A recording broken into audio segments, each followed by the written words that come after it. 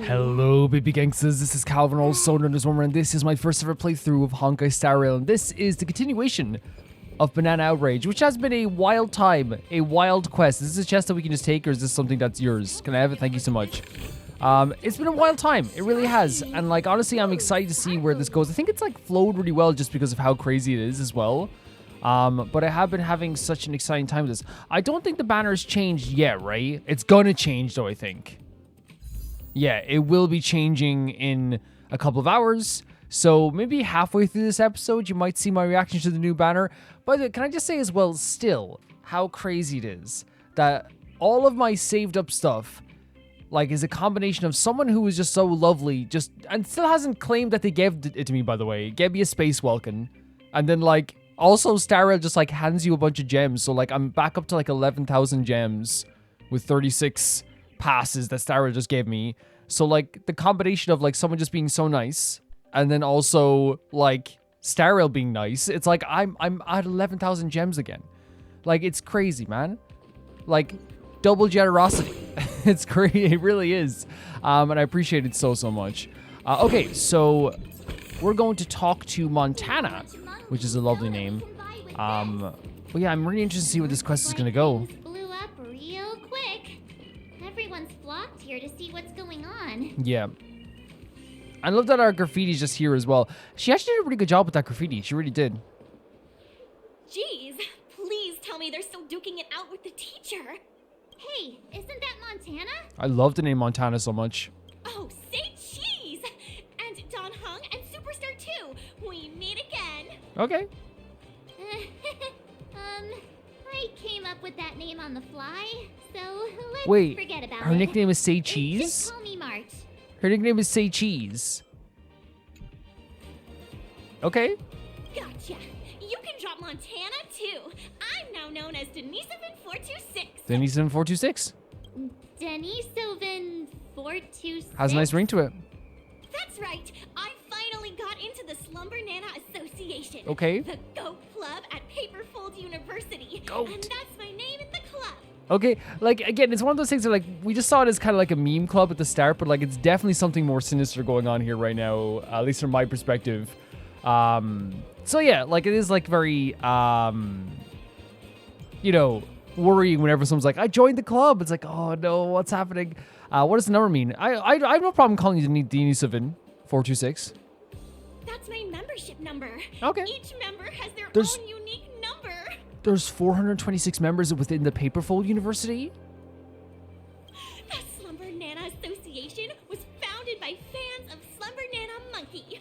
Our fan base stretches far beyond the campus and includes ripe bananas from all over Penacony. That would include the people we talked to last time then outside of, in the Dreamflux, right?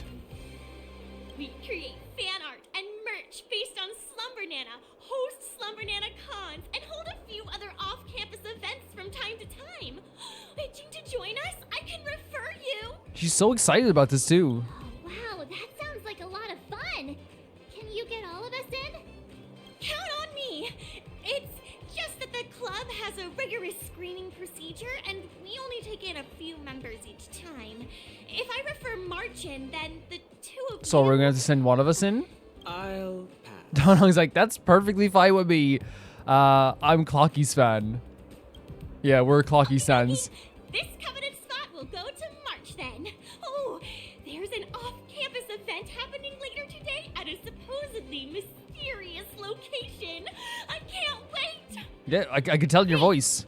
Let me say goodbye to those two, and then you can show me where to sign up.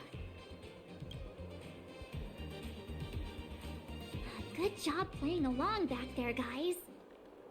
Things are getting weird. 100% March. This monkey even has a fan club now. But since we have a way to get into the club, I'll go see what they're up to. I love that they've, like, adapted this more and more when it comes to March, because we saw this during the war dance as well. But, like, March is, like, such a you know, a breath of fresh air wherever she goes. She's a person that it's, like, really difficult for anyone to hate her or to ever suspect her or to be, you know, mean to her, you know, in a lot of ways. So, like, having her, like, be the representative of the war dance, for example, because she has the talent, of course, and skill with, like, and, you know, like, adaptation when it comes to combat skills as well. But also at the same time, too, I think it's also like a thing that she is someone that's easy to follow. She's someone that's so pleasant and sweet in her demeanor, even though she can get aggressive sometimes too, but she is like sweet as well. That like, it's easy for someone to be like, oh yeah, I love March. March is great, you know? Like, it's like how can you hate March? And then, so sending her like to the war dance was such a great idea because again, someone who's easy to follow, someone who like it's impossible to kind of hate. And then like in this too, it's like, yeah, send in like the person who are we going to send into this group that is enthusiastic about Slumbernana, that loves all this stuff, like that can be like, that can turn on that enthusiasm, that can like, you know, seem so pleasant, so nice, that it's really, you know, someone who is like really sociable as well at the same time too. It's like, yeah, like March is perfect for that. She's done like two, like I know like the war dance wasn't a covert operation, but like it makes sense like twice in a row that they are sending March to do something that is like very public facing, whether it be a social thing like this or like, you know, being in front of a crowd in the war dance too. While against, as I said, the war dance was about combat as well. There was a part of it that was about like fan bases and people following you, and I think March is a perfect person for that too. I think it's so cool that they're really like adapting March into like, her showcasing her skills socially as well. Will you be alright on your own? It's really cool. Yeah, it's less suspicious than all three of us joining the club together. Let's split up for now. This way you two can keep an eye on what's going on in the campus. Heck yeah. Please, be careful. Oh, Don Hung. Aww, I will. Don't worry about me. It's hard not to. You too. Catch you guys later. I mean, that's the thing is like, they showcase that so well here too, that they all care about each other so much, you know? I hope she'll be okay. Same. Prof. Nano was clearly steering the conversation his way earlier. Let's go find Rappa and hear what she thinks. Yeah, 100%. And like, huh? What was that? It was a broken monkey? Slumbernana monkey? I see a tag on it. Peelin Ritchie, Fortune Academy. Peelin Ritchie. This is the toy you ordered. It looks rather unique. Wait, we got a broken one? They shipped it out already? The store already keeps his promises. What? This one's better than any of the monkeys. I don't care if he's broken. You reach out to feel its quality, but the Slumberman monkey is startled and suddenly bolts away. Gah. It ran off. What now? Don Hung, I have no idea. I was hoping you would know. My 8,800 alfalfa credits, don't let it get away, is very funny. All right, let's go get the toy back then. The way Don Hung said that as well. Let's go get the toy back then. Does this toy have a life of its own? Yeah, I love that, like, you know, they show the worry for March. You know what I mean? Of course they're worried about March. You know, and Don Hung, like, obviously, like, worries about March all the time. We worry about March all the time. As I said, they have March doing something that's very social that makes sense that she'd be able to do. Isn't this the way to the Fortune Academy? And not that Don Hung isn't, like, a great person, too, to have around. I don't want to make it seem like that, but, like, everyone has their own set of, like, skills, you know? When did she get ahead of us? You know what I mean? Give me a break, miss. I'll repeat Oh, this the for video's playing. Time. I'm not evil, nor do I sell any gorge road. Are you evil? Did she say you're evil? Look at that. That's the video that we saw in our vision. Look on the screen up there. Nay, Ninja Initiate Merchant. The other initiates have verified that these Fainling puppets are from your shop. Oh. Confess at once. Are you under the spell of evil Ninja Osaru? You better answer. You better answer. Are you under the evil spell of Osaru? He's hiding something for sure. Oh, hey, it's you. Please, help me talk some sense into her. I'm just a well-behaved student working to pay my tuition fees, not whatever initiate she thinks I am. That's literally what they all say. Every time we catch a murderer, they all say that. Oh, I'm just a student trying to pay my tuition fees. Yeah, but we're murder? Never mind that. The monkey you sold us keeps running off on its own. Are you sure it's just a toy? Now that Don Hung says that's made it even creepier. Fainling puppets imbued with life. The epitome of ninja automation. You rich folks are just being Rich? unreasonable. If it were really some high-end stuff, would I be selling it at such a low price? Fair point. Fair point. Please, take pity on this poor student. Have a heart. You know, as if squeezing in sales between classes isn't enough. I haven't slept a wink in 3 days. Jesus. Just so I can get this batch of toys ready. That's actually rough. Richie? Hola! How could you speak so rudely to your customers? Wait, what? Fortune Banana Advice. No. Leave him alone. Leave him alone. Leave Richie alone. No, I'm sorry. No, we're not having this. The customer is always right. No, they're not. Did they not teach you that? Greetings, dear students. The customer is for sure, I think 10% of the time right. Honestly. This fiendling assumes the form of an insect-like pest. Clearly a lowly Oh my fiend. god, Rappa. I love Rappa so much. Monkey pest. What did you just say? Repeat that if you dare. I'm going along with Rappa. I'm a ninja now. Banana advisor? The customer is You always tell right. Rich, you tell him. Live by the sword, die by the sword. Banana visor. Pardon me. My dear students, you may have some misunderstanding about Fortune Academy's new product. This is a perfect example of like a manager in like a retail store or something, you know what I mean? Where it's like, you gotta be nicer to the customers. Then when the customers rude to them, they're like, oh my god, what the hell? It's like, yeah. It sucks, doesn't it? It sucks. These monkey toys are made this lively so that they bring more emotional value to our young customers. Right. Like, and I do feel bad about Richie, by the way, because like that's tough to like have to like, you know, pay your tuition working while also like, you know, trying to pay your tuition. But also it's this thing where as well, where like you probably should like put, you know, fully describe exactly what they're going to be like as well. You know what I mean? Like like how good they're going to be, the quality. And I think, you know, like he has a good point saying that like, well, the pricing reflects the quality. And I think it's also true. Like, cause if you go down to like if you buy a $20 chair, you know, versus a $300 chair, it's going to be different. You know, you're getting what you pay for in a lot of cases.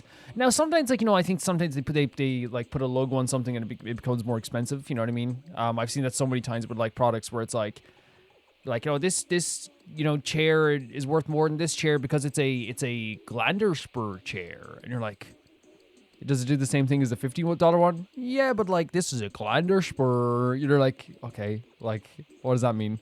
Paperfold University might seem to be an enjoyable place, but beneath their peels, many students are in fact bogged down by loneliness. Jesus, you should probably sort that out. Struggling to embrace the vibrant energy here in the moment of sorrow. Sort that out. But also realizing that they're unable to live as the Penaconians do. That seems like a big mental health issue. Maybe you should sort that out. Maybe you should, like, you know, make efforts to fix that. The Slumbernana monkey is the perfect companion. Oh, that's It their won't compete efforts. for grades, won't compare itself to you, won't use your things without Oh. asking. You can trust it completely. Oh. Without worrying about it sharing your secrets with others. Consider it your bestest pal, Nana. I don't think there's anything wrong. I'm not going to ever like judge anyone for having like a inanimate companion. You know, that makes it sound bad, but like an inanimate thing that like brings them comfort. You know what I mean? There's nothing wrong with that whatsoever. Like I'm never going to judge people for that. But like what they're describing here seems like something that is like actually a little bit like more of a band-aid situation for like clearly something that is a problem with that is with their mental health, their confidence issues and all this stuff too. Whereas, you know, it's very, you know, some people, you know, can definitely have like a little inanimate thing that like makes them feel better. But then also like when you're having it replace every single thing in life that like, because again, the way he talks about here, like it won't compete for grades, it won't compare itself to you, it won't use your things. These are all the things that like, you know, give people like mad anxiety. But it's also like stuff that like, you know, in sometime in life, someone will have to deal with this in some way, right? And the best way to go about it is to like, you know, focus on like, you know, how to overcome this and be emotionally stable, which is difficult. I'm not saying it's easy, by the way, you know, because it's going to go through a lot of like mental health stuff and like it's going to, you know, be either whether it's therapy or like finding help amongst other friends or something like this too. It's very difficult. It's not easy. It's hard to come out on the other side of this type of like doubt. But I wonder if like just putting a band-aid over with Slumbernana is like that good, you know, like social, like, and especially on a campus, like social life on a campus being messed up. Like, that's like college campuses are supposed to be like legitimately like hubs for social life in a lot of ways, you know? They really are. But gosh, look at the time. I have to get ready for my Dreamscape marketing class. Excuse me, students. I'll take all other questions after class. Yeah, I don't know. Like, maybe I'm just like overreacting to that, but like, I just think it's I very should weird. get to my class too, but do me a favor, buddies. Just come look for me if you need anything. Let's not involve Banana no problem. Advisor again. F this guy. F banana visor. I doubt he'll say anything more. Let's just follow him and see what we can learn. Richie? We're following Richie? Banana. Or the visor? Come on, broken monkey. Oh, the broken monkey we're following. Okay. I'm gonna call you... Oh my god, there it is again. Wait, this is the class?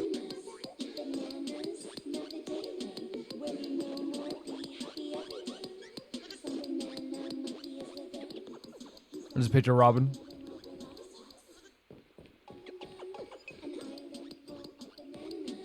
This atmosphere.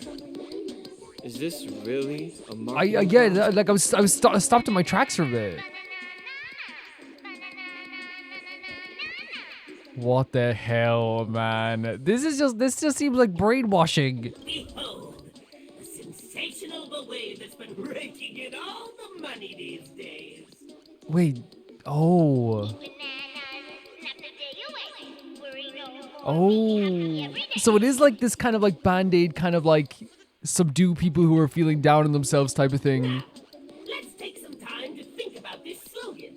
What is it about Slumbernana Monkey that allowed it to spark a banana frenzy in Penacony? That brainwashing thing it does. I want to make it clear as well. Penacony also is like in some ways like can be like a band-aid situation as well. But at least like in that sense, you're still like learning about some aspects of life, you know? How about that gray-haired student? Wait, what are you doing here? Oh, The customer's always right. you can answer the question then. Because Slumberman Monkey is cute because it's a viral catchphrase. Banana, so people want to live like Slumberman Monkey. I think viral catchphrase might be the best answer. Not quite. While banana gibberish and bananese helped propagate the banana craze, the key lies in how Slumbernana Monkey addresses the pain point of Penaconian consumers. Both pain rich point? and poor alike come to Penacony in the hope of leading a more fulfilling life. True. Unfortunately, a couple of days in the dreamscape is all it takes for them to realize this is nothing more than a fantasy. Really? Dream chasers soon give in to exhaustion, and tourists eventually grow weary from the endless festivities. I can totally get that, but we also talked to people who literally were like, this is the best thing ever. And I guess it depends on who you are. If you're someone who like had a horrible life, like a horrific life, coming here to Penacony could be like a really beautiful thing. But we talked about during Penacony's like Archon quest, what am I talking about? Trailblaze quest, that really like a lot of people were just like band-aiding stuff, you know, where it was like, you know, soon they're going to go out into the real world and everything's going to suck again, you know, like it's that kind of way, you know. Those famed tycoons and festive superstars that we pursue lead lives we can never hope to experience. So dramatic, eventful, and out of this world. But Slumbernana Monkey epitomizes a wholly different life. This is crazy. Look at this visual. And stacking on bananas without a care in the world. This is what pure happiness should be. But to me, that's like also a band-aid fantasy, as I said, like because like, you know, it's like is that any like, yeah, if that's what you want to do with your life, you want to snack on bananas for the rest of your life, do so, right? But like also at the same time too, it's like, I don't know, man. There's like so much aspects to life, you know?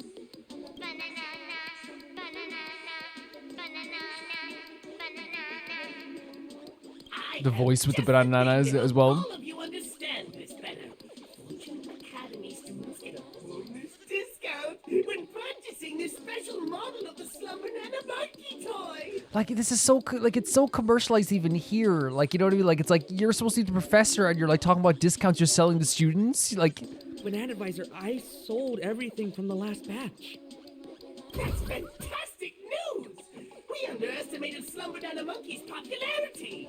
Come with me, Richie. I'll get you more stock. this is so weird. Like it's so weird on like so many levels. Like, you know, the video in the back, this like, you know, teacher here, this professor who's like clearly like, you know, trying to spread the word of Slumbernana Monkey rather than just like, you know, educate people. Like it's just so creepy to me. It's so creepy. Can we kill it? So the Fortune Academy is supposed to promote these toys. But why did they rope students into their plan? I mean, students can spread it like wildfire on social media as well, right? Banana. You okay? It's a shame we don't understand its banana gibberish. Can we find out someone does? Oh, I have an idea. can you use clockwork on Oh, it? probably. Let me try. I'm counting on you, Banana. Banana? Don Hong, no. Okay, if Don Hong starts speaking banana gibberish, I'm gonna be killing every single robot in here. They're all gone. The dispirited little monkey shows a sad expression, which seems unusual because the monkeys you have seen are always happy. Yeah, it's pretty different, right? So I guess you have to make him happy? Calm. Happy? Are you happy now? How are you feeling? Under the spell of the clock, the little monkey found its smile again. Man, I'm sorry, but like this is the best monkey of the bunch. This is my monkey. The moment you shut its dial, you seem to resonate with its joy. You saw a college acceptance letter, a young person stepping through a campus gate, and a letter stuffed with a few alfalfa credits. Okay. Before you could process these emotions, the little monkey happily dashed off into the distance. So wait. We resonate with its joy, and then through its joy, we saw an acceptance letter, a young person stepping through a campus gate, and a letter stuffed with alfalfa credits? Is that like someone gaining admission? Like what? It's working.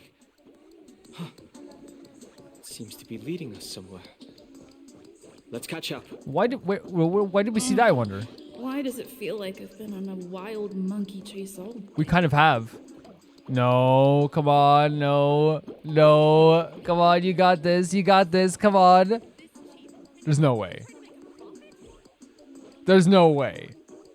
Can you two move? You see the orange thing above his head? Can you move? There's no way. There's no world where this is happening. Can I push him out?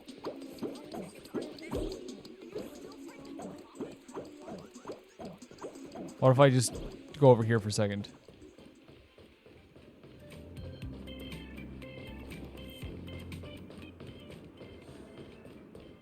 You stopped moving, I wasn't there. Okay, I'm gonna warp out of here and come back. Okay? That's what we're gonna do. Actually, we just warp here. Wait, he's still there? Do I have to like... Oh, I might have to back out of the game and come back in. Unless if I go to some other place, because that's like the same place. So if I go to... the Lafu... I might have to just exit the game and come back into it. Wanna go take some pictures? Wow, the Lafu is amazing. Go drink some Immortal's Delight. So incredible. Bah. Okay. I should go to the Paperful University. I should definitely go to the Paperful University. It'd be so great. Okay. Wanna go That worked. take some pictures? And you're two different people this time, so better not. Okay, let's block them off with the pass as well. Okay. Run! Run! Okay. Do not come in here. No, move. Go. Do not come in here. No. Okay, thank you. Thank you so much. Okay, great stuff. Yeah, see, some things can just be handled, you know? Not a big deal. We sorted it out. Not a big deal. Ain't that right? Not a big deal. Ain't that right? Leave them alone! Ninja initiate merchant and fiendling pest. Fortune Banana Advisor? Aren't we supposed to pick up more stock? I don't see anything Oh no, here. what's happening? Jeez. Dreamweaver Banana Advisor said he'd get a new batch ready. Looks like we can't rely on him for our test. By the way, Banana Advisor, did those people willingly become Huh? monkeys? Is that why we saw the vision of the freaking... Oh my god, I thought the monkey was just showing us, like, what would make them happy or something, like them becoming a student or something? Wait, is that what... That's why we saw the vision. Remember they saw the vision of, like, the student entering the freaking campus? Oh my god, what are you talking about? Of course, Richie. Can't you see No, how it is being a monkey? no, that's not good. I guess not. This just became so much worse. I take it you haven't been paying attention in class, huh? Or did those guest students plant unrealistic ideas in your head again? Stop. What the freaking hell is that's dark as heck and disgusting as heck. Because I thought it was just going to be like hypnotizing. Is that what they were trying to do to us then? When they were like hypnotizing us, where they were trying to like make us want to become a monkey or something? Do you have the slightest idea about the backgrounds of those nameless? Oh, stop. You're just a poor student from a faraway fringe planet, one that relies on the IPC for aid. Do you really think you can compare yourself to them? Stop. Look, he's trying to like make him feel down about himself too. I know I can't measure up to those bigwigs, but there are things I hope to achieve Richie, too. get out of there. We got to get you out of there, Richie. I get it.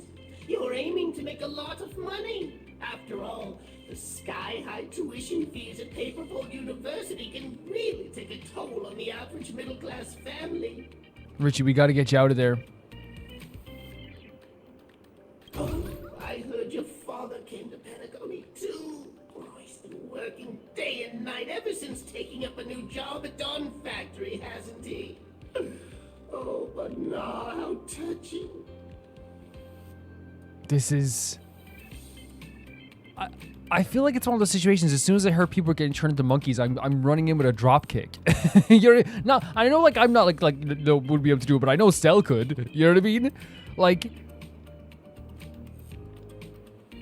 this is, if unless this is some sort of like misunderstanding we're over here, but like I don't think so. The way they've been doing the like kind of like meme hypnotizing thing. Like they talked about new stock, the way the monkey talked about like, you know, that was dreaming of like becoming dreaming of being a student. It's, oh my god. How did you know that? Oh yeah, and he knows about his freaking family. It's so scary, Richie. Get out of there. But nah. He swung by a few days ago to check on how you And you didn't doing. inform him? I took the time to chat with him. Looking at how old he is, my heart really went out to him. Throwing in most of his life savings, only to slog his guts out in a foreign land. What the I hell? could sense his exhaustion and distress. Okay, I haven't watched Disney Plus I haven't had a Disney Plus subscription in like 2 years. What are you doing? This is more important right now, Disney Plus. Disney Minus, more like it.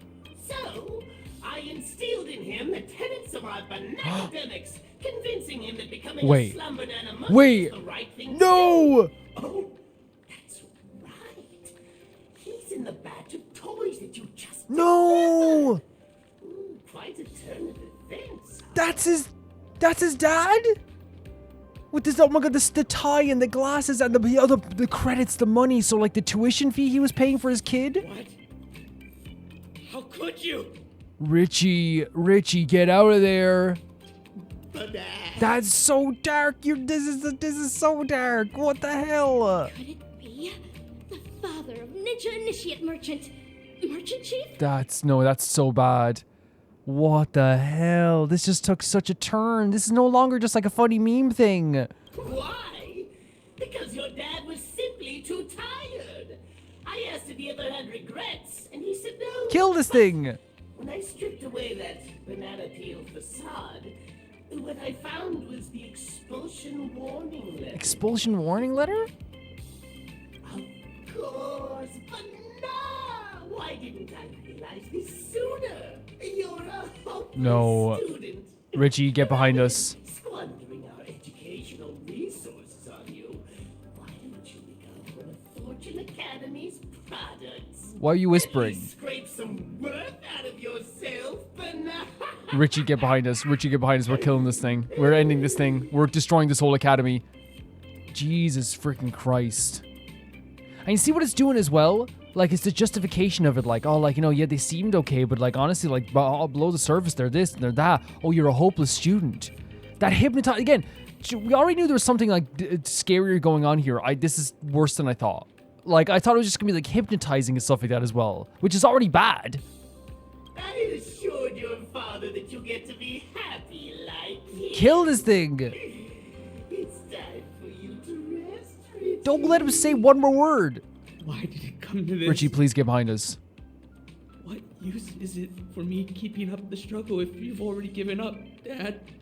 By the way, I want to give Richie the benefit of the doubt as well. This was all hypnotized because he just talked about people becoming monkeys like it was nothing. But it seems the way that they've sold this and the hypnotizing and the mental manipulation, it seems like they've like convinced a lot of the students here, or at least Richie, to convince Richie that becoming a monkey was like a really good thing. But the only thing is nowadays it's his father. Now he's upset by it, right?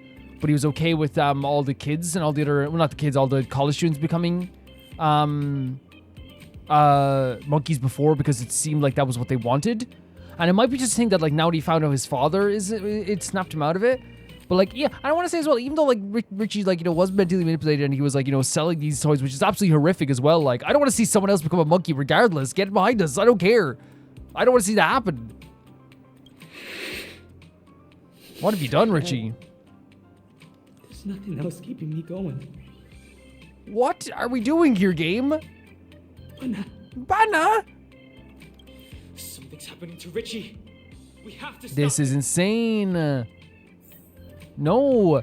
Like, again, as I said, Richie did something bad here. Man, selling, like, humans that are turned into monkeys, 110%. That's terrible. That's absolutely terrible. But I'm assuming right now, at least at the moment, it is due to, like, mental manipulation with the hypnotizing. And, like, seeing his father like this not only snapped him out of it for a second, but then brought him back into, like, this mental manipulation. Like, that's all I can believe right now. Feeling pest. What tricks did you pull on Ninja Initiate? And I want to say as well, it's not that I'm like, oh, I need to defend Richie, right? Or like, I'm not defending it either, by the way. I just want to see like what the full story is here. Was it like a mental manipulation? Because it is, if it's a thing that he was fully aware, I don't think he was, but if he was fully aware of what was happening, like F that. Like, no, you only care when it's your dad, but again, I think it is all like some hypnotizing thing that was happening with all these characters. How did a ninja get in here? Get your hands off him now. Back up. Being this close is bad for eyesight. I want to be a monkey. No, get your hands off him. Yeah, it's done. No hands to begin with. I don't care. I don't care. Hold your banana, students. Allow me to explain myself. There's no explaining. Already everything I've heard is enough to just destroy every, like, there's no, like, even if there's like a mystery going on here, like if Stell and the gang wanted to just literally destroy every robot here, kill Prof Nana, and destroy every monkey in this building, or find a way to bring them back to being humans, there's no, like, I wouldn't even think twice about it. I was only trying to help relieve those pitiful kids. Oh, shut up. Suffering, letting them enjoy the rest of their happy No, you're lives cutting from off their a life. different perspective.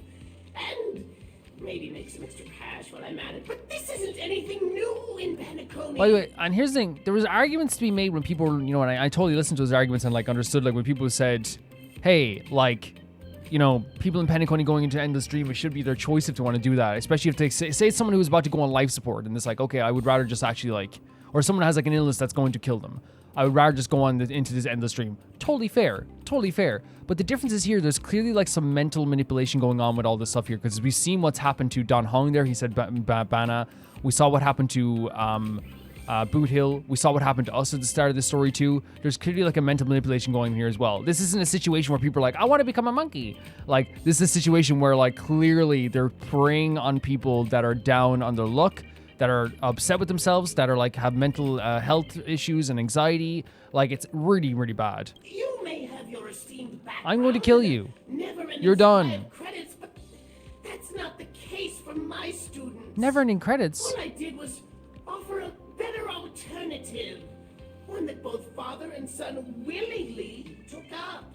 Okay, so if I put tape over your speaker, kill you, destroy your machine body, and just say, well, he willingly got destroyed, you know what I mean? Who's there to say otherwise? Seems like a fair and banana-worthy deal, wouldn't you End say so? this banana visor. End him. As stated in the cosmic ninjutsu inscriptions, sizzling yakitori knows not refreshing ice, as chilled sashimi knows not blazing fire. If Ninja Initiate Merchant has indeed chosen the way of the fiend, it is not my place to intervene. No, it is. Let's intervene. But not, jeez. I didn't count on you being this reasonable. There's clearly like some mental stuff going on here. Some like, at the very least, there's preying on people who have like bad mental health issues. At the very worst, it's actual mental manipulation through hypnosis. Your words alone will not suffice. Ninja Initiate Merchant. Rappa. Is this truly your intention? Rappa, look at the emotional situation here. Banana? Come on. No, he can't speak for himself. He does not seem capable of a response. Merchant Chief, is this a willing decision of yours? Banana? Again, they can't speak for themselves right now. Deceitful feeling. You spoke with a forked tongue. They Yes. can't prove a word of your claims. Glad Rappa realized this. Let's freaking destroy these guys. human language? In that case, you're calling us to render those in misery blind and deaf? Oh, utter absurdity! This is actually a very interesting line here from Rappa, because it's kind of like she's kind of using like an analogy, like it's like your whole job is to like to take someone who's like really down in the luck, who's really sad, and then just make them kind of like, you know, like unable to like kind of like interact with the world. No, I'm not saying someone who's blind, deaf can't interact with the world, but you know what I'm saying? Like it's like that's what she's kind of meaning right now. The path to hell is paved with heavenly treasure. Devil's trying to fool you, better get your head together. Yeah! Hunter's hide greed with a welcoming smile. Don't be beguiled, it could be your last smile. The flow. So the path to hell is paved with heavenly treasure. Devil's trying to fool you, better get your head together. The hunters hide greed with a welcoming smile. Don't be beguiled, it could be your last mile. You know what? Let's let her say it. Oh, I don't want to skip the dialogue. I want to do this. The path to hell is paved with heavenly treasure. Devil's trying to fool you, better get your head together. The hunters hide greed with a welcoming smile. Don't be beguiled, it could be your last smile. Love it. Love that we're getting raps here. Censure shall not fall upon the ensnared ninja initiate, but the trap's orchestrator ought to be punished. I agree. I beckon the ninja hunt upon you. Say your final words. Let's go, Rappa. Banana was that? Bananas! Beat her to a You'll never understand how good a rap is. Never. Never understand. There's no chance those banana advisors are actual faculty members. Just what is your goal? Oh yeah, they're totally taking over this place. like spreading joy to Slumbernana monkey, of course. This has always been the strat we've been using now. There's no time to lose. Yeah, like it's as I said about the Richie thing, like what he did was absolutely horrible. But I have to believe that like every single freaking person here who's like following this banana stuff is under some sort of like mental manipulation, right? To the point that like we actually do see it in like what you call it? Like we saw it in Bootill. We saw it in Don Hung for a second as well. We saw it in ourselves. Like we saw it in when I say we saw it in ourselves, like if you remember, like we had like a situation where like we were getting kind of hypnotized at the start of this game too before Rappa showed up, you know? So like honestly, like it's to me it's like so clear there's something going on here with like hypnosis or something like that. Great stuff. Love that move.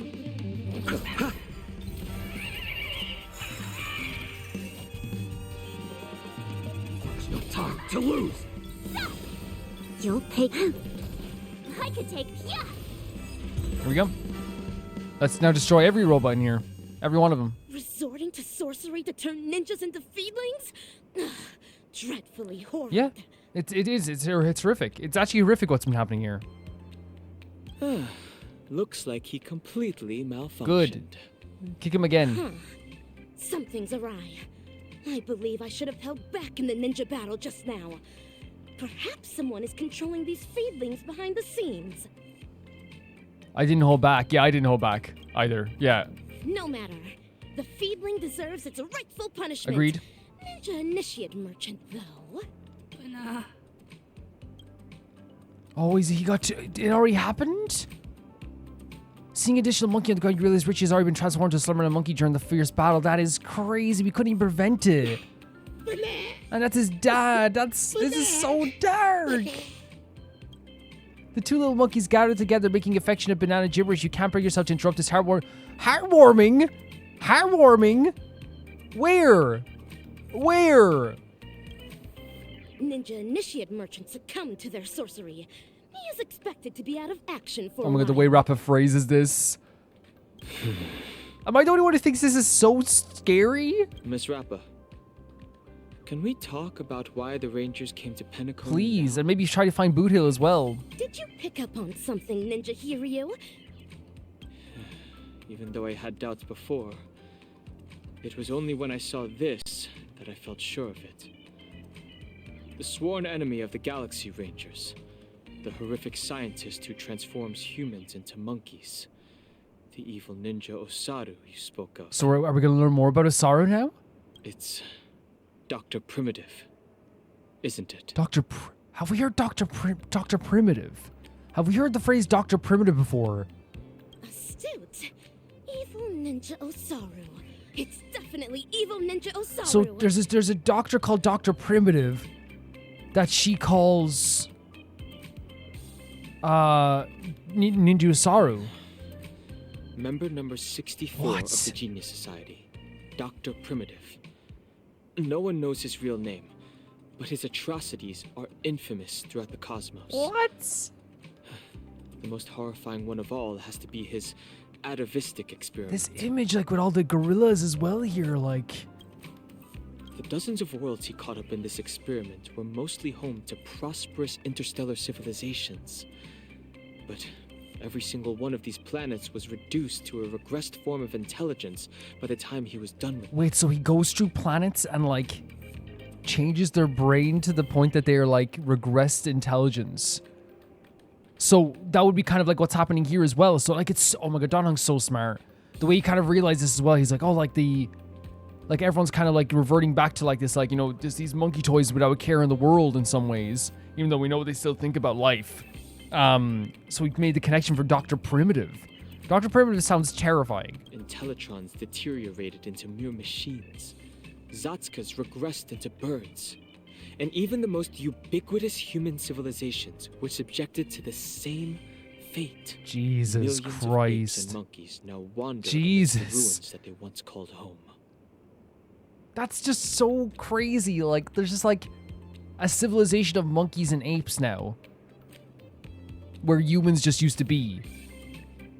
And here's the thing, I love the idea of a civilization of monkeys and apes. That sounds great, but like if it's like natural and like...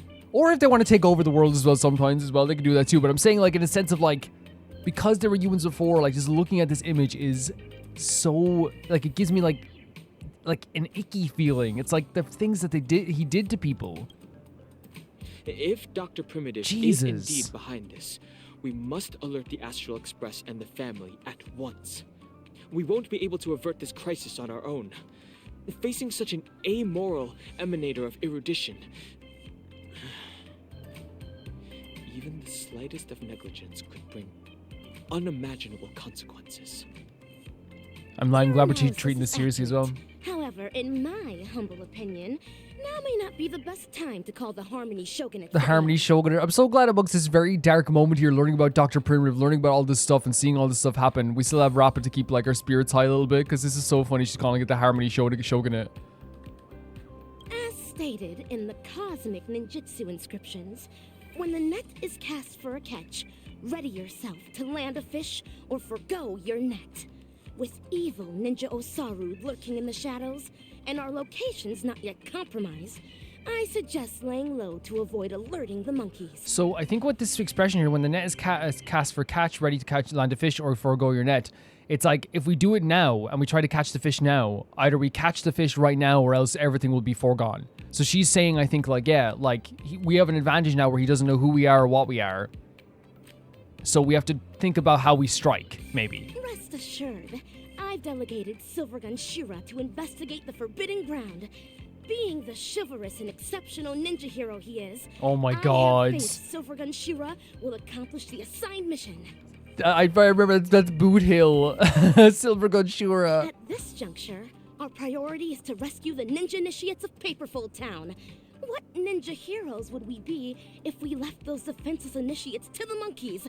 If we don't rescue those before us, how can we hope to save the world? Honestly, Rappa's not wrong. Like, you know, Silvergun Shura can like work on the other stuff while we're trying to save these monkeys here too. I have no problem with that either. Indeed. We must not leave the students to fend for themselves. Which actually worries me, because again, I know March is more than capable of defending herself, and she's more capable of working herself and like fighting for herself. But I still don't like the idea of any of us being alone right now, at all. There you are! I finally found you, my beloved talents. Rekka? It's Ninja Gamma. Ninja Gamma? That sounded like Rekka. It did, yeah. I see this actor is creative with her words. Legitimately, like, still such a sick design. I still can't believe, like, they made a character, like, look like it's part of the world, but also feeling like he's, like, in a kind of like an old sepia tone, like, you know, scene in a movie. Like, it's so interesting how he looks. He's a part of this world. He's grounded. He's part of this world.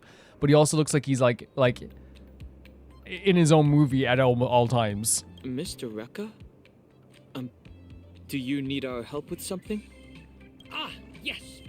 Charmony Academy is filming a promotional video for their anniversary. Okay. But the Banana Advisor hasn't found anyone that makes the cut. That's why I'm here, to recruit students with greater acting potential. So he wants us to film. That sounds very fun, but like with the dark stuff happening in the background, like hopefully we can take our, if we're doing this, hopefully we can take our mind off it. Like you, a big shot with a brilliant past. And you, a superstar that everyone will have their eyes on. And this actress with personality. Please join us. Why do you say it like that? Did he just look at Don Hung and say, wow? Like, I mean, I look at Don Hung and say, wow. So I get it. But like, then he's just like, this actress with personality still has so much personality. Considering how Charmony Banana Advisor's a creator of the Slumbernana monkey, I believe only young and talented people such as yourselves will be the ones to catch her discerning eye.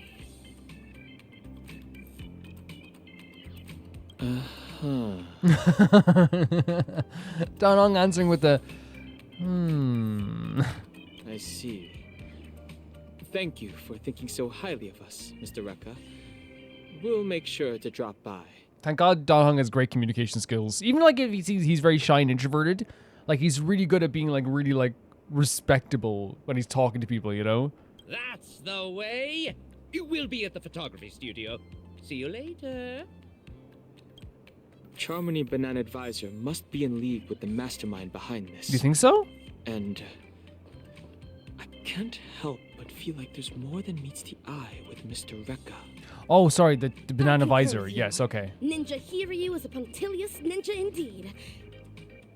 Yeah, no, I thought you were saying that he was Rekka was directly involved with this, because if Rekka's directly involved in this, like, and he knows about all this stuff happening, like, it kind of like removes any chance of like us like being pals with Rekka in the future. You know what I mean? I would like to believe that he just like is here for different reasons. You know what I mean? What's happening here is absolutely disgusting. It's absolutely one of the most horrific things I've witnessed in HSR, which is saying a lot, by the way. Because there is some dark stuff in HSR, but like there's something so dark. Not something so dark. It's the invasion of like, you know, taking someone's life and changing it into a monkey. Like, it's like taking someone's will away at a moment at their worst moments. Because again, if you ask somebody who is like heavily anxious and depressed and all this stuff, and has also, I think there has to be hypnosis happening. All that mixed together, like you want to become a monkey. That's not the same as like asking someone if they want to like, you know, hey, do you want to move to Australia with me? When they're at their like happiest, or when they're at their like a good place in their life, or even if they're just like not doing too well and it's like, oh, like, you know, it could be a better chance for you. This isn't them being like, could be a new start, you know, this could be amazing for you. This is them like hanging on every single anxiety and insecurity they have along with this hypnosis stuff and like changing them forever. This Dr. Primitive is a terrifying character already, like absolutely terrifying. Get over the door. Is that under one of these machines? Are they like someone doing like an audition here? Banana! It's Nana Blue-chan. You got this, Nana Blue-chan. Fail. Oh, can we destroy this thing as well? Capture Slumbernana monkeys, 5 parts laziness, 3 parts cuteness, and 2 parts playfulness at all. And this happens every single time when it's like with these, you hear about the stories of these cults, these groups, these like, it's like, you can do everything to your freedom. It's about expressing yourself, you being, you do you. But then it's like, oh, sorry, you didn't do this properly, you didn't do this properly, you didn't do this properly. It's like, it comes down like a ton of bricks eventually. But I'm already doing the best I can, Charmony Banana Visor. It's so hard to play a monkey. An utter disappointment to the monkeys. F the monkeys, not the real monkeys Maybe we should change in the real cast. world. Acting skills alone won't cut it. They need to adore Slumbernana with every fiber of their being, banana. And that's what I mean by cults. It's like cults are like, you can be free, you can finally be yourself, you can finally, find yourself. As long as you follow the rules and live within the lines and don't talk out of turn and don't do something that we don't like. Like, this is exactly what they sold it as, like, oh yeah, like you can be free as a monkey, do what you want. The curriculum this time is just you going from corner to corner to do to show off your expression. Not like that though. Don't do it like that. Charmony Banana Advisor, I have a few candidates here. Rekka. Perhaps they will be to your liking. The voice acting is so fun. Is he talking about us? Festive Superstar is ready to, he does have a little razor tone in there as well, like, by the way, you can hear it. I absolutely adore monkeys. Festive Superstar is ready to roll. We're gonna be playing along, right? Oh, they seem to have potential. Banana. I hope you don't leave me disappointed. You've already disappointed me, if I'm being honest with you, Is this evil fiendling a dragon or a monkey? Monkey? No, I mean, I'm Charmony, Banana Advisor. How wonderful it is to have been scouted by Mr. Rekka.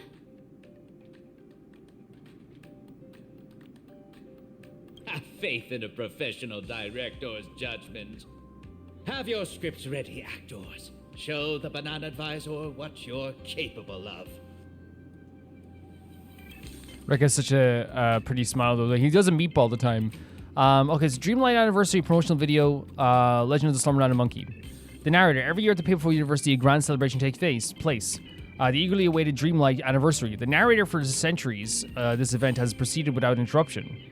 Also narrator, for centuries this event has proceeded without interruption. However, this year, the Dreamlight Anniversary faces an unexpected challenge. Narrator, the malevolent memory zone meme Stress has appeared on campus. Oh god, casting a shadow of anxiety over the students. To eliminate this dark force, a brave Slumbernana monkey leaps into action. Brave monkey, banana. So they're saying it's like a meme that's causing stress.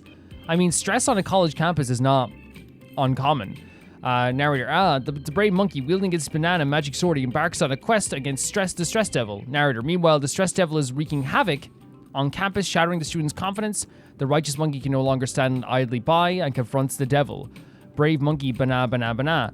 Stress says something to insult the monkey. Narrator, the malevolent curse from the Stress Devil proves potent, and the brave monkey is defeated. Brave monkey, banana. Narrator, in the darkest hour, the most sagacious Slumbernana monkey, the wise monkey appears. Wise monkey, banana. Wise monkey, banana. Narrator, guided by the wise monkey, the brave monkey reignites his fighting spirit. With the wise monkey's wisdom in mind, he confronts the Stress Devil once more. The Stress Devil is crazy. Stress says something to provoke the monkey. Brave monkey, banana. Narrator, this time the brave monkey remains unmoved by the malevolent words. Eventually, the Stress Devil falls to the brave monkey's sword. Narrator, all students' stress dissipates. Joy and freedom returns to the campus once more. Brave monkey, banana. Everyone, banana. Everyone eat bananas. Nap every day. Worry no more. Happy every day. As long as you do it within the lines. It's also crazy to me, and I don't mean this as an insult, by the way, just an observation. When it comes to HSR, like, this is not that long of a note, right? I want to make that clear. But it's longer than most notes you would get in any other game. Like, legitimately. I think it's so funny about HSR is, like, whenever, like, you pick up a note and you look at it and you're like, oh. And you're like, and it's always like, I feel like HSR is like, yeah, like, our notes are, like, twice as long as any game, no matter what. Even if it's, like, a small note to your friend about going to work. Dear friend, I love you, and I love bacon. And they start going on this big paragraph, you're like, and then at the end it's like, I'm going to be back in a few minutes after going to the shop. It's like, okay. And I think it's funny. It's more quirky to me than it is like ever like, oh god, another long piece of text. HSR like loves doing long texts, long writing, long amounts of like, letters. What a lousy script. Why is everything monkey gibberish? Why aren't there any lines for the villain? I mean, that's important. All other characters are second to Slumbernana Monkey. They're not important. That's bad writing. Everyone has to be important in their own way. That's bad writing. Imagine not giving Fantillion any lines. Assign the actors to their roles then. The leading role of Brave Monkey shall be... Mr. Rekka, I want to try this role again. Poor Nana Bloom-chan, man. Banana. Ooh, your earlier performance was disappointing enough. You're disappointing. You are literally a walking two-legged disappointment. Big dinosaur disappointment. Dino disappointment. Dino appointment. It's fine. Let's give this proactive actress one more shot. Brave Monkey is known for its can-do attitude too. Next up is Wise Monkey, who guides Brave Monkey. Your disposition makes you perfect for this role, Dan Hung. I mean, he is wise, but he's, yeah, I don't know. As you wish. And finally, we have the villain, the Devil of Stress. I'm confident you'll nail it, superstar. we're the villain. This character doesn't even have lines. The role of a conflicted villain requires sublime acting. And improvised lines further demand a robust foundation in the art. You are the only one who can take on this most challenging role. So it's gonna be improvised lines. Not so fast. What role do I play? Yeah, you're talking about like the walking like embodiment of like. I don't think Rappa's like. I don't want to be like Rappa's an actor. Like, I just think Rappa gives off theater kid energy. You know what I mean? She really does. Like, she's like a, someone who's like been in theater her whole lives, but like, she's so passionate about this ninja stuff that I don't want to just be like acting, Oh, it seems all the roles have been assigned. But yes, we'll need someone to narrate. Rappa the narrator. There's no offense to anyone who's already in this, because like Noah how I feel about Cell and Dan Hong, and and Nana Bloom Chan I feel so bad for her. But like you see Rappa, this like vibrant personality with this amazing outfit and like forward attitude, and you don't want to put her on screen. Like what? A lofty ninja hero relegated to the likes of a narrator? So be it. Like it does to me. It's like that's just bad casting, man. Come on, like how could you look at Rappa and be like, yeah, off screen, We'll begin once Striking everyone's eyes. ready. The assistant director's camera is ready to roll. So we're just gonna go for it. You guys okay? If things play out as I expect, Dragon Fiendling will let slip her true nature in this class. Mr. Rekka took over the Dragon conversation from Charmony Banana Advisor on several occasions to steer the class in a certain way. Did he pick up on something too? Interesting. Are you guys ready to All start? monkeys share the same line. There's no point in rehearsing. Dan Hong's like, this is dribble. I ought to sit down and conceptualize how to incorporate and play up the way of the dazzling ninja in my narration. Whatever you want to do. So does Dan Hong pick it up with the fact that Rekka thinks there's something wrong happening here too, so he's trying to like change the direction of some stuff happening, and maybe like, I wonder if like what he did in the, oh look, it's like a half pipe. I wonder if what he did in the classroom then was a way to stop the stuff from happening with the advisors, maybe? Who knows? Fledgling actors, are you banana ready? I am banana ready, ever ready. Then get on stage. Mr. Rekka, get the cameras rolling, banana. Actors, take your positions. 3, 2, 1. Action! Dreamscapes glowing, gold halls flowing. Oh a my legendary God. feast about to get going. Yeah, Rappa with this camera angle too. Oh, stop! Oh, what banana nonsense are you reciting? You do not know art if you're not going to let her keep this in the film. You do not know art. This is the ninja mantra. Embellishing words with ninja enchantments is bound to make the play 100 times more vivid. Just factually true. I knew this student wasn't reliable. Forget it. Focus on Slumbernana Monkey only. Nothing else matters. You heard Rappa's raps? You see, like, again, like, I feel like you're, like, legitimately, not even joking. Like, if you're gonna cast people and stuff, and yes, like, Dan Hong is movie handsome, 100%. He got beautiful hair. Yes, Stell's a pretty gal as well. We love her hair too. Like, yes, Nana Mulutan is so, outgoing as well. But, like, how can you look at Rappa, see this outfit, see this hair, see this outgoing personality, hear her rapping, hear her getting so energetic, and not want to be like, you are the star of this? Like, it's crazy to me. Then I'll continue. From the hearts of men, monsters arise. The banquet turns to scorched earth, laughter to cries. Tell 'em. A passing hero lends a hand, no surprise. Oh my god. I love it. I love it so much. I'm up next. I have to come up with something obnoxiously conceited. So conceited. Okay, proclaim your power. Speak the ninja mantra with a wild twist. Let's go. Name's Devilish Stress. Straight out of hell. Students better quit playing. Ring the alarm. Still. One word from me, the whole zone's in despair, leaving scars so deep a lifetime to repair. Such a tyrannical rendition of the mantra of the ninja. Baseball bat ninja. And she's proud of us. That's awesome. Fail. This isn't a rap class. What happened to expressing ourselves? Oh, it's okay. Oh, no. Is she getting, like, is her mind going to take over that stuff as well? I was going to say, by the way, people might say, like, well, Calvin, you still have to get graded on stuff. But the dean literally said that the only thing you're getting graded on is expressing yourself. You know? So, like, if we're not expressing ourselves, then we're not, like, getting graded properly. Fail. Brave Monkey is the savior of our university. It would never utter such dainty banat gibberish. Let's kill this dinosaur. Sorry, Bana. Let me try that again. Bana. Suffering and pain, the fruits of Let's blind go. hate. A hero draws a sword ready for the fight to break. This has made your movie so much better. It's so much better. Bana! You're messing it up again! Cam! Brave Monkey hasn't gained the power to defeat the Devil of Stress at this point. How can it possibly have so much grit? Sorry, Bana. I'll try again. Bana. This is so horrible. Don't worry about this dino thing. They're awful. It's my turn now.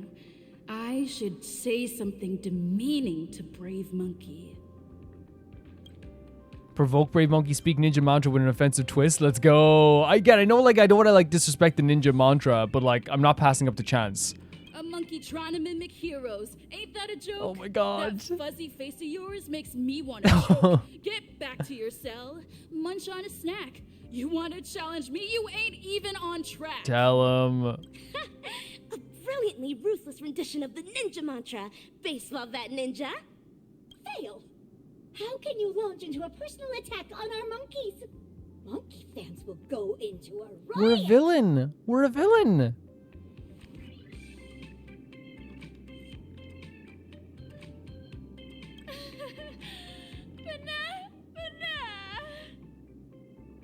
The hero's down and out, defeat hanging in the air, but in walks the master with wisdom to share. This is amazing. Like, if you do not appreciate this, Dino die. You okay, Dunhung? Bana. Bana.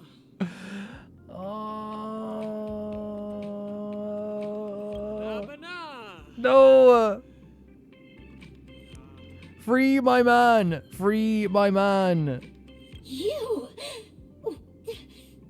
Your lines are fine. Go on. Next line. Thanks for quenching her wrath, Don Hung. Honestly, like, but like, still, like, it's hard to watch. You know what I mean? Not because I would ever be embarrassed for Don Hung, but because, like, you know, like, this whole banana and stuff, like, you know, is not for my man, okay? You know what I mean? That's not him. It's not him. It's just not him. The master's wisdom resonates to his core. The hero's blade sharper than ever before. Let's go, Rappa. Yesterday's loser is back in the fight. Fight or flight. Evildoers think twice. Tell him.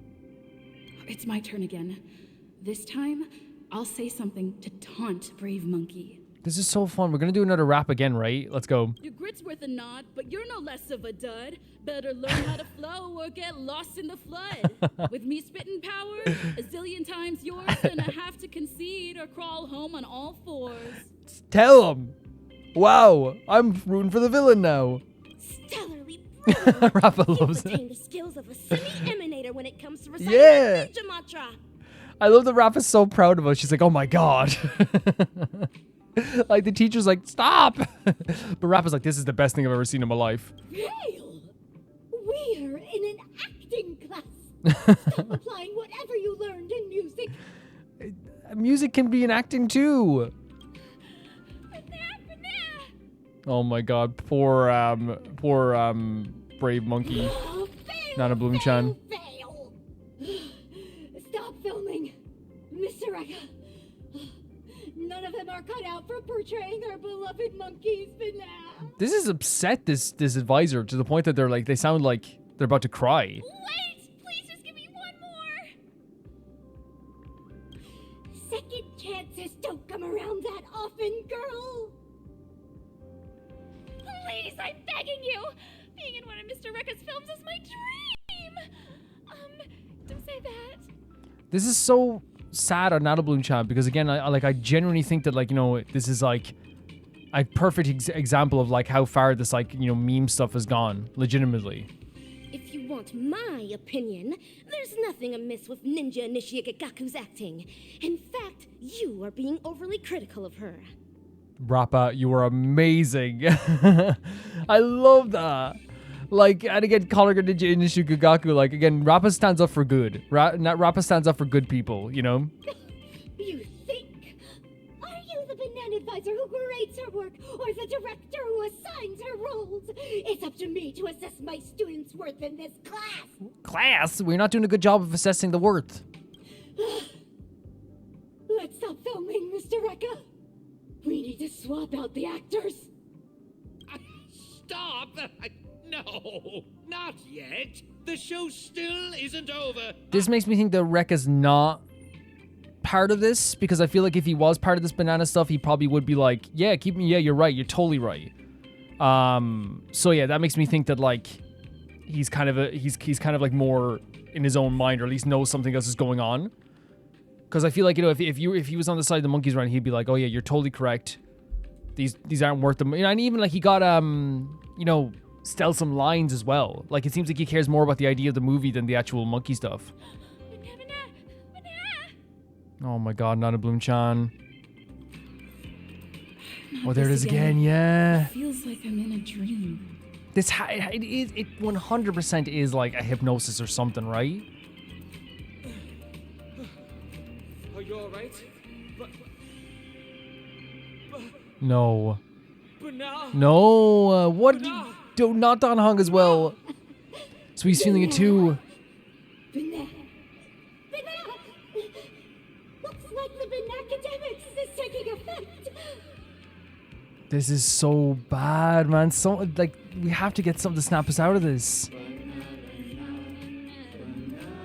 It's so dark.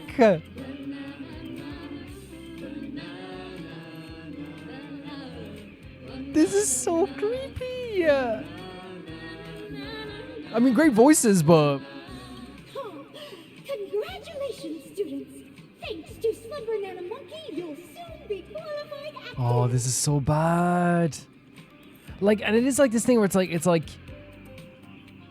already we're feeling this, we've already felt this before, but it seems like now it's it's worse that it's ever been. It's so invasive.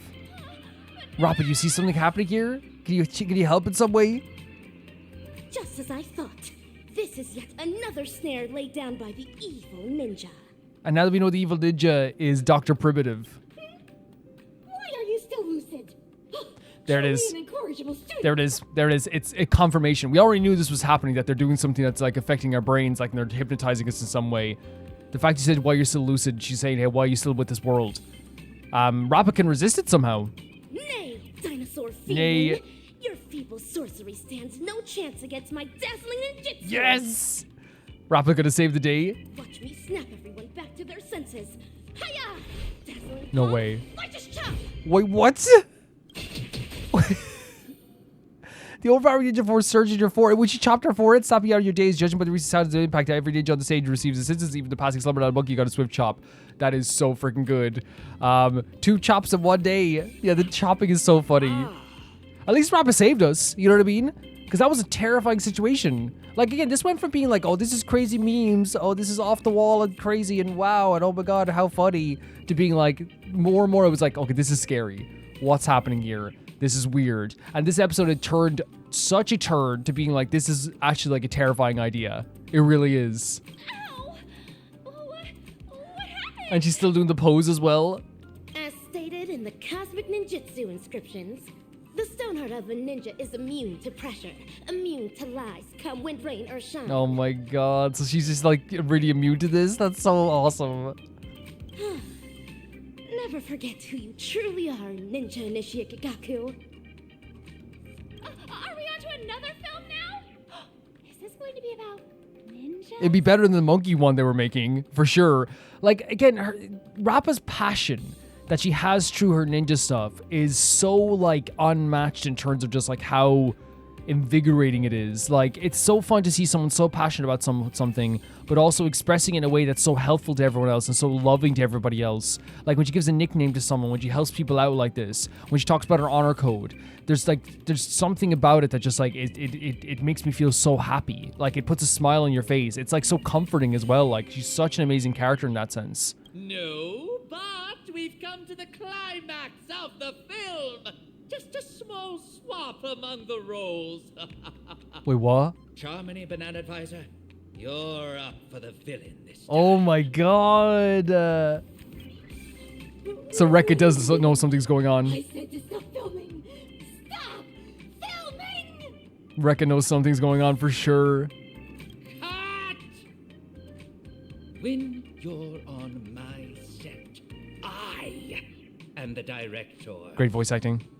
Come on now, dear actors. Oh my god. Let's salvage this lousy film with an electrifying fight. This is so freaking good. Like, again, like, because it's like, you wonder what's happening with Rekka. You wonder what he's doing as well. They built up this thing where Donald was like, wait, was he trying to help us there, you know? And then we get to this point too where, like, everyone's freed by Rappa. And, like, he still relates it to movies. Let's beat the crap out of this thing, but in his own way. Great ninja minds think Heck alike. yeah. I agree. Yes, Donald. And I love that too. It's like, yeah, let's go along. A fight would suit me better. Yeah, I'm no longer a villain. Yes, my favorite kind of episode. The fight episode. If you unruly students insist on disrupting my class, you're in for some corrective bananishment. Corrective bananishment. Lesson, assistananas! From this very moment, back down, retreat. The hero says never. The way of the ninja burning in her heart forever. You see what I mean? This like brings me so much joy. Like every time she says it, every time she does a rap, I am like so over the moon with this stuff. I really am. With fiending blood, the sword of justice will be stained as the school will cast off every shackle, every chain. Let's go, Rappa! Hey, do I really have to fight too? You know, you don't have to do anything, Nana Blue Chat. You can stand back. You be yourself. It's so fun. It's so fun. Like, and the story is very dark. It is very dark. Slumbernana monkey's grace of a happy life. Destined. All nonsense. The ninja's blade can and must sever the chain of cause and effect. 100%. Let's go. Alright! Evil spirit, be reduced. Lend me your strength. Let's go, Nana Blue. Gigaku. Like, it's so, again, it's such a dark story, but Rappa and Rekka being such like big personalities like still adds comfort to it, which I think is very important. Like, and obviously we're with the characters we love, like March, and we're seeing Bootill, and we're seeing all these characters, but like that comfort added to it from those characters is like something I cannot like praise enough that the game has done. Because I think the game's totally like, I think the game's aware that like this is already like crazy and off the wall, and maybe it's not meant to be like as dark as what I think it is dark. I think it's a dark story. So for me, at the very least, I'm glad to have Eternal like a bit of brevity there. You know what I mean? I'm glad to have it. I really am. Darkness charged.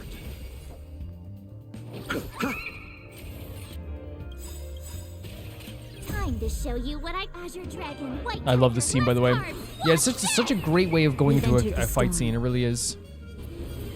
to guard and defend. Crush them.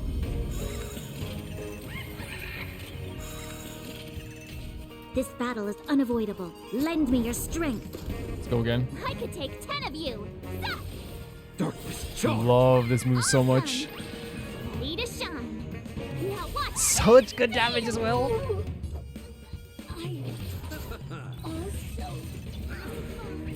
Receive divinity. Sorry to trouble you. Repent.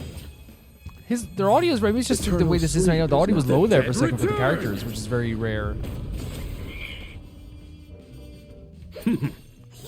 Great stuff. Yeah. Wicked tongues, wicked lies, all of them destroyed. Say goodbye to evil plot strategies and tools. The life of the party, savior of the school. Let's hear it for the hero, here to keep it cool. So freaking good. And like, yeah, I said it during the battle as well, but just say it again, like, this is an example of it.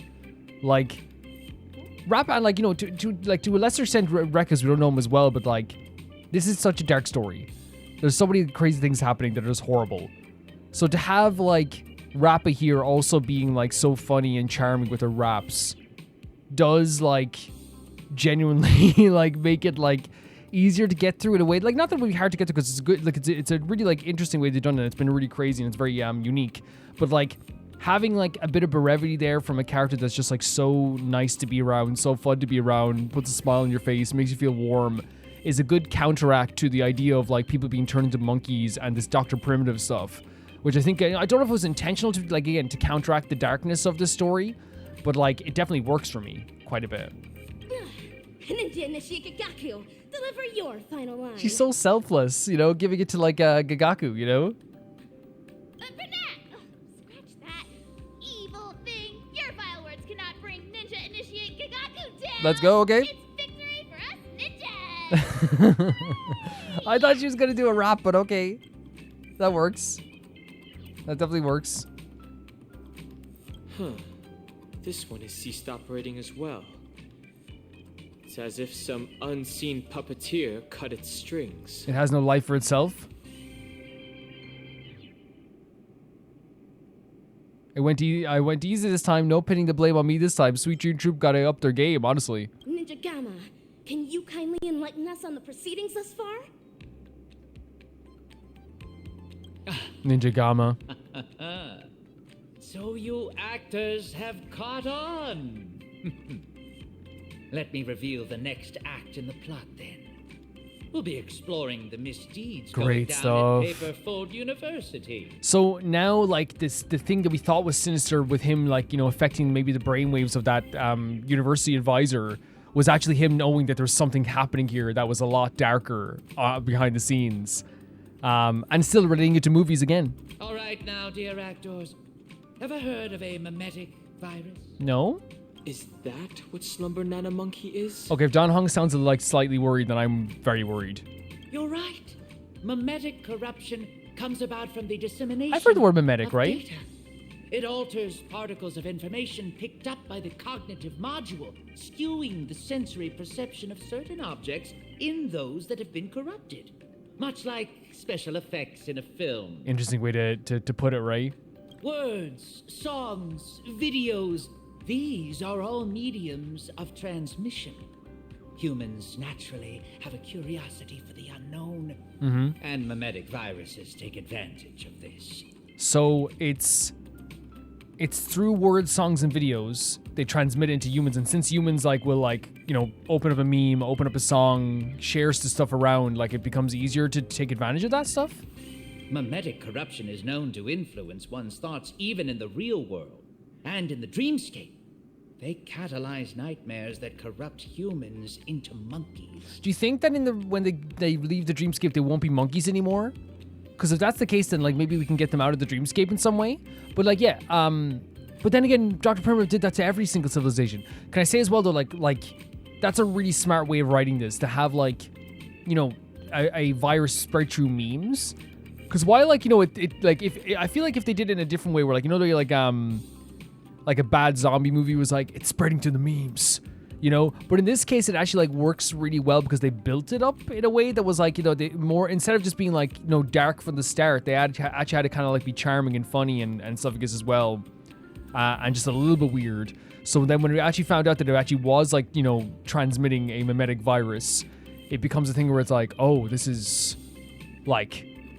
this actually works as a story, because again, the whole campus has been like this. Everyone's been turning into monkeys, bit by bit. It's not just been this thing that's been beaten over the head with you. It's not oh yeah, here's the message, memes are bad. It's not saying memes are bad. It's saying that they are a viral sensation, Hence, the evil ninja instructs the evil fiendlings to spread through media, masking it as entertainment to implant It's the really seeds smart. of dark sorcery in the hearts of the ninja initiates. Again, easily shareable. Everyone shares a meme, Miss misappropriating the role of actual educators gave them the perfect chance to mangle the minds of innocent ninja initiates, only to hasten the growth of those fiendish seeds they sowed.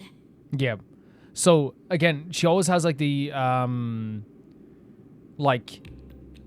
she always has like the like a very interesting way of saying it as well. But like, yeah, she's right. Like they're mangling the minds of the innocents, and then that will spread the seeds that they've sowed as well, and will make it grow faster. And so, all ninja initiates of Paperful Town will succumb to fiendishness, becoming puppets of the evil ninja. What a despicable, degenerate, and dastardly ploy! Yeah. No, she's right. She's so right. This is like, what a way to spread this so easily. You know what I mean? Like, just like through like something that is so easily shareable. What are you talking about? Are these lines in the script? I mean, what she said was very Rappa, but like I understood it completely. She's so right. Like, this is like a ploy to spread things so quickly and hasten the spread of this stuff. And they do it through media, so people will share it easily and people will not suspect it as easily. You know, through toys, through viral sensations. You know what I mean? It's one of those things where, like, if everyone was sharing, like, I remember when, like, a great song, BTS Dynamite, was going viral. You know, it's so viral. Because BTS already went viral, like, every week. But, like, this was, like, insane, like, how big it was. So when it went, like, so viral, I remember, like, you know, it was one of those things where it's, like you see it ever, it's on the radio, it's in places you never would have seen before. Like, that would have been a perfect way to spread a virus. You know, like this. It's, like, because then no one can avoid it. No one can escape it. Great song though, really great song. This actor's lines may be somewhat cryptic, but yes, the general plot direction is on point. By the way, anyone who knows this channel knows I love BTS. By the way, I don't mean to make it seem like I don't like, hey, like it's a virus being spread around. I meant it more just like it was everywhere. It was the first time I heard K-pop on the radio ever, back in like when it came out. And it is a great song. And if anyone knows me now, like, you know, in my K-pop chats and Patreon, I literally today was sharing like a mountain of BTS stuff. So. But, Ninja Gamma, why are you bogged down by an action when you've long realized the truth behind their pretense? So she's asking why, like, have you not done anything? I'm just a director that stumbled upon a sinister plan. A reckless move on my part can bring dire consequences. Okay. It is up to very important stars like you to defeat that hellkite of a villain. So a reckless move on my part can bring dire consequences. Is he saying because, like, you know, who he's aligned with, he can't just, like, you know, outwardly just do anything he wants, but, like, the Galaxy Ranger and the Astro Express could definitely do something? These banana advisors were appointed by the acting dean, Prof. Nana. I believe I don't have to make this any more explicit. Go to the dean's office to find the answers you seek. Oh, and keep me updated on how the plot unfolds. Oh, what about my part? Do I still have any scenes? Oh, Nana Blue-chan. You're keen about appearing in my films, aren't you? Come over here and choose a script. Oh, this is good. Can I really? Thank you so much! She's so excited. That's good, right? There's so happy thing for her as well in the end. Ahead of us, fellow ninjas. We ought to make haste with ninja speed. Yeah, we have to go to Prof. Nana. And again, like, Rappa 100% speaks cryptically in a kind of their own, like, ninja way, but I feel like it's, like, easily understandable, and that's why I love her so much so far, is because of that feeling. She gives such a warmth off. Like, the idea of her, like, you know, talking about, like, you know, the castle showdown. She's talking about going to, like, the leader of this place and, like, having a showdown. It's so easy to understand, but it's so fun the way she says it in her own, like, kind of way. And I love the way she, like, keeps that up and she keeps talking like that. It's, like, so fun, and she's such a great character to have around. But this is great. This is such a great idea, such a fantastic way of, like, showcasing how, you know, viral things can spread through, like, media and music and song and videos and memes. And, like, what a way, and especially on a college campus, like, what a, like, smart way of, like, writing that to be like, yeah, like, of course, like, a meme is going to spread around in college campuses. Of course, people are going to, their curiosity will get the better of them. And it happens all the time. How many times, and again, I know, like, I'm not someone who, like, you know, looks deep into memes sometimes, but, like, there's, of course, once or twice when you hear about, like, a song or something, like, and you're like, I wonder what that, like, is. Like, the good example would be this. It's like, you know, Cat's Eye's song, Gnarly, right? You hear about it for like a week straight and you're like, what the hell is Gnarly? Okay, I gotta look this up. You know, I'm gonna look it up right now. And you're like, oh, that's what it is. Like, that happens. Like, curiosity gets the better of you. So, of course, you're gonna, you know, what the hell's Slumbernana Monkey? But I'm not comparing, again, I wanna make it clear. I'm using, like, examples here of things that can go viral, that things are very popular. I'm not saying like Cat's Eye is Slumbernana Monkey. Okay. In fact, I'm pretty sure Cat's Eye is much better than Slumbernana Monkey in every single way. Not even pretty sure. I'm 100% sure. But like there's a thing where it's like, oh, that's gnarly. Okay. And you're like, okay, so it's a song. It's this, it's that. It's like, you know, like that type of stuff that'll make you go like, oh, that's what that is. Which is, I think, why stuff like this works so well. Because again, he said human curiosity just get the better of people. 100%. There's no doubt in my mind that like all it took was like 10 college students being like, man, Slumbernana Monkey's amazing, you know? And you're like, what is Slumbernana Monkey? Here the next day, Slumbernana Monkey's so cool. What is Slumbernana Monkey? Then all it takes is one, this dude goes, fine, I'm gonna look it up. Slumbernana, watches the video. Banana? You know what I mean? Like, it really does feel that way. It feels like it could spread that fast. It really could. It's actually like, I think it's very smart writing, honestly. Give it your best shot, fledgling Oh my god, Rekka. actor. I see great potential in you. I will live up to your expectations. This is the exact person he needs, by the way. He's so enthusiastic. I'm glad that Rekka is not on their side, by the way, because, like, you know, it was one of those things where, like, it's not a forgivable thing. You know what I mean? It's really not. And people might be like, well, Calvin, you're gonna probably like forgive other bad characters in the future and stuff like this too. 100%. Like, if people have reasons and you can like a bad character and you can acknowledge the bad faults they have and stuff like this as well, and then still, like, you know, look at the other parts of it too. 100%.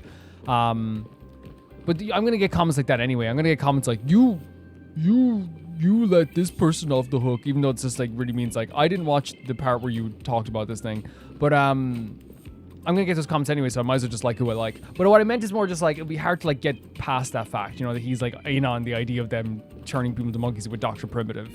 Dr. Primitive, on the other hand, we can kill. We can kill for sure. So I'm glad this pretty character, this well-designed character, is on our side. For now, at least. Because I know my luck with games like this. It's happened before. I love this character so much. By the way, I'm evil. Oh... This character's so pretty. By the way, I am the devil.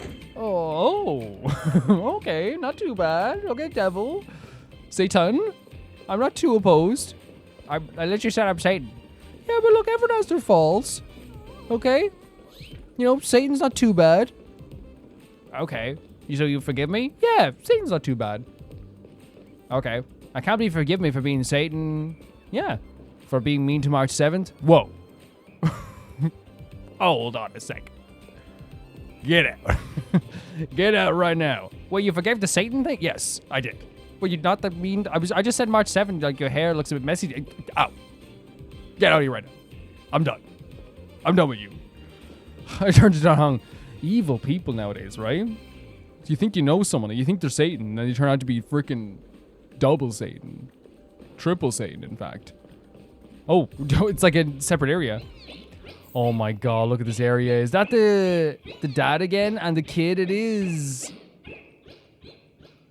Look at this area as well, by the way.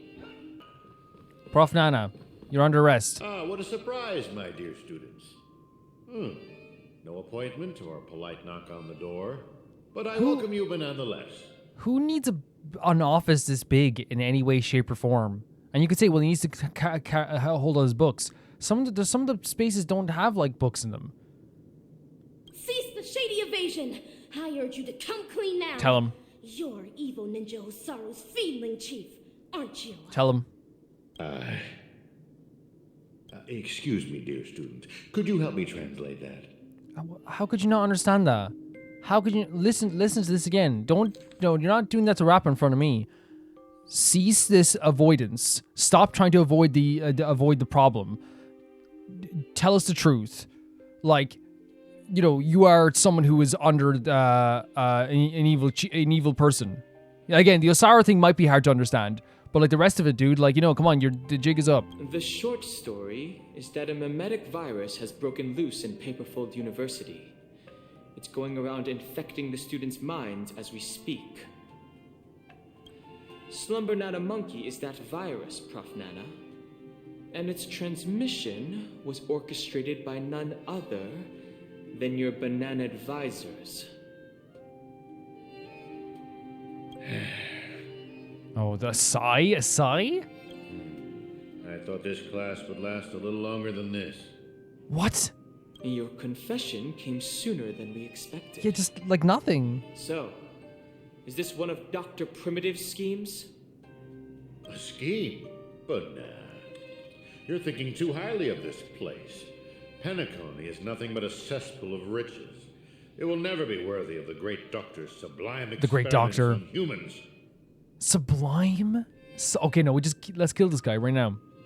Here, it's just me, a second-class research aide working in Penacony on my graduation What? thesis. An atavistic experiment centered around mimetic entities. Wait.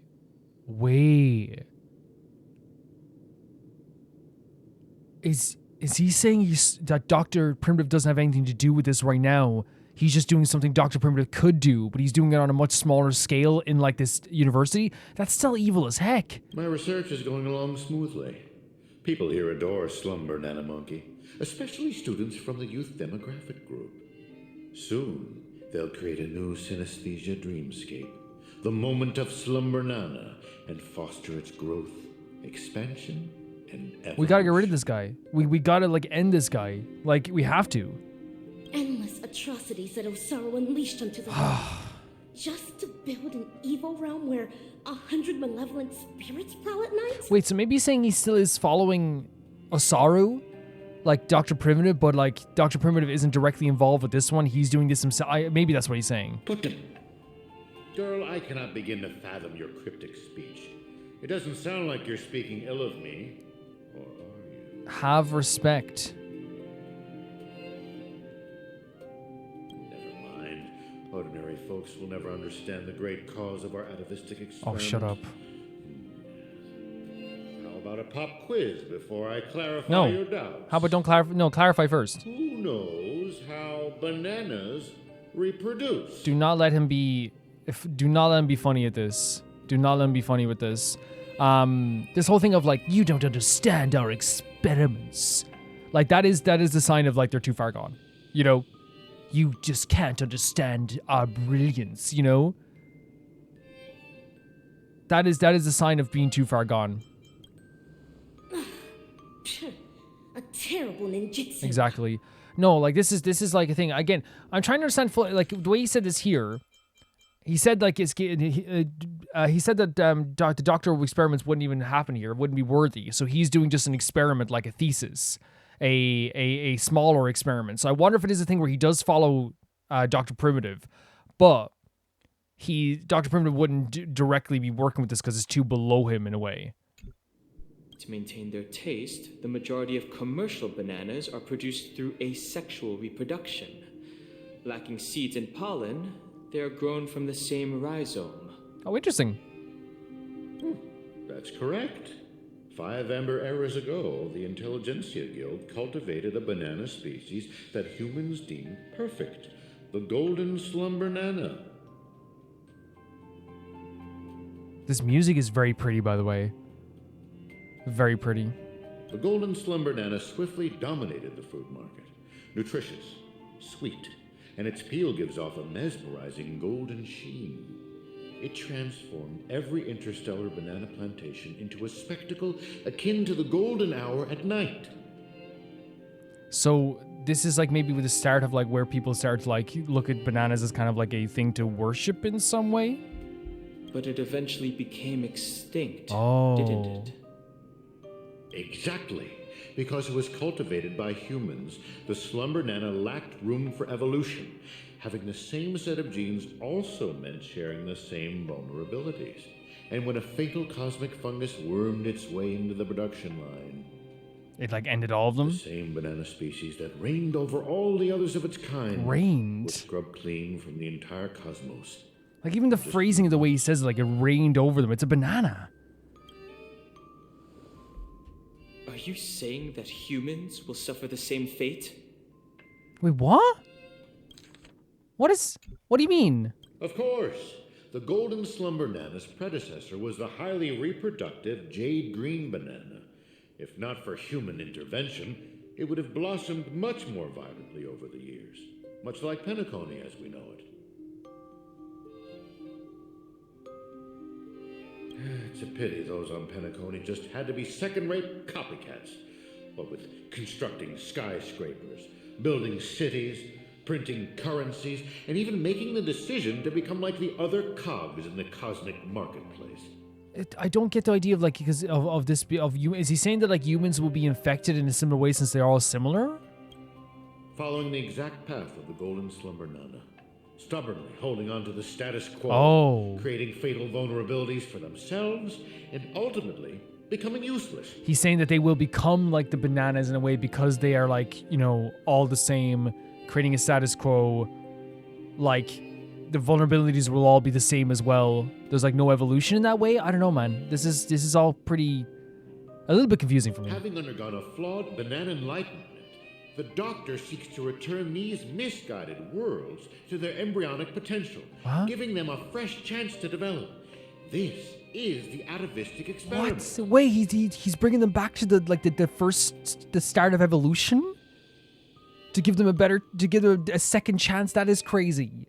That is again really like cool idea for a story, but crazy and absolutely terrifying. And the way they're phrasing this as it's like an amazingly good thing as well.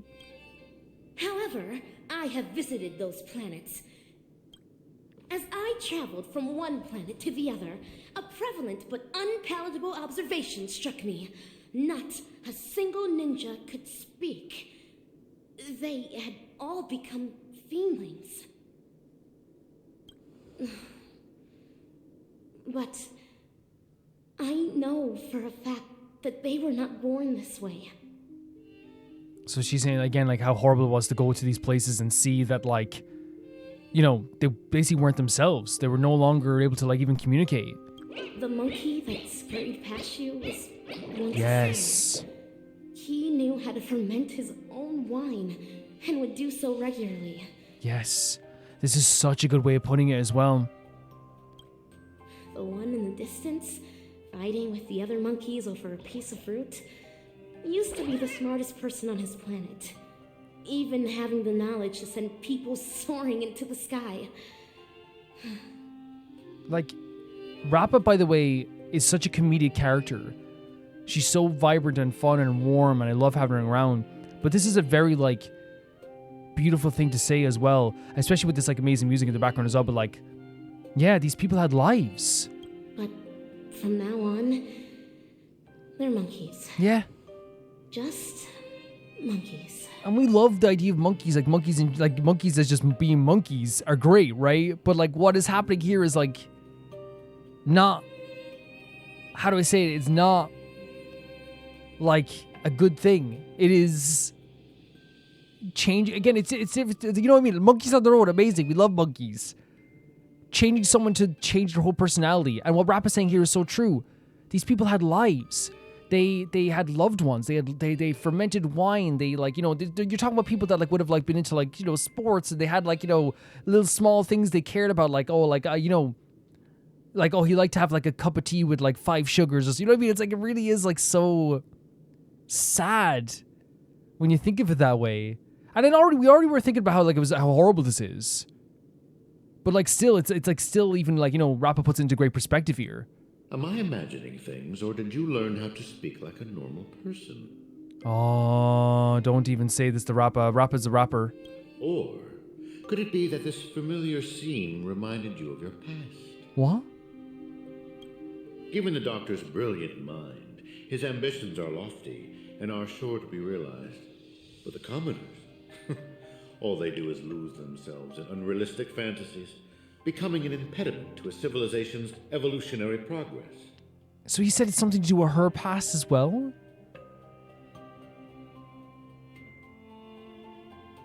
This music is gorgeous, by the way, but like, was she turned into something that like she no longer had her personality? Or is it something to do with the idea of fantasies that he's getting at here? Whether imbued with life or not, everything ought to be used to its full potential.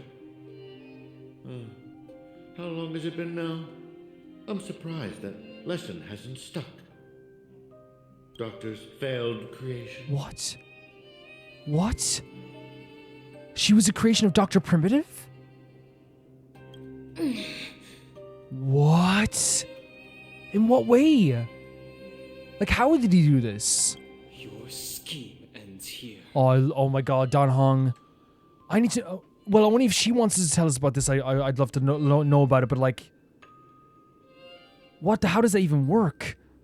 But I love that Dan Heng like sensed that she was upset, and instead of like, you know, asking about her, saying like, what's happening? What do you mean? He goes into action. Oh, is that so? Or he speaks into action. Ever considered why I allowed you to do as you please on campus? Even going as far as to guide you to me? Paperfold University is nothing more than an incubator. No great loss if discarded.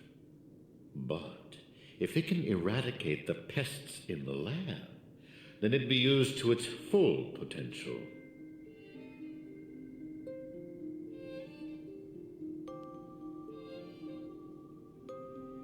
If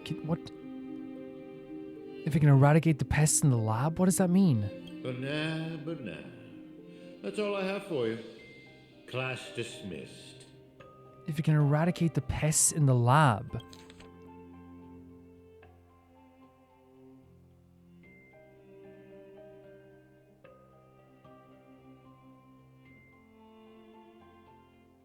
Who are considered the pests here? Wait, what? Rappa. Oh my god, Rappa, what the hell? Oh my freaking god.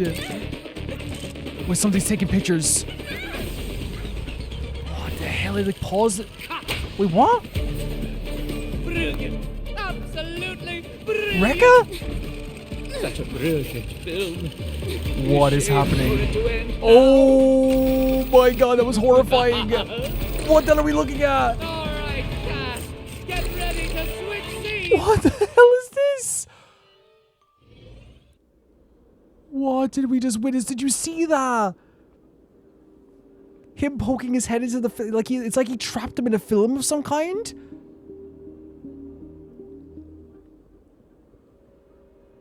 Rappa threw the knife at the Prof Nana, and it separated into 3 different monkeys. We tried to chase the monkeys, and then like this film stopped us. It like stopped us like in place. And then Rekka came along, laughing and smiling. What the hell have we witnessed here? I literally like 30 minutes ago was like, man, like knowing my luck, he's gonna turn out to be terrible. He's gonna be evil. What? Did you see how the angle they had this character poking his head in, the smiles, that like he was almost like he was like touching himself a way that he was like really feeling himself. What the hell just happened? Rekka! Just what do you think you're doing, Memo Keeper? Memo Keeper? He's a memo keeper? I've already met all your demands, dearest producer. Oh no. Please hold up your end of the deal as we've agreed. Lift this abominable curse that stifles my artistic expression. Wait, he wants me to lift the virus? But he said he's a memo keeper. Demands? I'm afraid not, Mr. Rekka. Until you hand over those incorrigible and willful monkeys, you have not met all of mine. So he has to hand over Stell, Rappa, March, and Dan Heng? What the hell is happening, man? Like, legitimately, like, it was like... I don't know. Like, I thought we had this guy on our side. I thought we had him on our side. But that's not our deal. I went to great lengths to help you infiltrate the school. Stop. Disrupted the family's surveillance, and even dealt with the ranger who was causing you the most trouble. Oh, no. And now you want me to give up ownership of the actors? Wait, ownership? You don't have ownership over them, Rekka? Oh, I thought we had a new ally. Oh, no. We're talking exceptional talents that are incredibly rare to come by. They have so many more stories waiting to be unearthed. I can't allow their journey to end here. So it's weird because he's talking about them in a way that's like he wants to use them for more movies. Like it's almost like he captures people like Pokemon in a way or something. But like now I guess like him backing us up and like you know making it seem like he was on our side in that sense. Maybe that was a way he wanted to like send us to Prof Nana as a way of like having us trust him, you know. Mr. Rekka, there is no room for negotiation here. Love the voice acting of Prof Nana. Wait, so he's a captive as well? If you don't acquiesce, then in less than 3 system hours, you'll turn into a Slumbernana monkey like those Jesus. Hand them over now if your directing career even means anything to you. So like he's also like under threat of being turned into a Slumbernana monkey, but that doesn't change the fact the laughter he had as he trapped us in that film. No, I refuse. Prof. Nana, have you ever wondered why I ended up under your control? So he's under duress of like control here of Prof. Nana. Is that where we're getting it here? Okay, he said that. That's what he said. The doctor's whereabouts shows you have some skill. However, believing you could follow us unnoticed was quite presumptuous. So he tracked down Dr. Primitive and then followed them afterwards. Even if we were to need animals for our experiment, you're nowhere near qualified. Great director. Great director. What a pity. I put my life on the line just so I could make this wonderful film a reality. Memory. I decided a long time ago that I'd do Oh, his anything pose. for art. So your threat means nothing to me. Wait, so he's saying he's willing to make this sacrifice for this film? This is I need him to like explain all of his details, every single thing, how this started, how he went down this path, everything. Because I was so excited to have Rekka as like an ally. I was so excited. Every film crew knows full well the risks they run the moment filming begins. And in turn, a dedicated director would never stop rolling the cameras. Even if it meant having to insert an obelisk next to a crew or cast member's name in the credits. Do you look at his, like, doesn't he look like he's obsessed? He has an obsession with this. I really wanted him to be like fully on our side.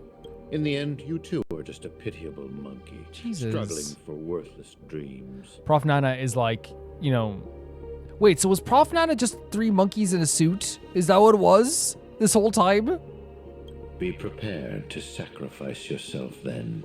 What the hell? Because he's going to become a Slumbernana, right? There's the frog. That's what was taking pictures? The assistant director? Maybe? Oh, no, not now. I mean, I'm glad to see Bootill, but, like, that's a cliffhanger and a half. Hatred is the frailty of the weak. So, maybe my understanding is a bit shook by this, but he followed the Dr. Primitive, was caught somehow, and then a virus was implanted on him where he helped him infiltrate this Paperful University, and if he didn't, he'd become a Slumbernana monkey. But now that he refuses to give up Stell, Danhong, and Rappa, he's going to turn into a Slumbernana monkey anyway? But man, like, it's one of those situations where, like, even under duress, like, he's trapped us in, like, a film of some kind, and he wants to use us for films going forward. Like, what does it even mean? That's what this thing is, like, you guys know, like, I love Bootill. But, like right now, like, again, it's masterfully done in terms of a cliffhanger, because now it's, like, it makes you want to play the rest of the quest, right? It makes you want to go, I have to play more. Like, it's hard not to be just like, man, please turn to the camera and just tell us exactly what's happening. It's so freaking horrible. Like, and especially now, we also find out that Rappa is like some sort of experiment of a failed experiment is why he called her, of Dr. Primitive. That scene where they got trapped in the film as well, like, it's so incredible what they did there in terms of, like, the visuals of it. But, like, I was stunned. I was absolutely stunned. If anything, it's made Rekka a character that I want to learn more about, at the very least. At the very least. It's so funny that I was just like, well, I better not speak too soon, because I know what it'll be. I'll say I love a character, and then it turned out to be very bad. Oh. Fudging banana. That line again. You know what, actually? Seeing Bootill right now feels good. You know, we need it right now. We need a little Bootill enjoyment. And that is everything that Slumbernana monkey taught me. Think about this, everyone. The emotions we experience, be it joy, sadness, or an epiphany, every one of them is produced from a subtle shift in chemical composition within this vessel of ours. Oh, now it makes sense why March was here, by the way. March was sent to infiltrate the group. That makes perfect sense why March was here. Yeah, okay, now it makes sense. Yeah. With some manipulation, we should be able to easily create or erase emotions. That means triggering a sudden change in your own temperament isn't out of the question. So here's my conclusion. Even if a behavior is generated after thorough deliberation, it is no more sophisticated than the simple act of jumping. What a load of horse manure. You said that is a bunch of horse shite. I'm checking somewhere else. Huh? Wait! Wait, Denisovin, she already has a nickname? Where are you going?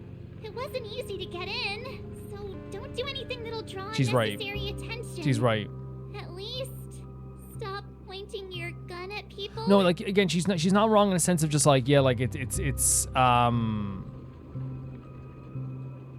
like it took a lot of effort to get here. It took a lot of effort for March as well to get here too. But it's crazy that March has no idea what's happening, you know? No idea what's happening.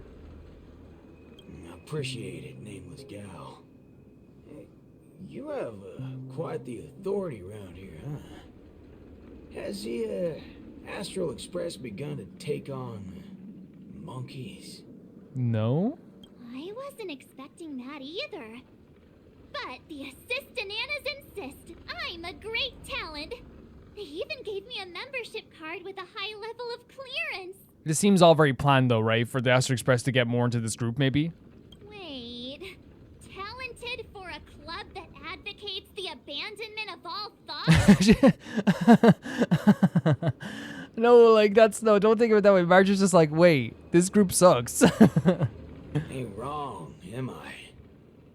You were so darn mesmerized by their speech back there. Well, I was just listening to what they had to say. It's not like they managed to convince me anyway. Plus, if they don't talk in rhyme, it's probably just nonsense. So, what brought you here? You don't look like you're a fan of these monkeys. Well, I think you're both infiltrating in different ways. Why not? Galaxy Rangers are forking monkey fans. We go bananas at the mere sight of them. So, he's on the hunt for some kind of fugitive? That explains why he's dressed like a sheriff. He is the Galaxy Ranger at this point. No. I guess you could say he is a fugitive? Yes. What? No, don't worry about it. He's a good fugitive. Yada yada. Tell her my life story then. I'm gonna go check the place out. This is insane. This is so insane what's happening right now. Like, we're playing as Bootill once again, which is, you know, great to play as Bootill, but it's just that moment. I think it's like how I feel all the time when it comes to stuff where it's like, instantaneous, like, wait, you're transferring now? It's happened so many times where we're like, even when it's like Adventurine, we're like, oh my god, Adventurine, we're going to go transfer Adventurine now? Knowing how much crazy stuff is happening and how, like, off the wall the stuff that's happening is. I will say this though, man. Like, the way they presented this, I think, is intentionally supposed to be like what is happening still. But the way, again, as I said, interpret it that way, right now, Dan Heng, Rappa, and Cell are trapped in that movie. They're trapped somehow in that movie created by Rekka. Rekka is being threatened to release them, to give them over to these people, or he'll turn into a Slumbernana monkey, and he's willing to turn into a Slumbernana monkey for his movie as well. Rappa is somehow a failed experiment. I don't know how that works as well. And the Paperful University is just an experiment for a follower of Dr. Primitive, not Dr. Primitive himself. Just like, and it's like almost a thesis, like an experiment, like a small experiment that, like, you know, it's like Dr. Primitive wouldn't even care about. And now March and Bootill are infiltrating this place, trying to find out more information about this stuff. I think Bootill and March are gonna have to save the day. I think it's what's gonna have to happen, honestly. It's crazy. It's so much stuff happening. I'm just like, I don't know, it's wild. It's so wild. But again, it's one of those things where, like, I absolutely like think it's really well done in, like, both a what is going on kind of way and like a leading kind of way where it makes you want to find out what's going to happen next, honestly. Okay, let's go keep our investigation going here. Scope out the little fudge heads is what it's called, and we're going to do that right now. Not a single thing around here makes sense. This is downright bananas. Yep, it is. But the fact that we're saying bananas is also very, very worrying as well. Okay, that was part of our investigation. I mean, like, you know, what else can you investigate? What else can you do? Wait, that was our investigation? I was thinking, like, what else can we do in this moment? Because we can't just talk anymore to a Slumbernana monkey. So what if we, like, go, like, talk to this person or something? But no, we're just like, let's chill. Honestly, chill with March 7th. What a great mission directive. I'll take it. Hey, nameless gal.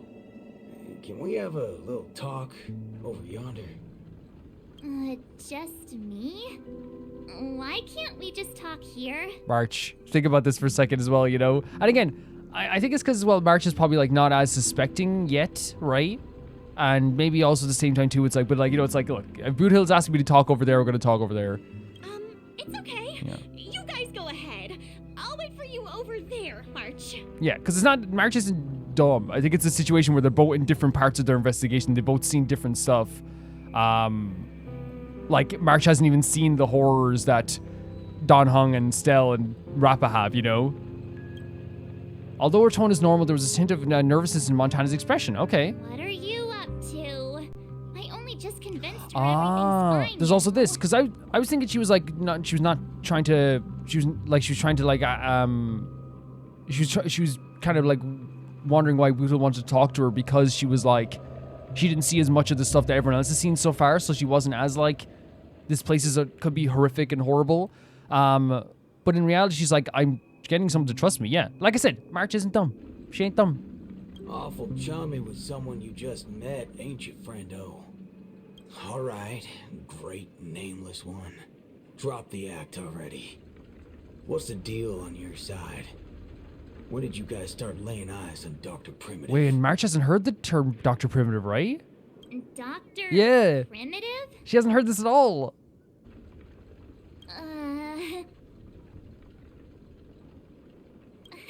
Oh yeah, that's right. Let's swap intel then. You first. It doesn't take much time to tell Dr. Primitive's stories. Oh, I see. Uh-huh. Exactly as we suspected. Wait. So, did you find anything at Dreamflux Reef? March, exactly as we suspected. March didn't... Does March know about No, wait.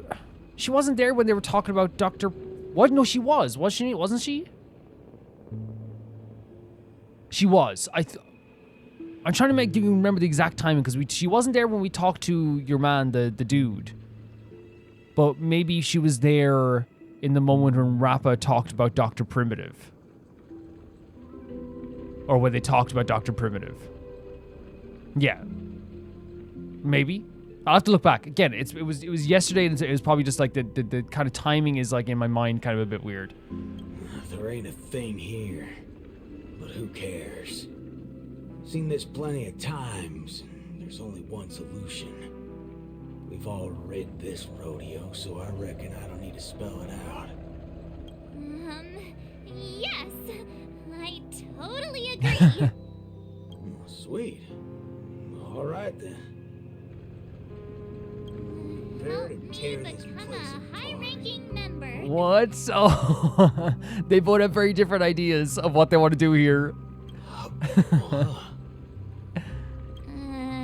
Oh, I think I'm gonna love this dynamic, aren't I? I think so. I was just trying to make a joke, but you took it even further.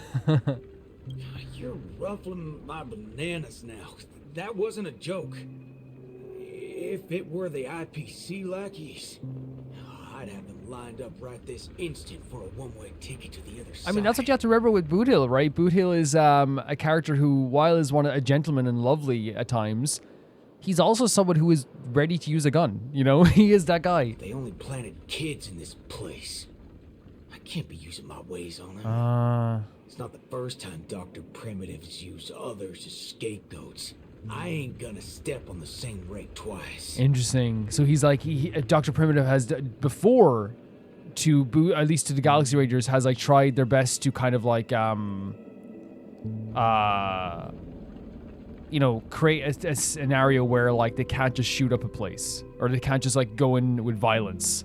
But aren't you doing that right now? Falling for the trap? Ever seen a squib load?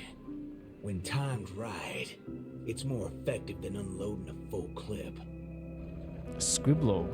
Now, I got no clue what kind of monkey business this club's up to.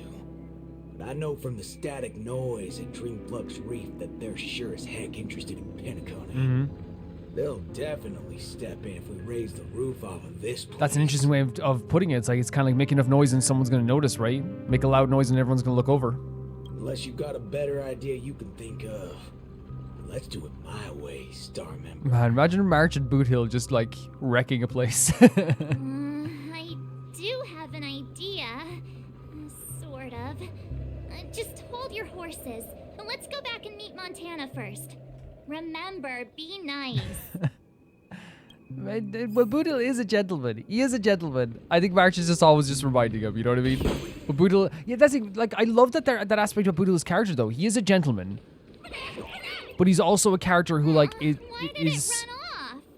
you know, I wanted to play with it too. he can be dangerous. Like, and not in a bad way, because obviously we trust him with our lives and we love Bootill, but he's not afraid to, like, you know, get violent. You know, he's a Galaxy Ranger. They're known for, like, you know, having good morals at their core, but also there's a reason they have a reputation for being, like, you know, very dangerous in some people's eyes. And that could be a good danger or a bad danger depending on who you are. March, you're finally back! Yeah. Let's do this again. The right way. This is Bootill. You guys started off on the wrong foot. He's actually a really nice person. He's lovely. You're gonna love him. Oh, don't worry about me. I thought about it earlier. Penacony sees a ton of visitors and transiting travelers. It's only normal to meet people of all sorts of background here. Yeah, that's a very good way to put it. Honestly, like, Montana, you're lovely. And we love the name Montana. Yeah, I was wanted on a few occasions too. True. Maybe a dozen times? Maybe we need to hear those stories. Never mind. That's not important I mean, we know some of the stories, like, technically they were wanted in Penacony by the family at one point. Technically, like, in Epilogue, they were also on the run from the guards. You know what I mean, as well. Were they wanted on the Xian show at any point? I don't think so. No, you know, actually, they were considered, like, risks to let leave at one point. Like, so it's like, there is, like, something there all the time where it's like, there's something. Actually, technically, like, they were also, like, told not to they were trying to make them not leave just in case when the War Dance was on too. Let's talk about the Slumbernana Association. There's an important seminar scheduled for today, right? Are we in time for that? Oh, March, you remembered wrong again. This is far grander than a seminar. I guess you can call it a theophany? Theophany? In just a bit, we'll get to see the actual Slumbernana monkey in the flesh. Wait, so there's an actual one? Like the real one? Holy bananas. There are rip-offs of this thing. Whenever something gets popular, I suppose they're gonna give me rip-offs? That's not it. Slumbernana monkey went viral overnight, but people have different opinions on how the fad began. This is so accurate to real life. Because I remember, like, there's, like, you know, even when there's, like, again, creepypastas. Perfect example. Where, like, again, I don't know creepypastas that well, but I just know that they were, like, again, SCP containment breach. But I've heard, like, from people talking that, like, all the time about creepypastas that no one really, like, some of them, like, you can trace them back, but sometimes it's, like, you know, they like having a mystery about them as well. And sometimes with viral sensations as well, you wonder, like, where did the meme start? Who started the original meme? Then someone will tweet every once in a while being like, I started this meme 2 years ago. And then a different person will tweet the same tweet, like, a week later. No matter what people choose to believe, there has to be a Slumbernana monkey that started it all. Yeah. And we're about to see it! The original Slumbernana monkey in all its unfiltered glory, free from all sorts of stereotypes. I'm not quite following, but it sounds impressive, I guess. We have a few other students from campus who attended a few theophanies before. What did they say about it?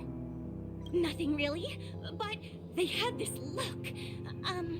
Like they'd been to the world's end. Interesting. Every single one of them looked like they were in a state of Ooh. absolute bliss.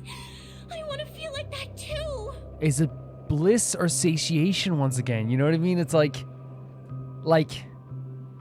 now that we know there's like a lot of hypnosis stuff going on here, a lot of like, you know, horrible stuff going on. It's like this type of stuff where, so, like, you know, it's the same in any story. Whenever someone's like, they're all in a state of pure happiness, I'm like, oh, why? You know, like, it's different if someone goes, everyone's really happy right now. You know, things are going well. That's different from like, everyone's in a state of pure bliss. That's like, oh, why? Well, ain't that something? I reckon I gotta see it myself. Still got a bit to wait, huh? Hey, hold up. Where are you heading off to Oh my again? god. March and Bootill on a journey together. We didn't get the full Robin and March, Robin and Bootill journey. But I'll take it Robin and March journey, 100%. What am I saying? I cannot speak. Bootill and March. Where are we going here? Track down the cutie fudge pies? Who have met... Oh, are you a cutie fudge pie? Hey, you can see me, right? Banana. Oh my god. It's crazy how they started off so comedic and it becomes so sinister as you're going forward. In response to non-provoked events, she revealed a smile and then fell silent. So these are the ones we're talking to, so okay. Hey there, pal. Banana. Jesus Banana, Christ. banana? It's hard to describe what exactly sets him apart in the crowd. As he looked over and the clarity in his eyes was astonishing. It seems this person isn't planning to respond. Can he respond? This is kind of so funny that our investigation's like always like, and again, I understand. It involves us going, hello. God darn it, not gonna do. But yeah, what can you do, I suppose, you know? Oh no. It's one of these guys, the sweet troop type things, right? What are you doing? What's this now? Watching TV gotta be this complicated. Now that we know what those machines are doing in the paperfold, like, Oh, you're back. worries me. This is the theophany that Montana told us about. The only way to see Slumbernana monkey is apparently through forming some kind of connection with the Jesus. Assist-a-Nana. Like all these parameters. Thank you Like it's a for god. waiting. Oh, another member hoping to see Slumbernana monkey? The only way you get to heaven is by doing this. No, not her. Just me. Oh my god, this Buddha's smile is also cool. Trying to worm your way in again, huh? But you won't be able to establish a connection if you know nothing about Slumbernana monkey. And you seem to know a lot now, March. You look unfamiliar, but you don't seem like a regular member either. That's right. Been told I'm quite talented. Huh? What talent do you have? Gentlemanliness. I'm Denisovan 244. Bootill. March 7th. March's face. Oh, it's you. Yes, I've heard about you. You have the potential to truly reach the source. Please, come over to me. What a way to get your way into this, right? Not so fast. What are you up to this time? March, I have no idea as well. I think he's probably just trying to infiltrate this place and get as much information as possible, but... The dimmer of us two plays a bait. The other gets ready to fight. Wait, what? Keep watch outside. Did you just call yourself Dimmer? Bootill. I mean, it's sweet that he said March is like the... is the less dimmer of the two. Like, you know, that's very sweet, but like, don't call yourself Dimmer. Unless I misinterpreted it. Hey, wait! Oh, Bootill, what are we doing? Oh, no. Hello? I don't want Bootill getting his mind warped by this either. Really now? So he's actually talented? Wait. Oh, it's going into like another dream or exiting a dream, possibly? The sound fades away. Unfortunately, the sensory isolation happened too quickly. He didn't have time to hear the girl's question and reconsider his adventure. The answer is simple, miss. This gentleman here, he wants to visit the past more than anyone else in the room. Interesting. You okay? What's the big fudging idea here? Is this all there is? So it's not, he's finding out it's nothing special? We meet again. Where's March? I've seen run-down saloons fancier than this place. You call this a theophany? Crafting an attractive but deceptive vision is a crude method, entirely opposite to the values that the Slumbernana monkey aims to share with people. Many other members before you have come here seeking something, but these tend to be the usual: truth, happiness, peace, and the like. So it's about seeking something that they want, I guess? Yeah, so it's like...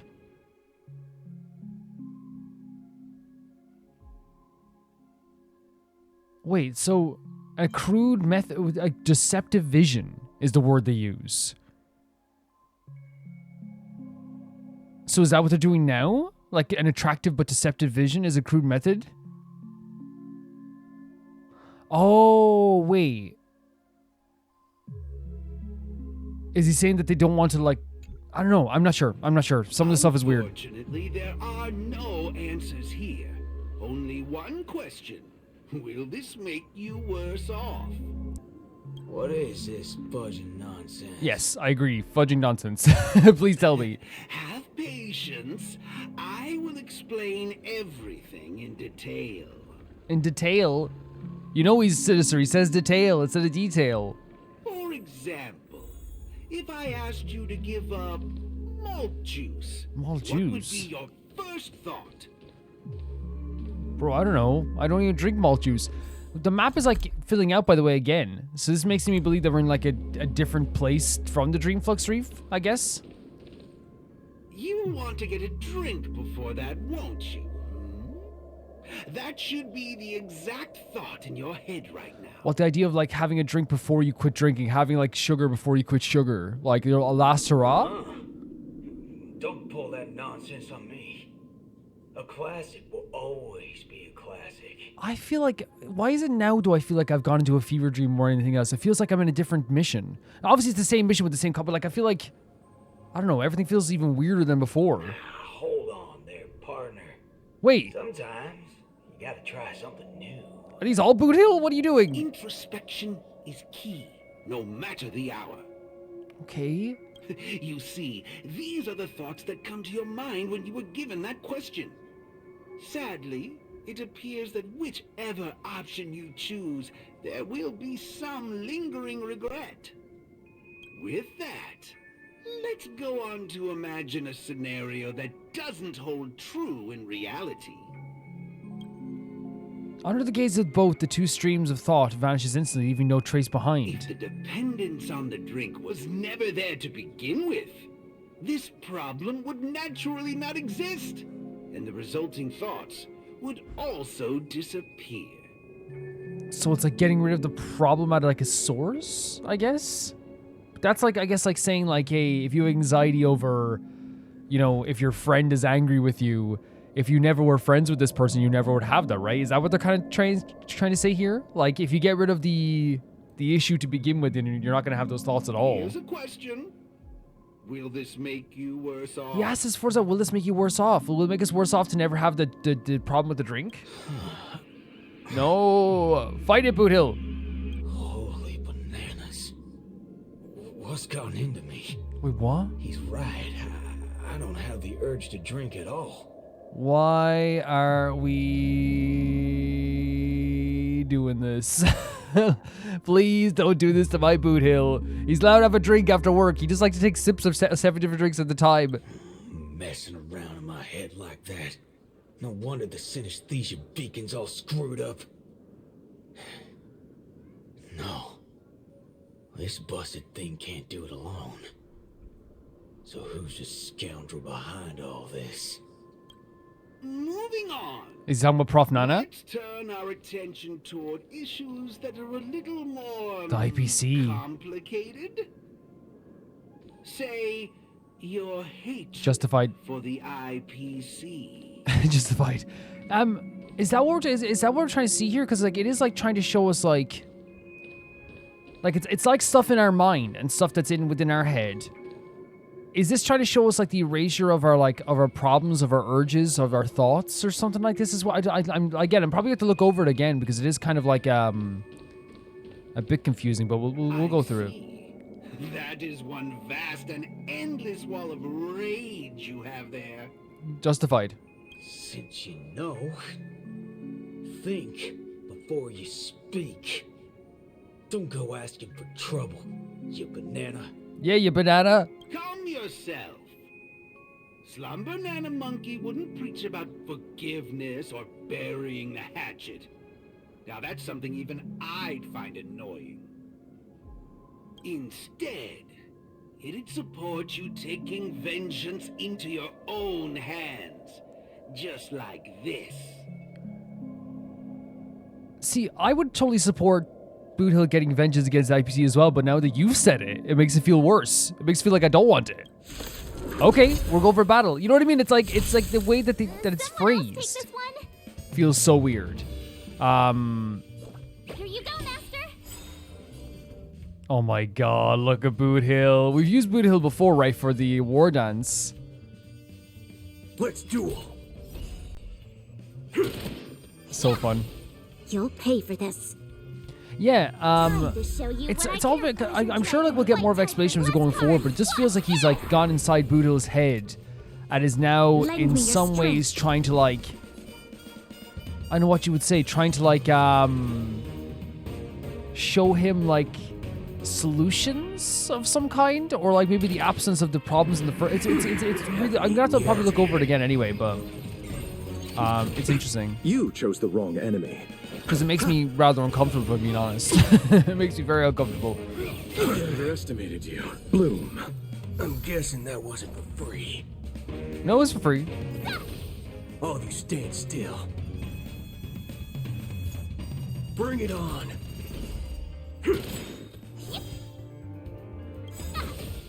There's no reasoning with you. This is a really cool move, by the There way. are only two It's kinds so of people awesome. in the world. Those with a loaded gun. Those who dig their own grave. Great stuff. How a true master does. And now we have March doing this as well. There we go. And two of them died in one go. Lend me your strength. Waiting in line for a bullet. Oh my, the freaking axe kick is so sick. It's so sick. We can probably just end up with this. Aim for the heart. Eternal sleep. The dead return. Or maybe All not. you stand still. The axe kick is still so funny to me. This bad. There we go, our DPS, Bronya. How do you feel? So again, it's like asking us, how do you feel after you, how do you feel after, like, you know, enacting that revenge, that thought you had in your head? It seems like it is about, like, a lot of the thoughts that are in his head, whether it be about the urge to drink something or the urge for revenge. What a load of hogwash. You reckon taking aim at phony targets is gonna get your blood pumping?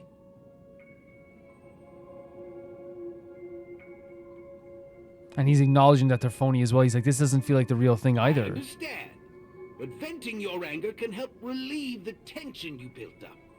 And when that happens, you'll be less averse to accepting unpalatable advice. This is, again, I'm sorry if I'm trying to decipher this in maybe in a way that's, like, not as well as maybe we might decipher other stuff. But, like, even like this here, it's like he's saying that, like, now that you've, this calmed you down, now that issue isn't a part of your brain anymore, maybe you'll be able to take better advice. Because if you're angry, you're not able to take advice. Now, just like before, imagine a scenario that doesn't hold true in reality. For a person who has made revenge their sole purpose in life, what would happen if their hatred were to vanish? Some people would lose purpose. Will this make you worse off? That's the question. Like, will this make you worse off? Will look our urge to drink, if it's gone, would that make us worse off? If we no longer had to seek revenge, would it make us worse off?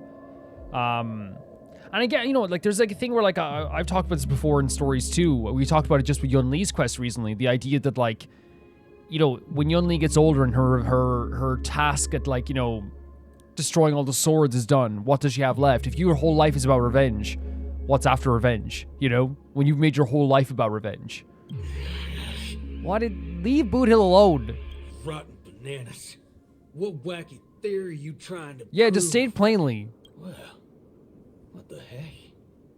I actually feel pretty good right now. Yeah. Who banana fudging cares about revenge? It's like it's taking away all of his like desires that make him him. His desire to have a drink sometimes. His desire to, you know, take revenge against the IPC. It's like taking away these things, so it's like making him kind of like a not mindless, but it's taking away like urges to move forward like in life. You know what I mean? Like things that get us through the day. Excellent. You're very perceptive. Oh, shoot this guy. Let's move on to the next lesson then. But you know what I mean? It's like Galaxy Ranger. You're so sinister. I know very well. Hatred isn't something that can be easily erased. And it doesn't have to be. This will be your toughest lesson. But I'll be with you throughout. Now then. Like, some hatred is totally justified. If you end all connections and forget everything that ties you to the world. So it's what ties him to the world? Will this make you worse off, Mr. Ranger? So it's like cutting ties. It's like he wants him to cut ties with the world? Decisive moment, the man named Bootill knows it well. Or rather, the man once known as Bootill. No, he is Bootill. No, he's not forgetting his name, is he? I ain't quite sure what you're talking about, but you sure seem mighty fascinating. So it's like enticing him through this like brain stuff as well. This like... Meet you, partner. What's your name? Oh, Bootill. This isn't the first time we've met. Bootill. You can call me Prof. Nana Premon. Premons? This is Prof. Nana? Oh, a cultured soul then. Oh no. Because I think what it is about like the ties to the world, and like when you're talking about like someone's like desire to have like a drink or someone's desire to get revenge, it does seem like the things that like, you know, get Bootill through a day, or maybe things that like, you know, push him forward. And if you take those away from you, like for example, like what happened with Richie, like if you take away his desire to, you know, have a better life in college or to move forward, then like it's probably easier and more, you know, palatable, as they use the word there, to, you know, maybe infect their mind with this like, but you know, banana slumber stuff that Dr. Primitive does, right? No, I'm just a research ape. And you'll soon be mentioned in my research report. You're gonna be a footnote, Bootill. Don't let this happen. Handling the commotion at the university is easy. The main concern has always been here, Dreamflux Reef. If it weren't for the need to eliminate you as a variable, whoa, I wouldn't have purposely slowed down. Whoa, so like in his experiment, Bootill was seen as like an unexpected variable. So I wonder if they expected Rappa to show up, because maybe they were already chasing Dr. Primitive. They expected maybe the Trailblazers to show up because they were invited. But Bootill wasn't originally invited at all? So it's kind of like he's like this unknown variable. With that, the class here has come to an end. How about we destroy this thing? Move on, dear student. I'll be waiting for you at the end to unveil a new chapter of your life. I don't like this at all. I don't like this at all. So, what this seems to me is... Will you embrace new life? No. What it seems to me is about cutting ties to life, right? And that makes you, like, you know, not yourself anymore. Again, I could be wrong about that, but that's what seems like what it's doing. And again, it's an experiment that he's trying to pull off. But right now, he's trying to remove Bootill because Bootill is some sort of unknown variable in this. again, which makes total sense if you're doing an experiment. There's one thing that doesn't make sense that's on the outside of the experiment. If you remove that, then you maybe get a different result. But they're worried that if Bootill's here, they're going to get a worse result because he's going to maybe step in as well. But yeah, they talk about the idea of Bootill drinking. You know, he buys 7 drinks and has a sip of each one. You know, and again, I see them as maybe something to get him through the day. Like it's just something he enjoys. The idea of revenge, maybe that pushes him forward. The idea of his hatred for the IPC probably does push him forward. So it's like if you remove those things from someone, like 2 things that like are a big part of their personality, I wonder if it is like cutting ties with the world. Like, you know, it's cutting, because again, for me, it's like, you know, like, obviously we have a lot of things that ties to the world, but let's say you took away YouTube from me, and then you took away, K-pop from me, and then you took away, like, you know, my desire to, you know, hang out with friends, and you took away all these things. And then took away like my desire to talk to my family. You're taking a lot of stuff away that makes you you and ties you to the earth and grounds you to the earth, right? So I wonder if that's what they're going with here. You know? And it's like, will you be worse off? Would you be worse off without it? Yeah, you would be. You would be. And Bootill deserves some hatred and a drink. Ambition is but an affliction that the average person cannot bear. Losing it will not Bootill. make you any worse off. Wait, what happened?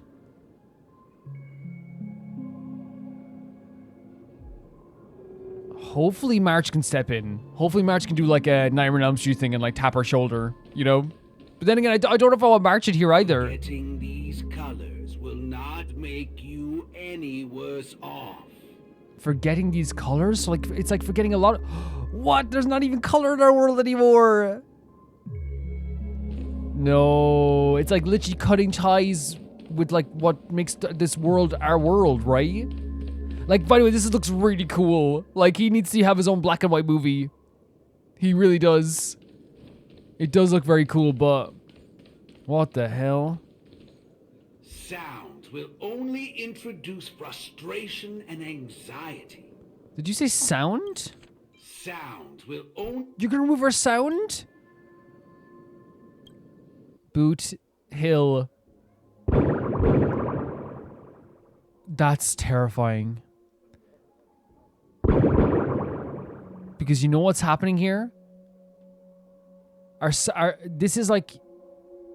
It's kind of like there's still sound, but our ears are blocked completely. So like we have like a murmur of a sound, which to me is like terrifying. Darkness envelops everything in silence. Even though no sound could be heard, it's easy to imagine what words are echoing at that moment. This is really dark. Even if you lose the ability to see everything, you won't be as happy.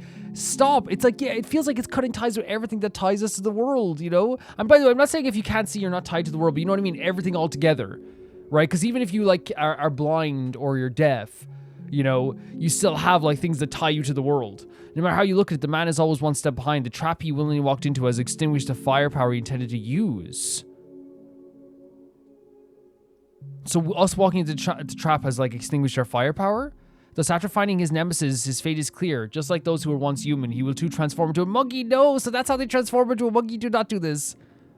I swear to God.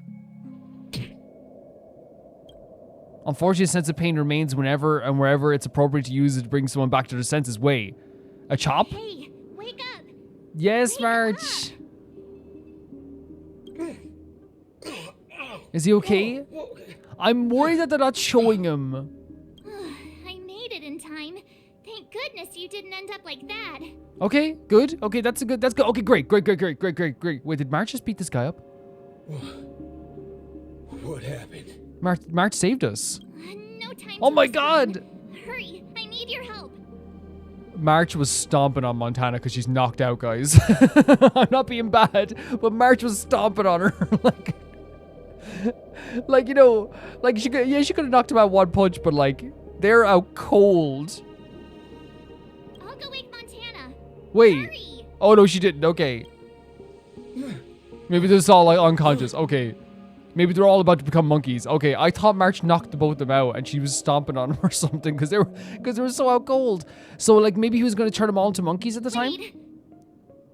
What's going on? Oh no, they already did get turned into monkeys. This is my grace, Miss Nameless.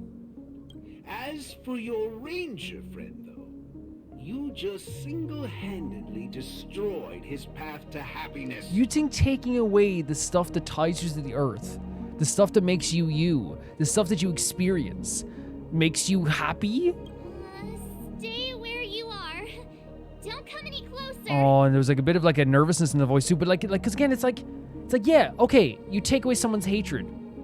You know, like you could argue like, oh, that's like cool, like he no longer has hatred, but still, you'd rather them overcome the hatred in a natural way that still keeps them being them, you know? Naturally, resorting to violence is not my intention.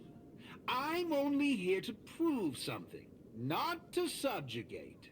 We should get rid of this thing right now. Prove what?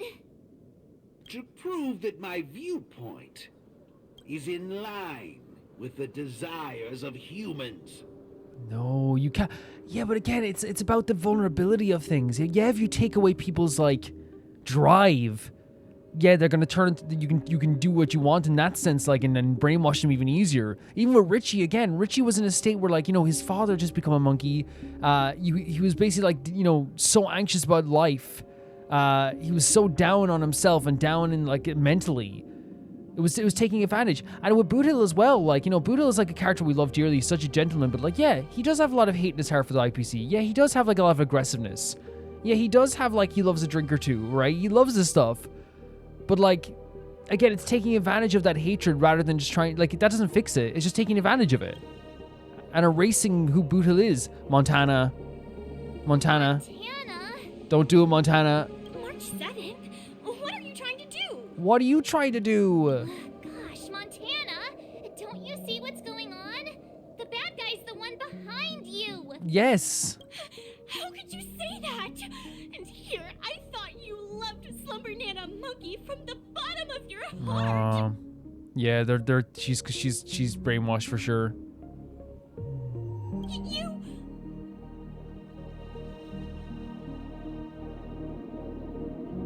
Banna? It's rough. It's rough. Oh, Montana. I think... Let's get out of this place now. Yep. March is smart. She's very smart about this. As you wish. I look forward to you providing the last link in my proof. You're a sicko. Agreed. I think, by the way, I'm actually very... This way.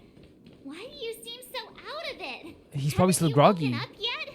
I do think it's very cool that they had March. You know, it could have been... Oh, there's people blocking the exits. Banana. This is so dark. And you know what's so crazy about this too? I was going to say, it's actually like very cool that they had March be smart about this as well. Again, because she's not dumb. But having her as a character be like... Understanding she couldn't save Montana in that moment. Right? She couldn't. And I've seen countless stories where the main characters and all this would stay there and be like, Montana, no! And they'd like get hurt themselves trying to save Montana. She realized the truth there. Some of these characters are too far gone, and she's not going to have herself be inflicted with this mess either.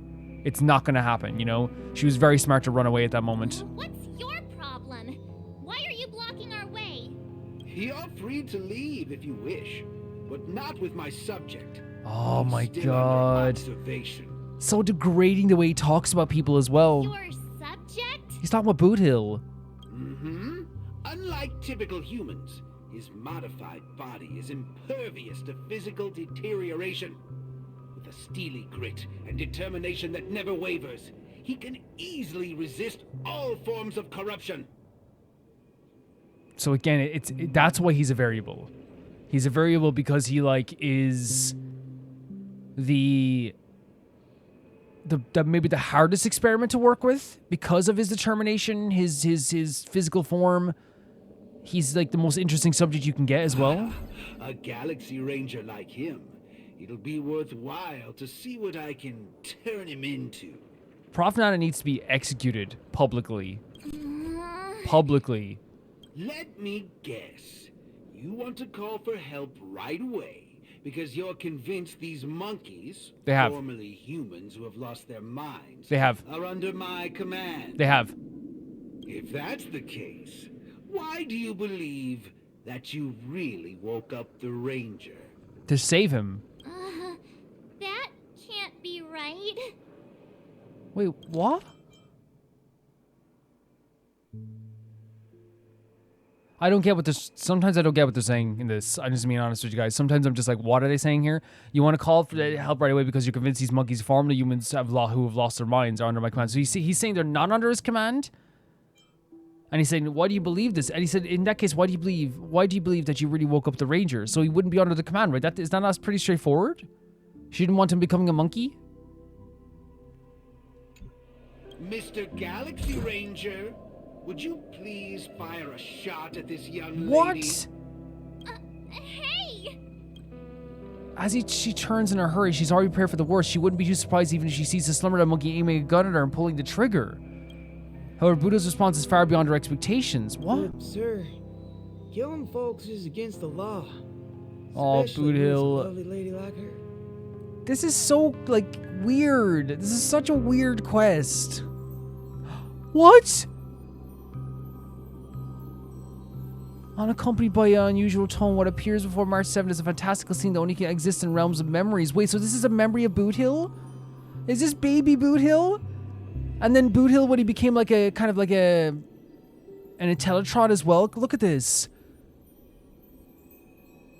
Oh my god, he was an adorable, look, he's an adorable little baby. Look at him. And he's like, has a little cowboy outfit.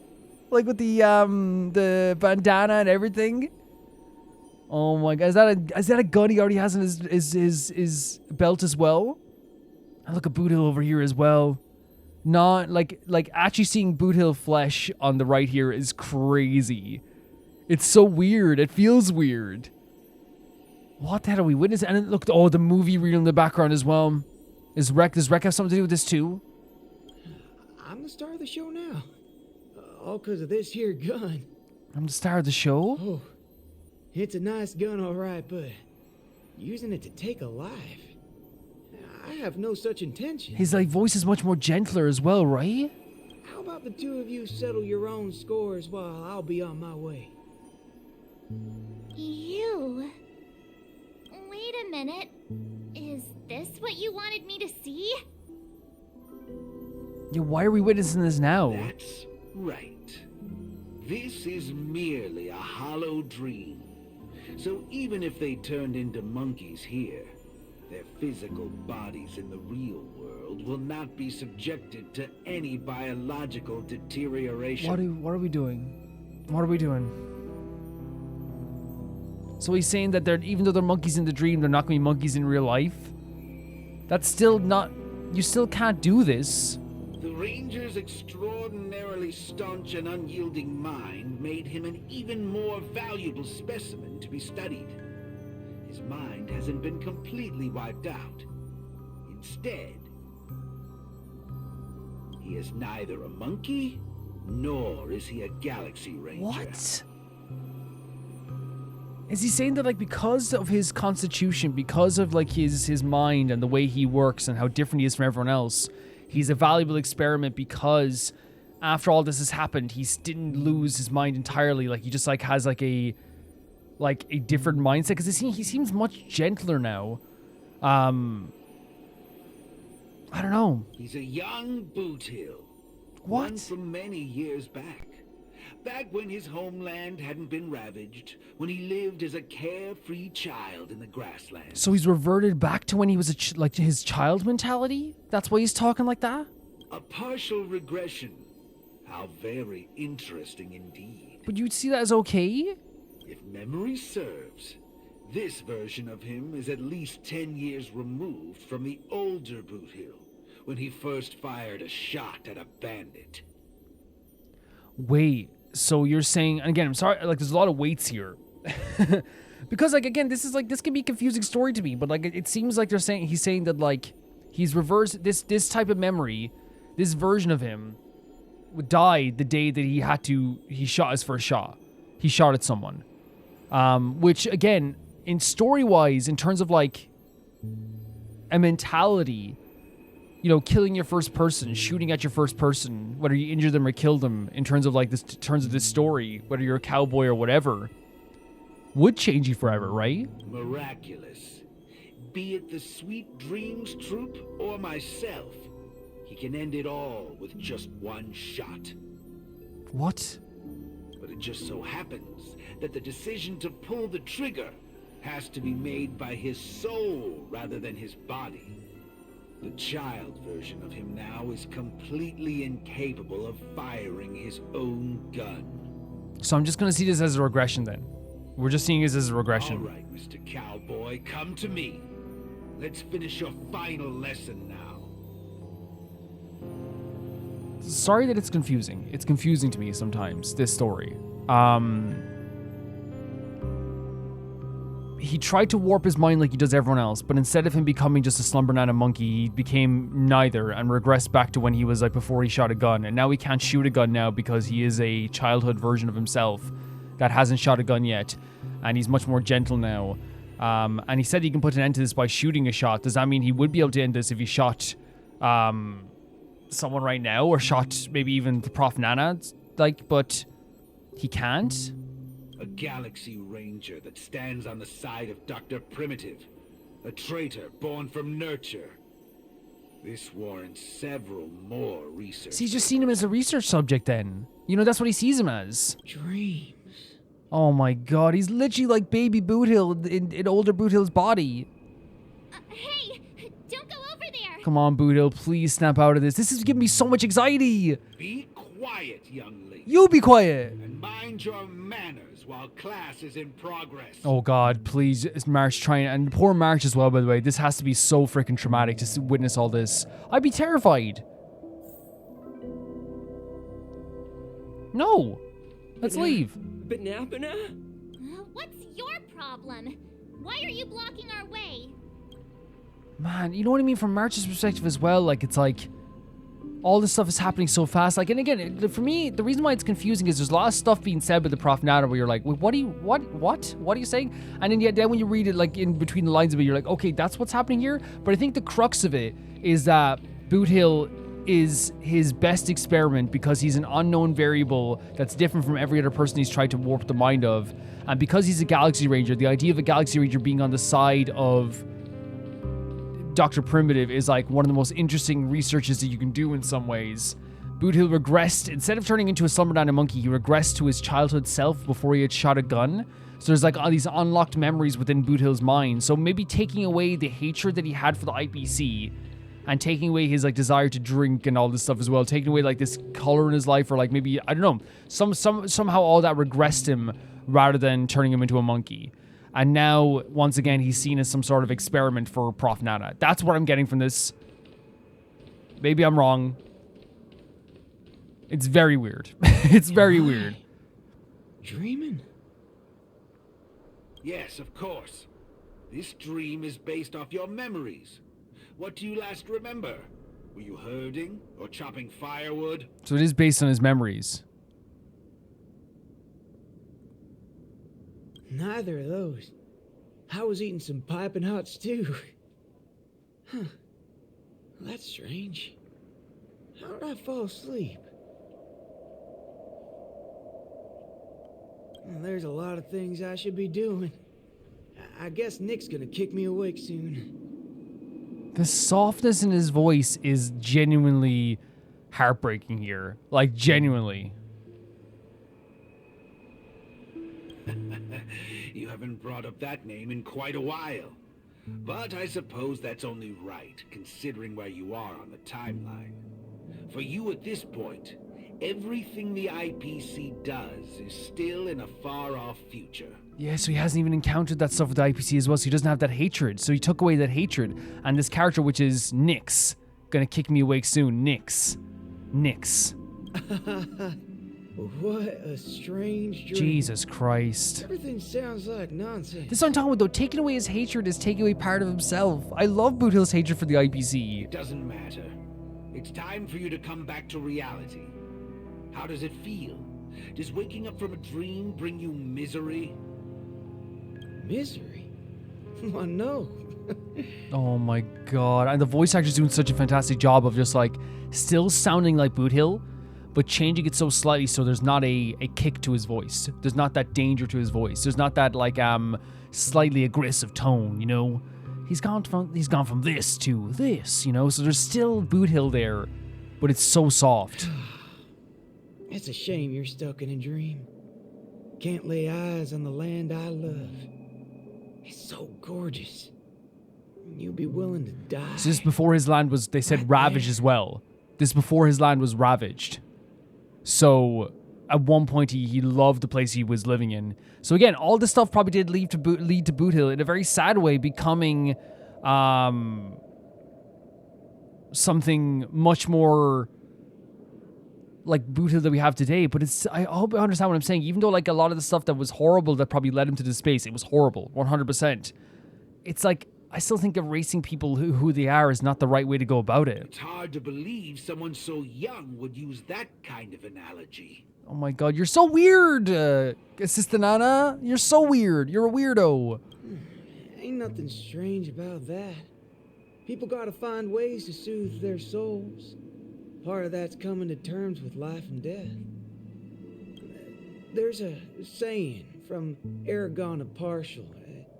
Death is the fairest form of grace. For the good-hearted, death keeps their purity intact. For the cunning scoundrels, death ends things clean and quick. So he's saying that if you die as a good-hearted person, then you'll be good forever. If you die when you're a scoundrel, then it's better off because you were a scoundrel. You died clean and quick. I see. Does that mean you're Oh my god, not afraid he's of such a weirdo. death? If so, please extend your hand out for me. Can we kill him? Can we just kill him? Can we just kill this machine? Let's go back to the Paperful University and end Prof. Nana right now. He's so weird. He's such a weirdo. I suppose you're perfectly willing to apply the fairest form of grace to every corner of the universe? He's saying you're willing to kill people in every corner of the universe? In the name of Dr. Primitive, that is. He wants him to kill in the name of Dr. Primitive. No. This is my final lesson for you. You shall thoroughly understand his philosophy. He it's like a sick like toy he wants. It's like, oh, a Galaxy Ranger under the control of Dr. Primitive. Oh my god. You know, it's so like, I want to end these guys. With that, a star will pitifully fizzle out. No problem, teacher. But there's something else I have to tell you. What's that? I was worried about missing my shot, but now that I've gotten a hold of you, Wait. I reckon I won't. Wait. No, Bootill. Are you serious? No. How's this possible? Yes. Should have occurred already. Bootill, he must have snapped out of it like a minute or two ago or something. Look at him. You want to know something? I was worried I had it all just now. Look at this. Oh my. And by the way, he is the most theatrical cowboy ever. So him being like, I got something to tell you. Was worried about missing my shot, but now that you're up close, I don't know if I will. Like, that's so Bootill. Now, there ain't no problem. Because only an evildoer asks why before he dies. Bootill, what? Only an evildoer asks why before he dies? I ain't deaf, alright? Well, you were yapping so loud. Whatever crossed your mind? Bootill! I could tell good from evil. He said the moment I got into this freaking dream, I could tell you were a freaking idiot. Oh my god. It's as Nick said.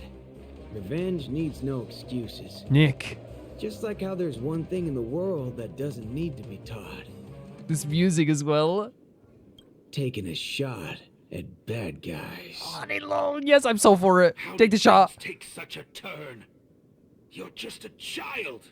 And you were manipulating what you thought you saw as a child. Even for someone born with a bad nature, the first time doing something like this should weigh heavily on their conscience. So wait, is he still regressed in some way?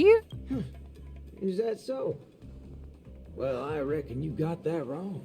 Wait, I think I know. Wait, I misinterpreted this. I think actually what's happening here is actually Bootill has regressed somewhat in this dream, but He misinterpreted who Bootill was even when he was a kid. So even when Bootill was a kid, he was going to take that shot. Be it a wanted criminal with the blood of many on their hands, or a young cowboy who's never fired a gun. This music. Both share a common instinct in every sense of the word.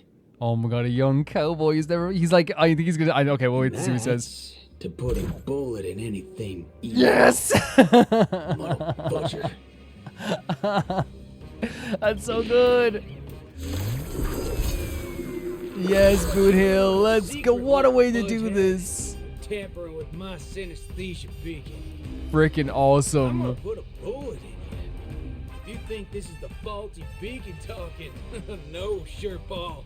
I actually believe This is so great. death is the fairest form of grace, especially for muddle fudgers like you. We'll only become worse forms of evil with time. Exactly. Oh, I so love it. I so love it. I so love it. I love it. So I love having a character so bad that you're just like, this guy's evil, end him. You know what I mean? So freaking good. So freaking good. Let's impair. Bring it on. With this music too. Oh my god. This battle is unavoidable. Again, like, I'll be totally honest, like I'm sure Bootill will explain exactly what was going on there for sure. My perception of it is either Bootill did regress a little bit, but he's like, yeah, but a young cowboy still knows what evil is, buddy. A young cowboy's still gonna shoot. Well, yeah. Wait, have you ever seen a Western movie? Those young cowboys are shooting things for the age of like 3. Or it could be a thing where like he was like resisting it and he hasn't regressed as much as he thought, and he's kind of like, I could tell from the moment I got here you were an arsehole. Either way, it's like, it's freaking awesome to have this, reveal that he is actually going to be able to shoot this guy, you know? Lend me your strength. Really cool stuff. Really cool stuff. Bam him! You chose the wrong enemy.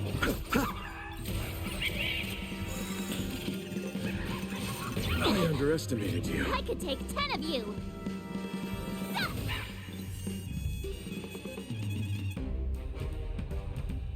Time to show you. I was wondering why it wasn't activated there for a second. Yeah, really freaking awesome stuff.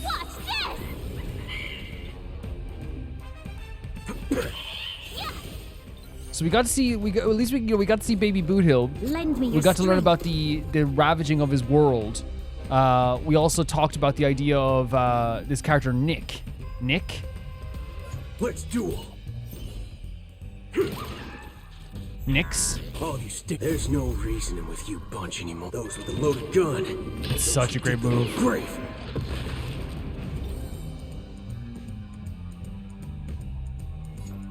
Bring it on.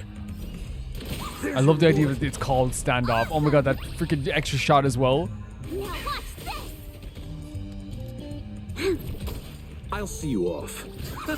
It's just a great character moment. It really is, like, to know that he's not going to like be freaking taken in by this stuff. And here's the thing, like, I knew that, like, in the end, like, we were gonna be able to like get out of this, right? But it's one of those situations where you don't know for how long, because the way Honkai Star Rail does stuff is that, like, and like, here's the thing, I think Hoyo's really good at doing this too, but like with Honkai Star Rail, like, they put consequences at the end of their story. Where, like, I mean, the example I give is the thing that happened at the end of the penacony story with Sunday, where it's like, hey, this ain't resolved fully. You know what I mean? Sunday's character's not resolved. And again, that's what I love about, like Hoyo games, is that, let's just do that, is that not everything is resolved just in, like, one story, you know? So I didn't know if it was going to be, like, at the end of the story, it was going to be a cliffhanger that Bootill's still out there, regressed. Whatever your excuses and ideas are, I ain't gotta waste time listening to them. Oh my god.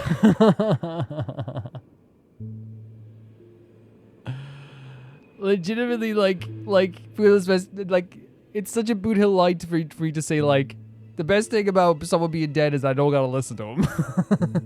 Oh, am I late? You referring to what's finished or what's only just begun? Another great line, he's like, hey, you're late to this, but you're early to what we're about to do. One that's about to begin? Oh, right. I should go get help. You need to get your head checked, like, right now. Get my head checked? What forking hell are... He seems pretty okay now. My synesthesia beacon's back to normal. Let's go. Dagnabbit. That's forking amazing. So he did regress. He did regress, but only but again, he misinterpreted what a young cowboy can do, I guess. But now his synesthesia beacon is back to normal. he got to a point where he was like much younger and he was a little bit softer, but like again, this dude who thought he know everything, the Prof Nana, was like, oh, he's just a kid. He hasn't fired a gun yet. And it's like, and I love he basically said, you underestimated a Texan child's love for holding guns. Like, that's what it was. It was like, you know, we sell guns in Walmart. Thank you very much. Like, and he just shot him. Huh? So you're So saying good. everything went back to normal once you smashed this thing to I- pieces? I love the answer was, you underestimated me. You didn't think I was going to shoot you? Here you go, buddy. Now I don't got to listen to you. So great. I see. No wonder those assistant Annas only want to teach students one-on-one. Yeah, I had a hunch. Sometimes it's just dead simple. Don't gotta be a genius. Follow me, Nameless. No need for reinforcements, seeing as how a few bullets will clear this up.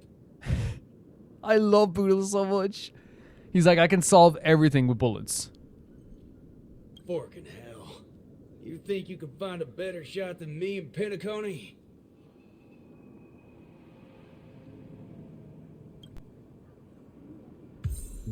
Freaking awesome stuff. Yeah, okay. My interpretation of that was that the synesthesia beacon was effed up. And he did regress a little bit to kind of like a younger Bootill. Because we saw that vision of like, you know, when they're talking about the ravaged land, he talked about Nick. But I think maybe what happened was, even as a regressed Bootill, he was like, I don't think I should be like, you know, and he was right. Yeah, he was totally right. I don't think I should be shooting a lady like this. And he's like, but then like he kind of like lulled him into a false sense of security, because what he said was so true. It's like, I don't need to have like a fully grown adult brain to realize you suck. Like, I don't need to have my full capacity to realize you suck. And I love the Bootill said that, because it's so true. It's like, even a 5-year-old could look at Prof Nana and be like, this dude is really mean. This dude's really mean, you know? Now, I'm not saying that the other characters that got, like, taken in by the stuff and became a monkey are dumber than 5-year-olds. I'm not saying that. I'm saying that, like, he took advantage of, like, a lot of people's insecurities and anxieties, right? But in this case, it's one of those situations where, like, Bootill's, like, a variable, right? 100%.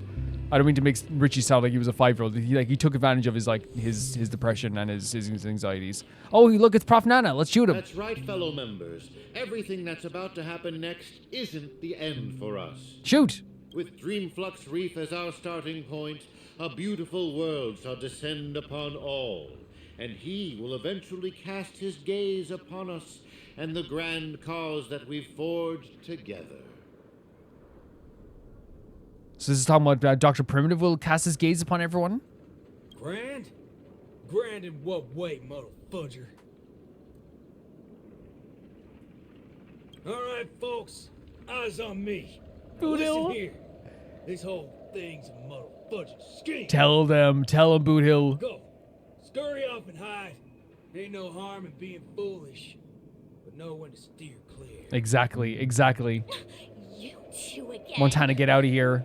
I can forget everything else you've done, but slandering the name of Slumbernana Monkey before Prof Nana Primon? Do you even know what you're doing?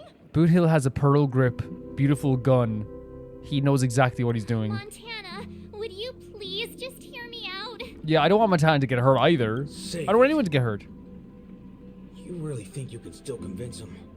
Mr. Ranger, perhaps going back to our origin. Oh no, stop. Who asked you? Exactly. I'm only gonna say this once. I ain't interested in hearing your philosophies, your sob stories. I love Bootill so much. This whole time with Prof Nana and all the stuff he's trying to do to Bootill was a bunch of, like, philosophical, like, you know, and here's the thing, it's drivel. Like, it's what it is. I'm not trying to be like the story is written poorly. I think it was like, it's like a self-important character who's like, let me try and, like, do you need this? Like, what about your drinking? What about this? The violence, the anger. And it's like, it reeks of someone who is like super self-important and thinks they're really important. I think their message is super important. And I love that we have Bootill, who is Mr. Shoot first, you know, ask questions while he's about to shoot. But like being like, I don't care about your stupid philosophies or your sob stories. I don't give a damn. You're a dastardly evil doer Yes! who will cease to exist Yes! once a bullet's put into you. And guess what? Yes. I just so happen to be holding a gun right now. Sometimes you need a character that just goes, shut up. You know, that just says to the evil guy, I will shoot you. Since everything's turned out to be so simple, there's no need to use too much of my intellect. Catch my drift? Yeah, he's like, I don't need to think about this. You are evil. See, I'm not here to teach a class, shirt brain. I love him so much. I love him so much. To help. Oh my god. Class is over. What? He curved the bullets? Mark's screaming? No way, look at this. He said charge. What is that? All the soda? Oh, of course, Mark just this is crazy. Don't worry, Mark. Bootill's not gonna let anything happen. Jesus Christ! Bootill's off the gun. He's upside down. Yeah, come after him. Go on. This is so freaking crazy. Look at him. Yeah, you sweating now? You just put it in the face. The animation? Not the freaking Matrix. There's nothing we can do. Where you go? Sabbatical? No way, a sabbatical? Incredible cutscene. Wait, what? That's not good. That's not good. That's not good. Wait, that's not good. This one. Okay. Previously on Cosmic Ninja, what are you doing? Destiny elongates time. Oh. The same way ramen noodles are stretched. The ninja capital has turned into an abyssal hell under the devastation of evil Ninja Osaru. Even the mighty Lan would rather close their eyes to the capital's sorry state and let out a long sigh.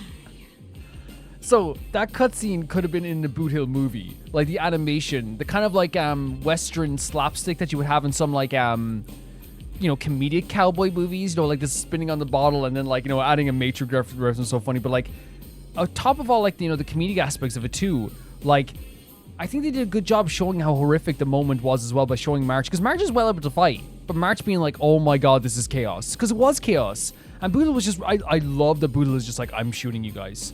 It makes me so happy. It makes me so happy.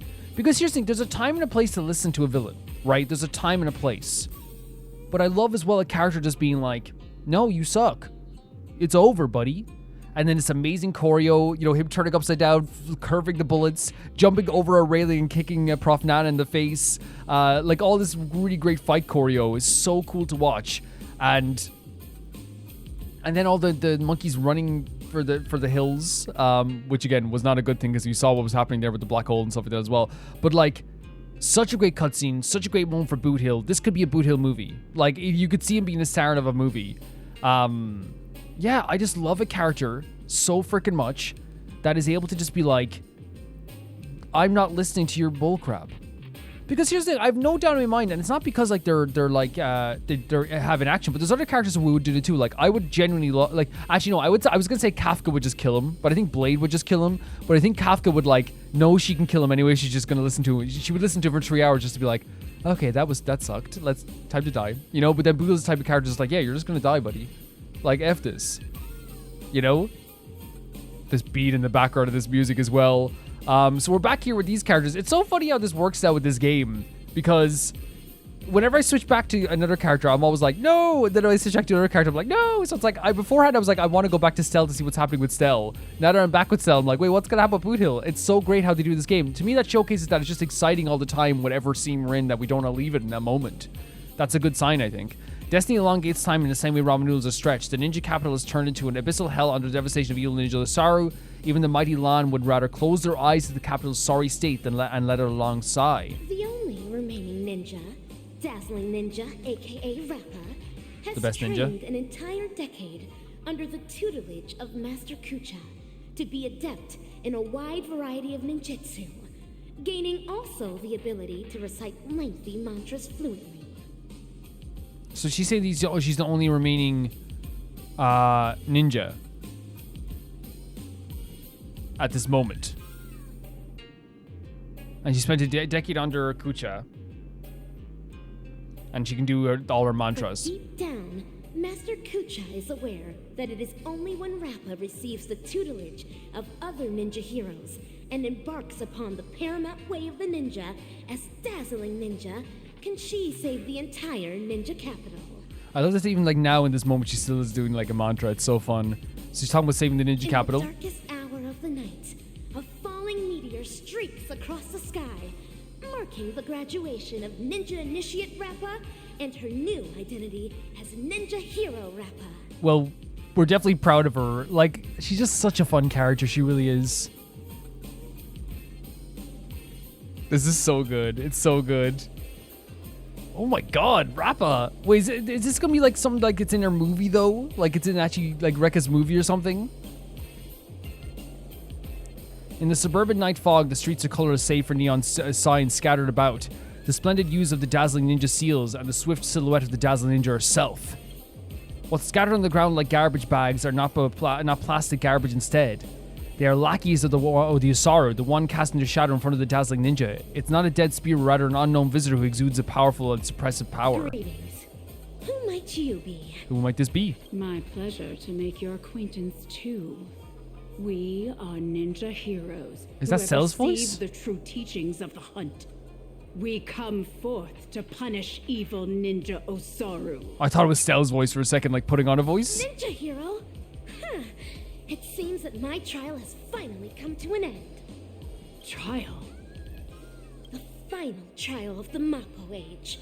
Destroy the matrix of Osaru's house and end the catastrophe that has befallen this land. Pray tell, have I proven myself worthy of the title of Ninja Hero? You have. I say you have. That's all that matters. Oh, mighty Eon of the hunt. What indomitable ninja spirit she has. Indeed, one as devoted as you rightfully deserves the title of Ninja Hero. Heck yeah. Let's do it. Yeah. Greetings, dazzling ninja. Is this a memory as well? Or is this like something that's happening? It's always like so wild in this quest. There's wild moment after wild moment. 10 arduous years of training finally culminated in this. A new title will be conferred upon me today. I can proudly say that I have never gone against the tenets of dazzling ninjutsu all this time. How I wish you were here to witness this glory of mine today, Master Kucha. I'm sure he's very happy with what you've done. With that, I shall continue my journey to take down the evil ninja. Farewell. Make no haste, since I am now a ninja hero fit to contend with the evil ninja. Would you let me join you in your crusade? No, for your hunt is long complete. What is... This is mine, and mine alone. Low. So it is some sort of creation or some sort of like, yeah, there's something happening here. It's Rekka. I was thinking, because again, they said like previously on, yeah. I see. This talent would do well in special effect films. Wait, are we just like outside? Are we just doing movies with him now? Is that what's happening? We're doing movies? I mean, it's you know, she pitched a movie, I guess. We have quite some fascinating actors today. One perpetually films before a green screen. Another has been through a change of identities. Is that about Rappa? Because remember what they were saying about Rappa as well, the failed experiment thing, right? I can't believe are we literally just here making movies with Rekka? And you, of course. The one with the most potential. Festive superstar from the land of the dreams. Thank you so much. Like, I need to better explain. Yeah, please explain yourself. Like, what are we doing here? Are we literally just making movies with you now? Please, let me apologize once more. Yes, it is true that I had a working relationship with Prof. Nana, but okay. I was coerced into it. As a mimetic life form, I inadvertently fell into the hands of my enemies and became infected with a lethal mimetic virus. So did this change your mind as well? You're a memo keeper? You're a memory zone meme? So he's a memo keeper. You know, I think we know he's a memo keeper now, right? But when he says coerced into it, was it a thing where he was like, he knew what he was doing? Because again, no matter what, like, the situation at hand is still horrible. You know what I mean? Like what happened and what it led to with these students and all this stuff. He still like, you know, helped them get in here as well, right? But if it's a thing where like, I need to learn more about this. Obviously, mimetic virus is crazy. I want to make that clear. I see. The spatial ninjutsu that you displayed earlier was truly ingenious. I wouldn't be surprised if you were a memo ninja from the Garden of Zen collection. Oh, whoa. So, am I right to see your act of betrayal at the dean's office as a ruse to teleport us to safety? Okay, I can deal with this. The pretty guy actually saved us. Perhaps I was just trying to bail myself out Well, of the situation. It's confusing because he obviously did like, you know, when he asked for these guys over, he said like, will you cure my mimetic virus? So I don't know. I think Rekka is just like made to be a character who is like very mysterious constantly, and you don't know what his next move is, because right now I have no idea what he's gonna do next. He could pull out a balloon and start making balloon animals. I wouldn't be surprised at this stage. Bana yourself? Bana yourself. Don't do this, my Dunhong. Do not do this. Stop it. It's still affecting everyone. The words you speak. Yeah, it's not good, Rappa. It's not good. Well, this seems to be the answer for everything. Bana gibberish has long infiltrated every cell and organ of our body. So it's still in all of us anyway. Since penacony's dreams are rooted in the desires of the masses, the mimetic corruption has had an irreversible impact on the dreamscape itself. Slumbernana Monkey's sweeping craze wasn't the beginning of things. Rather, it heralded the end. Is that because there's such a desire in penacony to be like, to escape problems and escape hardships, that like this type of thing would spread even faster? And of course, we talk about spreading through memes as well. The moment of Slumbernana was fated to be born. Yeah, but how do we stop this? But what differentiates this from other mimetic viruses is the period and extent of its influence. Is that right? I'm impressed. It seems Dan Heng is not only a skilled actor, but also has profound knowledge on communication theory. Actor as well. You know, he's like, they're trying to make him like a pretentious person with the actor. Trends come and go, but every single one of them eventually dies down. Much like how a violent storm quells with time. We may not be able to dampen the increasing popularity of Slumbernana Monkey, but we can always work to hasten the trend's recession. That's so interesting, because again, that does happen with trends. So like making the trends like, you know, go so far that it becomes unpopular could be a thing you could do. How do we accomplish this, you ask? We'll have to introduce our lead actor for the night. Rappa? Yes, it's none other than you, ninja actor. Okay. The key is in my past, isn't it? It's something to do with the Dr. Primitive experiment thing. Yeah, it's something to do with that. Prof. Nana Preman once called you the Doctor's failed creation. Right. I am extremely interested in this. What lies behind your insistence on narrating everything from the intriguing worldview of a ninja? So like it is like he's saying like, you know, what changed you? What led to this point? When I made the connection between that and the Banacademics that we've seen earlier, I came to the realization that this might be the very reason you're immune to Slumbernana Monkey's corruption. What Prof. Nana said also hinted at a possibility that links everything else up. So is it because she's like, and again, if it is the idea that she's like, you know, leaning into, again, the theater kid energy of like, I'm a ninja, is that just like, I wonder if it's like doing its own, that's what's protecting her mind in some way then? But this is but another one of Dr. Primitive's experiments. As for you, Actor Rappa, you were already infected with another mimetic virus. So you can't get two mimetic viruses? As stated in the cosmic ninjutsu inscriptions, when used correctly, the venom of a scorpion neutralizes snake venom, just as poison wine may sometimes be used to quench thirst. So one mimetic virus is canceling out the other? What you said is right. I once fell into the clutches of Osaru's domain when sorcery ninjutsu was inflicted upon me. I had to undergo endless tribulations to break the fiendish spells. Only then did I manage to escape. So she was once already inflicted with a virus by Osaru. That memory has long become a story I leave behind in my past. Though, if Penacony's future hinges on it, I am willing to bring back that memory and face it once more. If you can. But yeah, her saying penacony is still amazing, by the way. It's still so amazing. Well. If the mimetic entities can overwrite one another, so can mimetic viruses. If we can just edit this virus out of our ninja actor's memory, there may be a way to destroy those nasty monkey synesthesia dreamscape. Wait, what are we saying now? I'm so sorry that some of this stuff just, like, confuses me, guys. Some of this stuff I'm just like, what are we doing now? He's saying if mimetic entities can override another, yes, can cancel them out, so can viruses. If you can just edit this virus out of your memory, is he saying to edit it out so they can use it themselves? To edit everyone else's memory? Like, to make everyone, like... Maybe? As the third act of a film, this can well be considered as a masterful development to the overall plot. And for the sake of propelling the plot forward, it looks like you'll have to take on a lead role again, actor superstar. Let's go, Stell. Do you mean Clockwork? Watch the baseball bat and just shine like a diamond. Mimetic viruses, no matter the type, can be fatal to a memo keeper.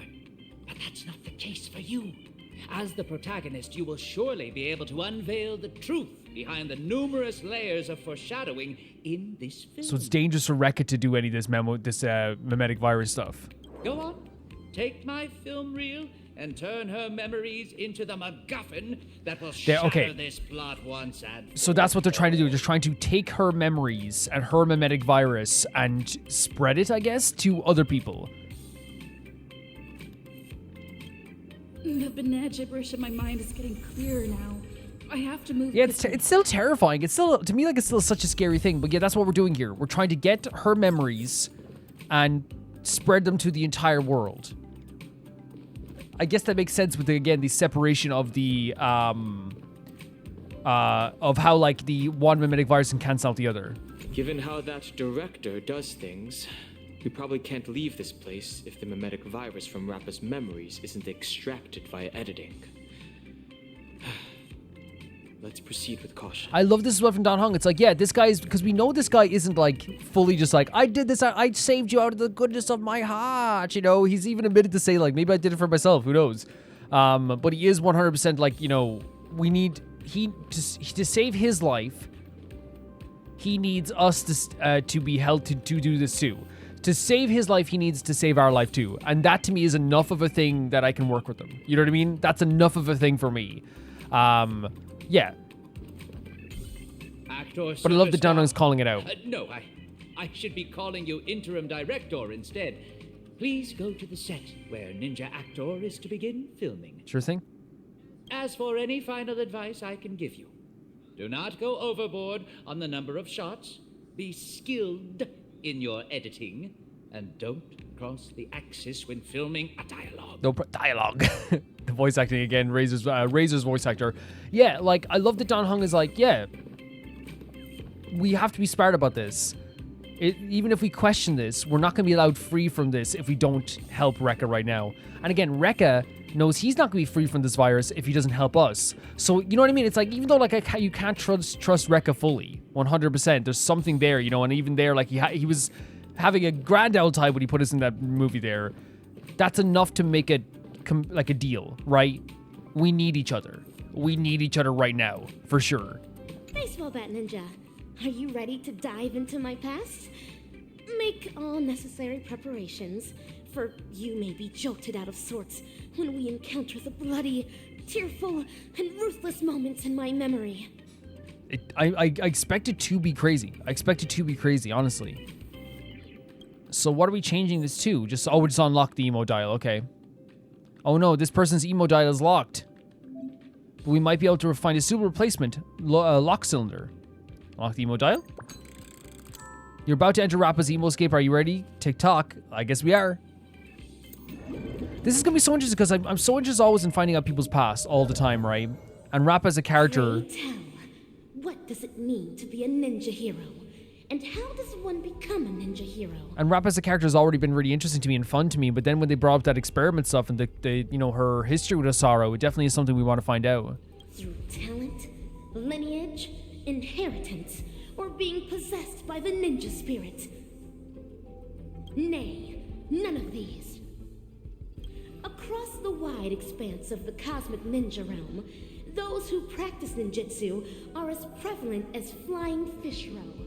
Yet ninja heroes are as rare as precious golden pufferfish. So anyone can practice, but it's who's a hero is what's different. At this juncture, the legendary scroll of the ninja hero is on the cusp of being unfurled. Do your best to maintain your sanity as you watch dazzling ninjas past unfold. So she's talking to us directly. Cosmic Ninja description past reverie. Part 1, Epiphany via Tribulation. Whoa. Whoa, that transition. Hatch unlock requested. Insufficient clearance. A robotic Please voice. enter password. An enchantment. It won't stop me. This is Rappa's voice. Is this a past version of her? Reen, Pyo, To, Sha, break! Is this like a ninja expression she's using? Password input correct. Live specimen gene editing disabled. Opening hatch. So there's gene, like she's sort of doing like some sort of like experiment facility. That's all there is to Osaru's seal. Even while my senses are dulled by sorcery, I can still see the grotesque sins that are unfolding here. How detestable and deplorable indeed. So this is her infiltrating an Osaru like facility of some kind. I am now the self that Rappa remembers in her memories. So this is the ninja capital. It's completely different from what Are we gonna get a view? Whoa. That should be the end of my trial. Time to return to Master and resume my training.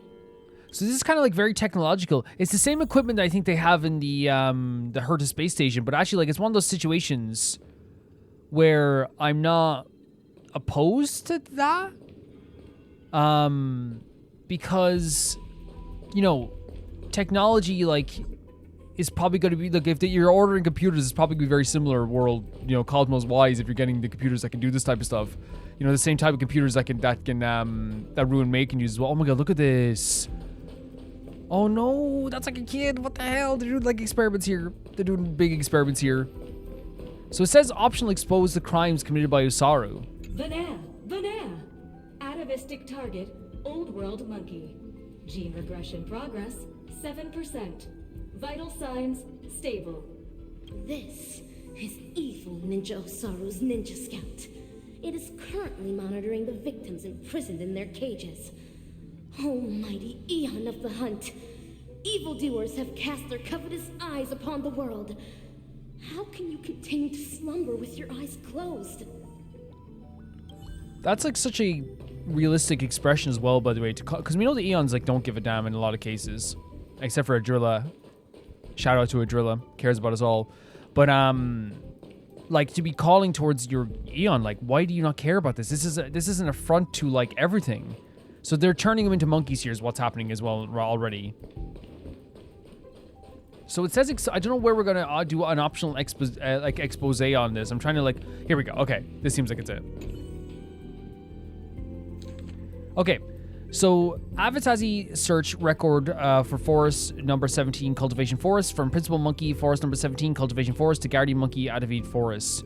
As always, as I said, with Honkai Star Rail, if they're doing text, it's like, what if we have like 25 paragraphs for our text? Again, I'm not insulting them. I'm just saying it's an observation, a factual observation. When Honkai Star Rail does text of any kind, they're like, well, what if we write 10 paragraphs? What if we do that? It's always that way.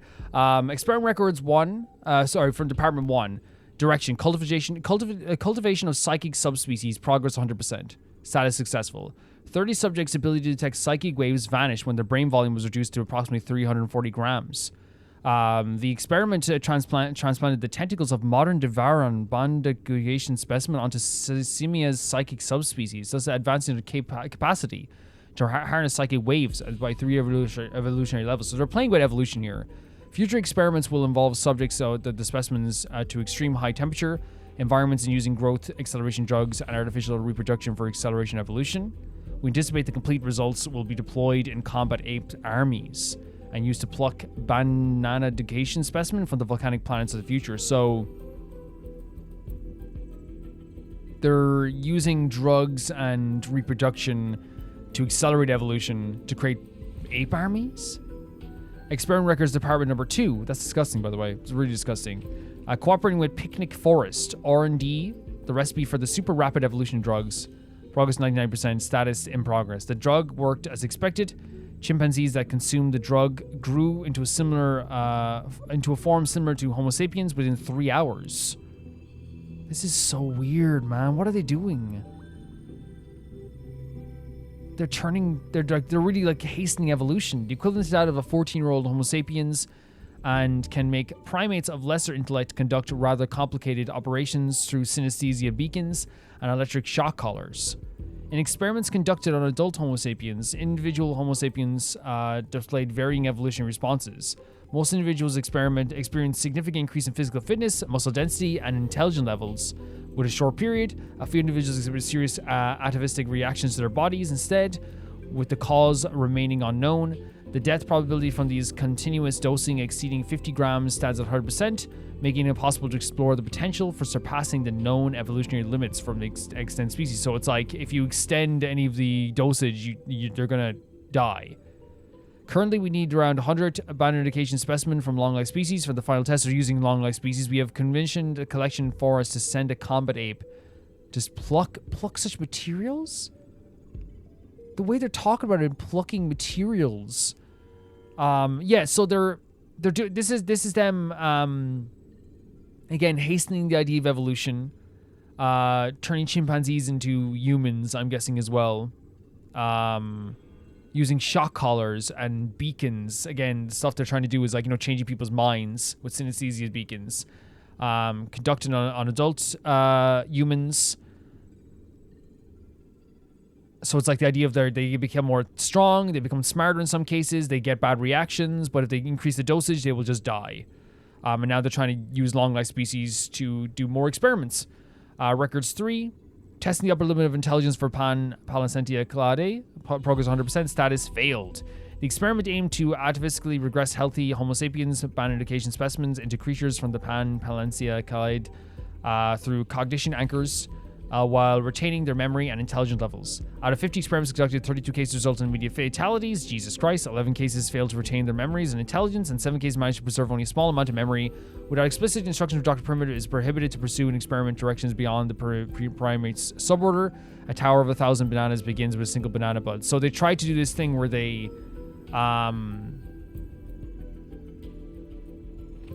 tried to retain their intelligence as they turned them into creatures, but it ended up in just death. And then there's this one as well. It's about super hominid production program in progress. Experimental subject AKA3 is excellent condition, exhibiting 3,210 multiplied with, wait, what, really? Optic nerve reaction, and then 1,305 auditory nerve reaction speed, 908 visual acuity, 21,358 auditory acuity, 733 bone strength, and 3,596 muscle strength.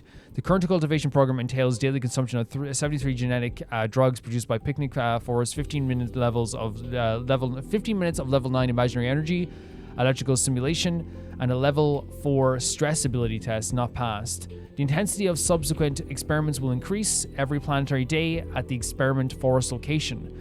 Research apes are urged to maintain the subject's psychological well-being, stay cautious, and banana saved is a banana earned.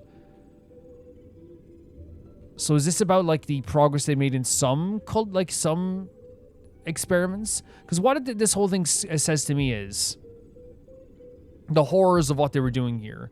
The first one is the idea of the dosages that they're using, trying to extend evolution, combining different things from different creatures, and trying to create an army of apes through the idea of like an accelerated evolution. There's the idea of the chimpanzees turning chimpanzees into humans. But they gain the intelligence of a 14-year-old human at that point. They use shock collars and beacons to change their minds. Basically, they would get different, get stronger, smarter in some cases, but sometimes they would also have bad reactions. If they use any more dosage, they would die, and they're going to use long life species to do the future experiments. There was also an experiment with the idea of trying to keep their intelligence in this case, I guess, when it comes to turning them into these creatures, and they all died. And the last one is about, I guess, more of the production of this stuff, I guess.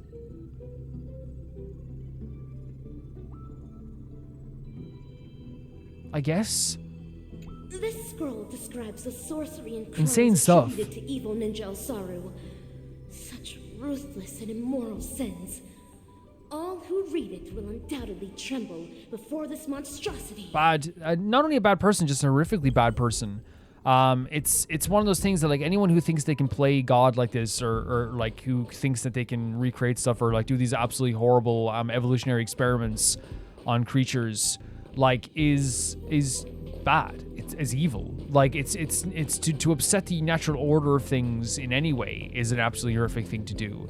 By the way, that can sound like I'm saying it's like in a bad way. It's hey, don't accept the natural order thing, because sometimes people use the word natural order in a bad way. But I mean just in the case of just taking chimpanzees and trying to extend their evolution forward, trying to revert humans back into a different form of evolution. All that is disgusting. It's absolutely disgusting. Taking one creature and combining with another. It's let's not do this whatsoever, Let's not. It's Master Kucha! Salutations, Master Kucha. I have deciphered the enchantment. What? It's not even two systems. That's good? That's good? Master Kucha, do I count as a ninja initiate now? Master Kucha doesn't seem like he has the same ninja style. Why, yes. So I guess that it is a thing where maybe Kucha in her mind is different from the Kucha in her work, because we saw Kucha with a lantern over his head. He had the full outfit on as well. So maybe it's completely different in her mind. Oh, child, new to the way. Okay, but he's saying he's speaking like this though. I recognize your determination. Henceforth, you shall be the successor to my dazzling ninjutsu. Thank you, Master. This is my greatest honor. Yeah, he's okay, so he is speaking like this. So, but does he mean it though? Because he kind of changed his tone a bit. I'm wondering if he is just doing this for Rappa. Behold the city of shadow, a sinful land of suffering, hatred, and sorrow. Bloody tears soon to devour all hope for the morrow. Soulless evil ninja, Osaru, agent of the vile, cast the masses into sin by foul arts and guile. Fiendlings indulgent in evil gone wild, enrage the hearts of all man, woman, and child. See, that's what I mean. The way he's rhyming even doesn't sound even close to how Rappa flows. And it's not that Rappa's the most perfect rapper in the world, but she has a flow, She's able to rhyme these words like it's nothing, but he's kind of stuttering with this as well. Inherit the legacy of the ninja hero and wipe clean the sins of Osaru. End the suffering wrought upon the ninja capital and bring peace back to its people. I will continue to train hard till the day I become the dazzling ninja that Master speaks of. Yeah, I wonder, I'm guessing it is something to do with the mimetic stuff that's happening as well. An admirable resolution. To contend with you hear his voice? Yeah. Ninja, you will also need a new name. A name befitting a ninja. Name? Is AKA3 a name? I don't know, my disciple. Your name will carry your ideals, your convictions, and your destiny. Your ninja name belongs to you alone. So the decision is yours to make. So this is how she decided on Rappa?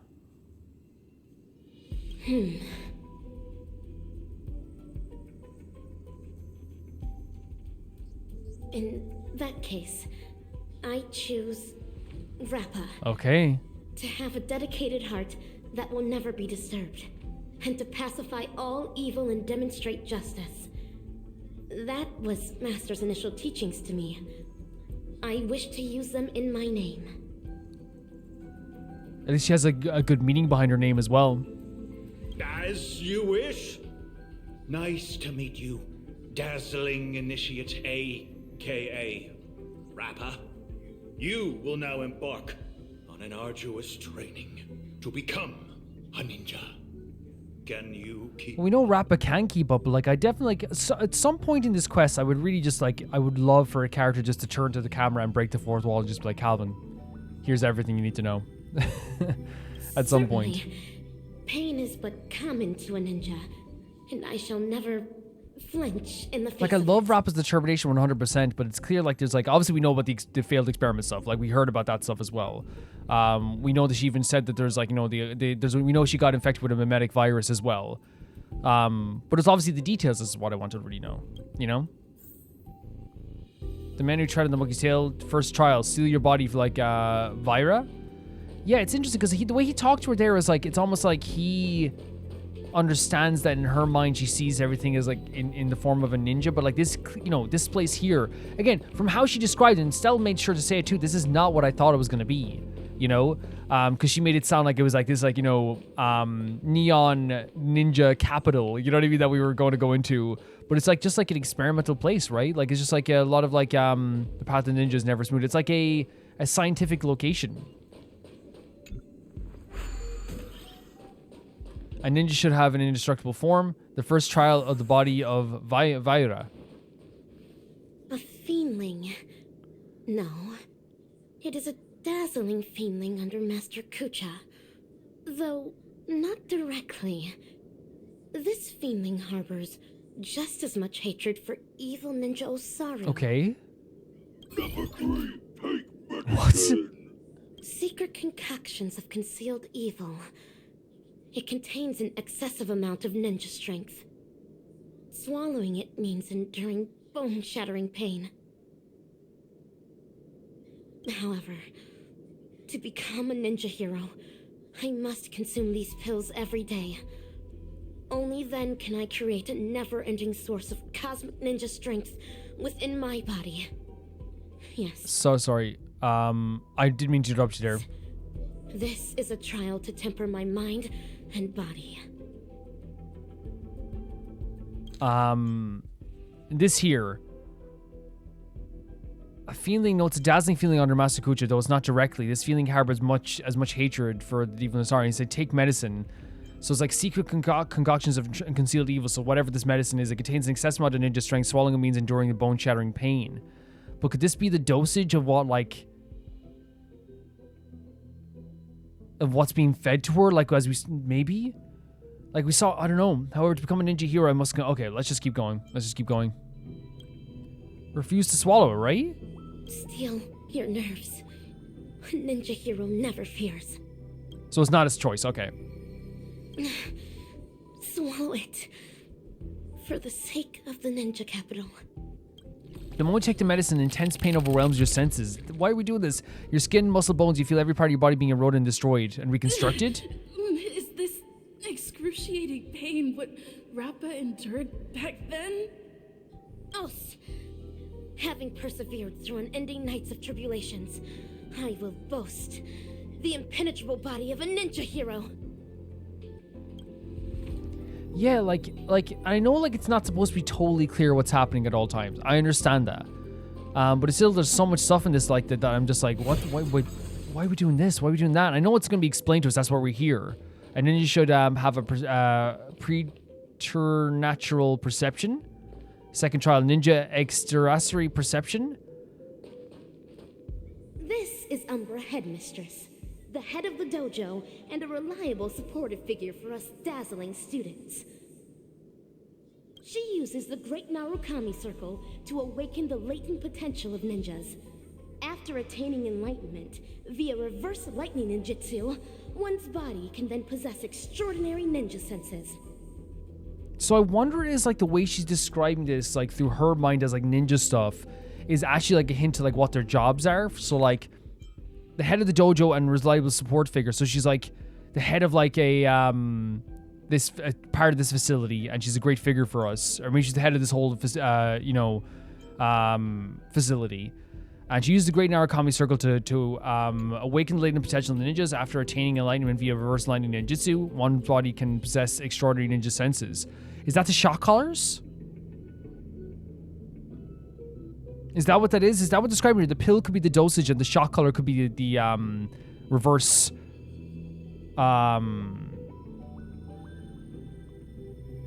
reverse lightning ninjutsu. Is that what we're getting here? Because they talk about the shock collars in the note, and they talked about the dosage of like medicine and medication and stuff like that. So maybe that's what they're getting it here. Number 3, I'm about to increase the intensity. You better be able to handle it. Future of this laboratory is all in your hands. So I wonder if they're trying to see if they can do the same thing to Rappa, but it's not going to work. Yes, that is the plan. The future of the ninja capital shall be shaped by the dazzling ninja hero. I will definitely fulfill my promise. Like, it just makes me like accept, so flee, so we have chances to flee. Rid all thoughts of escape. Ninja heroes never flee. Like, did they convince her that this stuff was all like good for her? Put it on. Yeah, it's a shock collar. For the sake of becoming a ninja hero. And this is what they did to accelerate the evolutionary experiments they were doing. The collar emits a powerful electric currents like thousands of needles piercing your flesh and bones and when your body, your heart beats on unusual rate. This is too. Yeah, it's much. rough as well. Like, and it's like the way it feels like very much like a manipulation of like, Rappa's good nature as well. Having persevered through unending nights of tribulations, I now boast the vast senses of a ninja hero. Now, they did say that, like, this stuff was, for some people, did strengthen people, did improve their eyesight in some cases. But we also know as well that this stuff is not good either. Like, this type of experimentation is not good.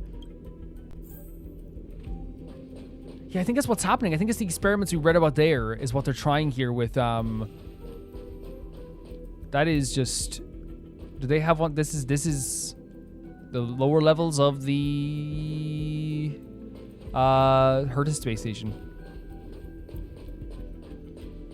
We're on Herta. Herta, help! Herta, help! And then it should be on have unstoppable might. I don't care about reused assets, by the way. I really don't. It doesn't bother me. It does not bother me at all. I just think it's funny to point out sometimes because again, it's efficient. You know, it's definitely efficient. Yeah, it seems like they are trying out these experiments on Rappa as well. These feelings are rebel apes of Osaru's clan. They would spar with me every day, improving my ninja skills and refining my ninja martial prowess. Number 3, stress response training tier 4, fighting low-level combat apes. I have never won against these feelings, for I am still but a mere ninja initiate. At this point, she wasn't as tough as she is now, I guess. Yet, if I am to become the dazzling ninja, I must vanquish these feelings. Only then can I be worthy of defeating evil ninja Osaru. To battle! Do not stop until the crows start cawing at the crack Am I right to be feeling like I loved her like ninja talk before? Now that like, you know, it feels like a lot of manipulation going on here of Rappa, and it feels like the world around her isn't like what we thought it was going to be when we finally saw the stuff was happening.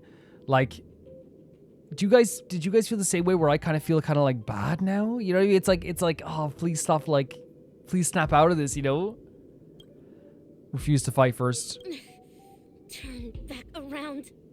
Ninja heroes never retreat. Spar with them. Like, it's very dark to me. Let the hunt begin, for the sake of defeating evil one day. The feelings have approached you. Even though it's just practice, you have to take them on with a true hunting attitude. And let's do it. Let's do it right now. Fight changes with changelessness. I know this are like a... Yeah, no, we'll do this first. And then we'll do the sport as usual. Yeah, man, it's just like... Because again, I'm always going to love the ninja stuff 100%. I'm always going to love it. But I think it's okay to also be like... It makes you feel like, you know, people are taking advantage of... You know, Rappa. You know what I mean?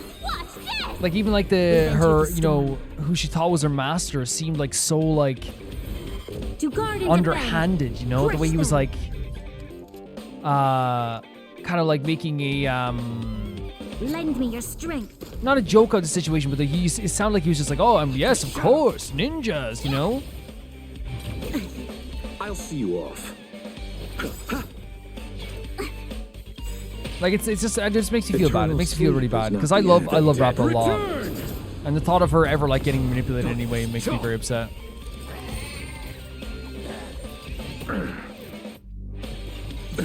Nothing major.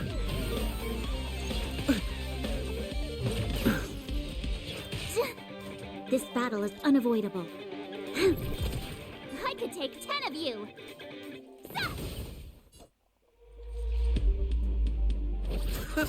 Darkness charge. There we go. We're looking for that.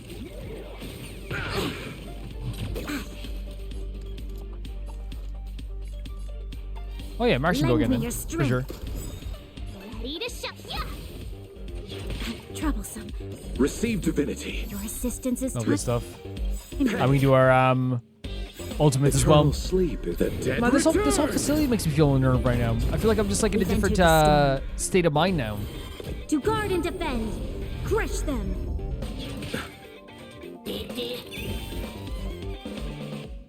There we go. Break him down. Awesome. Plus this. Time to reap. Plus this. Cannot hide. Darkness charge. Plus that as well. You'll make good practice. And then this. So good. Like, I love teams like this where like it takes a while, but then when you get to like the actual damage part of it, like towards the end with like March's stuff and the follow-up attacks, like it does such a cool thing. Like it just feels so good at the end. Number 3. Cleared experiment tier 4. Rating increased. As stated in the cosmic ninjutsu inscriptions, the way of the ninja is long and windy, and trials and tribulations are mere amusements. The Us is so great. It's so great. Nights of tribulations, I now boast the unrivaled stature of a ninja hero. You are a ninja hero, Rappa. We love you so much. We adore you so much. But it just makes you worry about like what else is gonna. Because again, you know what it seems like? It seems like all this stuff is like a medical dosage, right? With the pills, the shock collar, then like testing her abilities and testing how strong she's gotten after this too. It feels like one big experiment. But obviously, you know the experiment in some way failed. And there's Kucha again. Master Kucha. And Umbra Headmistress. Yeah. Use a mimetic virus on number 3. How would that help the experiment? And here they're talking about that virus as well. They're talking about the viruses too. I can clearly hear everything they're saying. Is my super hearing capable of picking up even whispers among ninjas now? Rappa. A joyous discovery indeed. Like, even now she's like, oh, joyous discovery. Like, she breaks my heart. She really does. Denise Event 22, we need to increase number 3's mental resilience. Enough with these lame excuses. You just can't bear to see her suffer, can you? Is he talking about Rappa?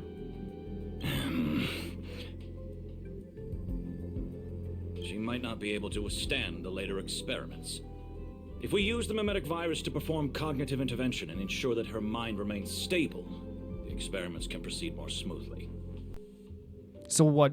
He's saying that if we can intervene with the experiment with a mimetic virus, then you can make her mind more stable. But like, what from the headmistress's like perspective, it's like, Kuchi, you're just trying to protect her. Fine. But make sure not to bring your personal feelings into this. The research apes aren't exactly happy about how you're allowing number 3 to run around at will. So he is like playing favorites. He doesn't want anything to happen to her, and she's allowed, like, and again, she's allowed to live. She's living her life, just roaming around the place, thinking this place is one big ninja academy. This is breaking my heart. She's able to decipher the password to the modification cabin in just 2 system hours. There's no way we'll be able to cage her up like any old gorilla. Yeah, it seems like you did care, but like it's also like you're still doing these experiments, so just like it doesn't make you morally good whatsoever. Do not be troubled over me, Master.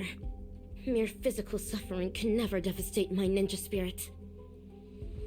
Even now, like, she's, you know, like, playing along in her own mind as well. Even Ninja Star beguiles the masses.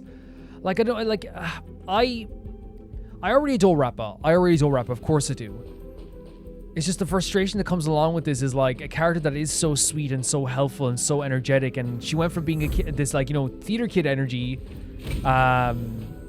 you know, this amazing character who I got so much joy and comedy out of, and it was, you know, to now being, like, it makes me feel really terrible. This is 100% to use the Herta space station again, but, like, again, it's like, whatevs. Unless they were doing it in the Herta space station, but, like, for all they see are but illusionary bubbles. The ninja world lies concealed beneath thick, gloomy shadows.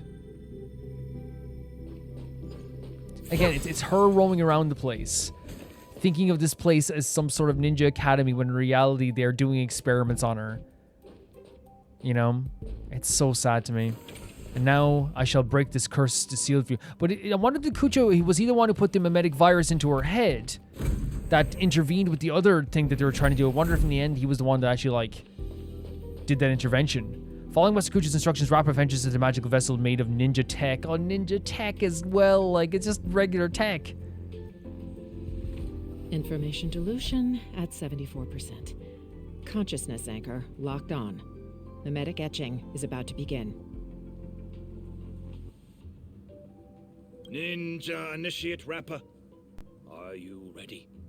The illusory sorcery that the evil ninja cast upon you is about to be broken. And I understand, like, you know, he is legitimately right now, you can tell the reason why he's doing this is because he does want to protect her mind and all this stuff too, but that doesn't change the fact that this is still cruel.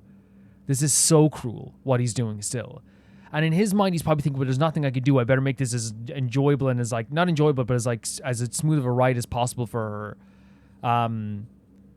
Like, but still, it's a very dark, I don't know, it's such a dark thing to think about. Because even now, she's like, oh my god, this is my master. They're helping me. They're my, you know, fellow ninjas. But all I get from this is, like, you know, people just concealing the truth from her, you know what I mean, and taking advantage of, like, this amazing spirit and this amazing character that Rappa has. Mimetic etching is about to begin. Let's get out of here, or we'll get affected as well. Like, look at this. It's breaking my heart, like. I see it now. To think there's such a majestic capital in the ninja world. Awesome! Looks like it was a success. So her again, her mind was changed again. Since we're on this, why ninjas? Oh, because of the cosmic ninjutsu inscriptions. The what? The what now? Yeah, the what?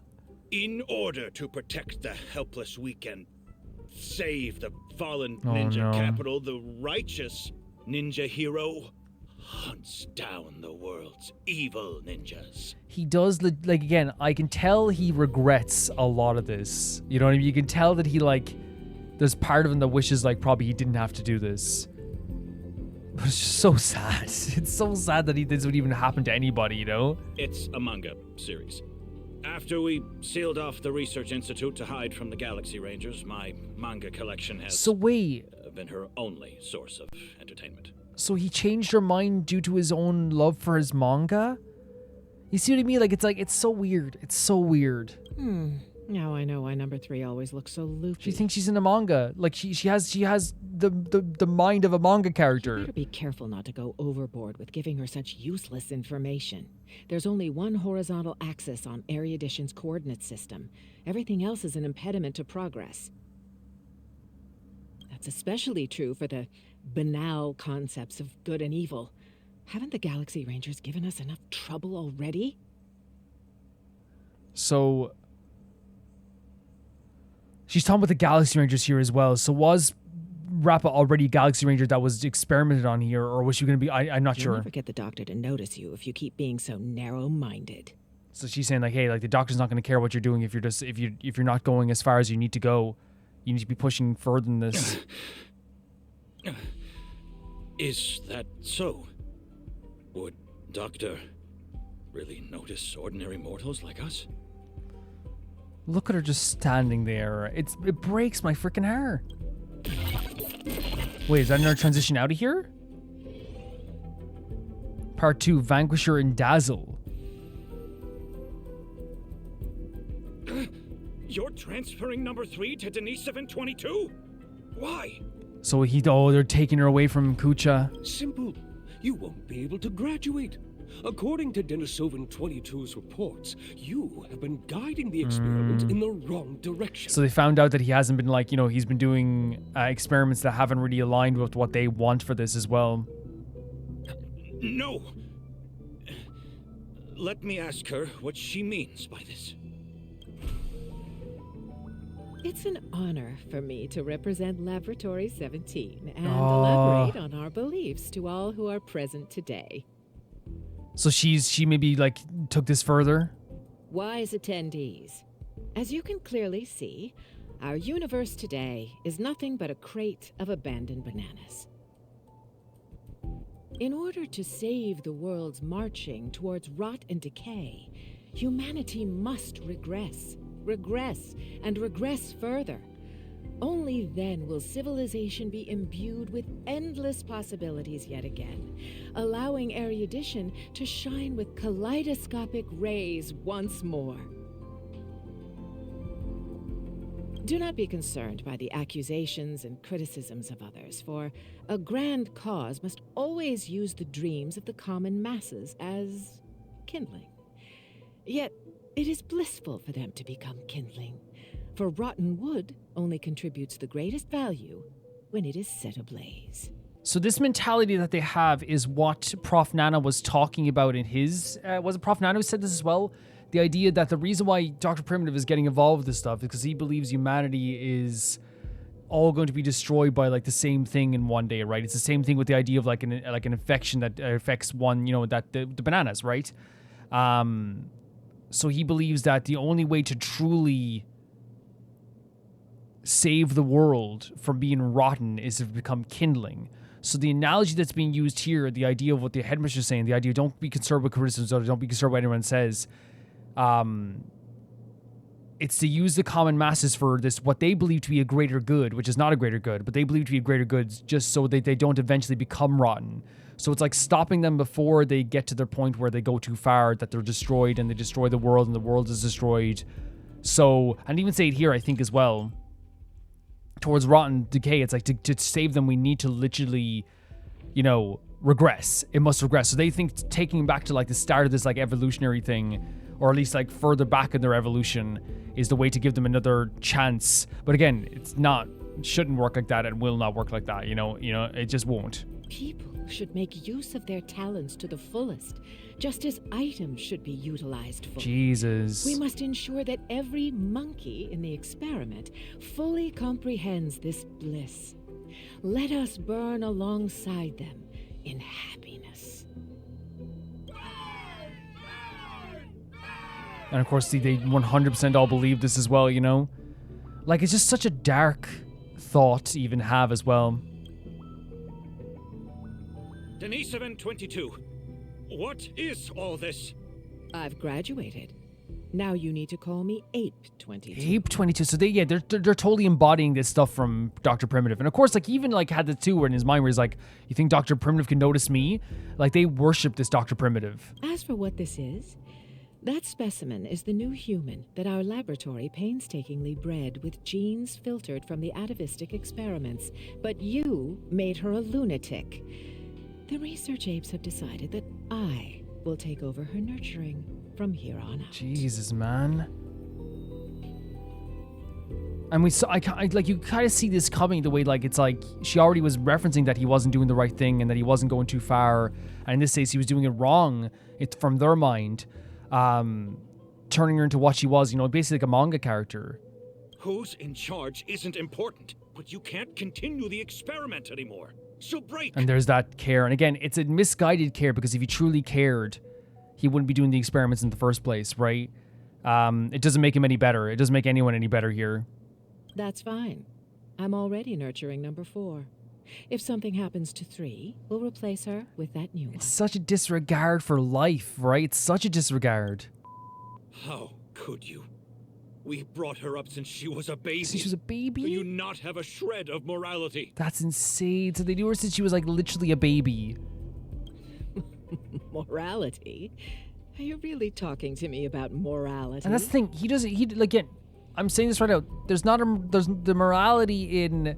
I think he's misguided in a sense where he has grown to care about Rappa so much, but in his mind, his talk about morality and his talk about all this idea of morality is so warped because in his head he's like, think about morality, come on, and it's like, buddy, you're still doing these experiments too. You're still, carrying out all this stuff as well. Let's not forget that.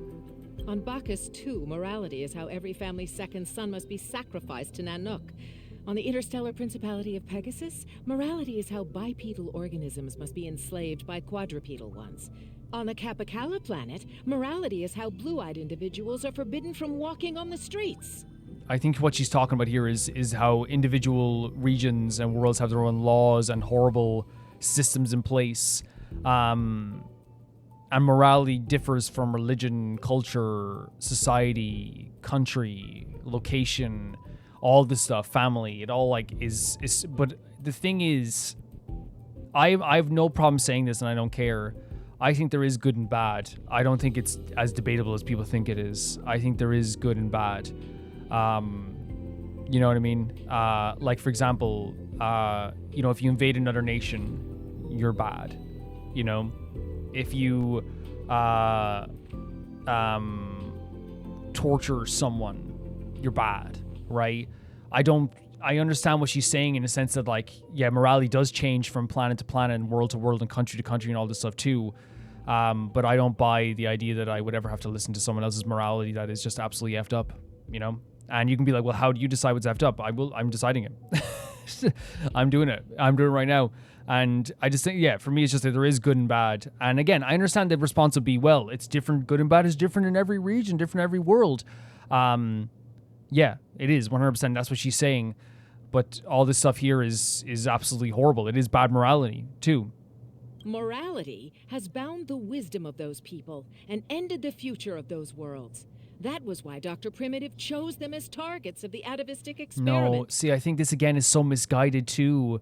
This idea that because of these horrible things that humans are doing, again, it is horrible. That idea of blue-eyed people can't walk the street, the idea of sacrificing children to Nanook, that is horrible. It's horrific.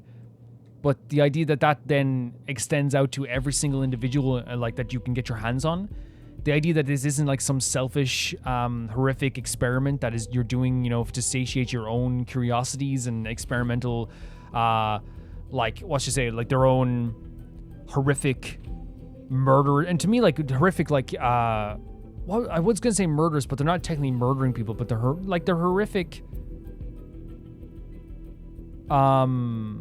What's the word I'm looking for? Because it's not murder.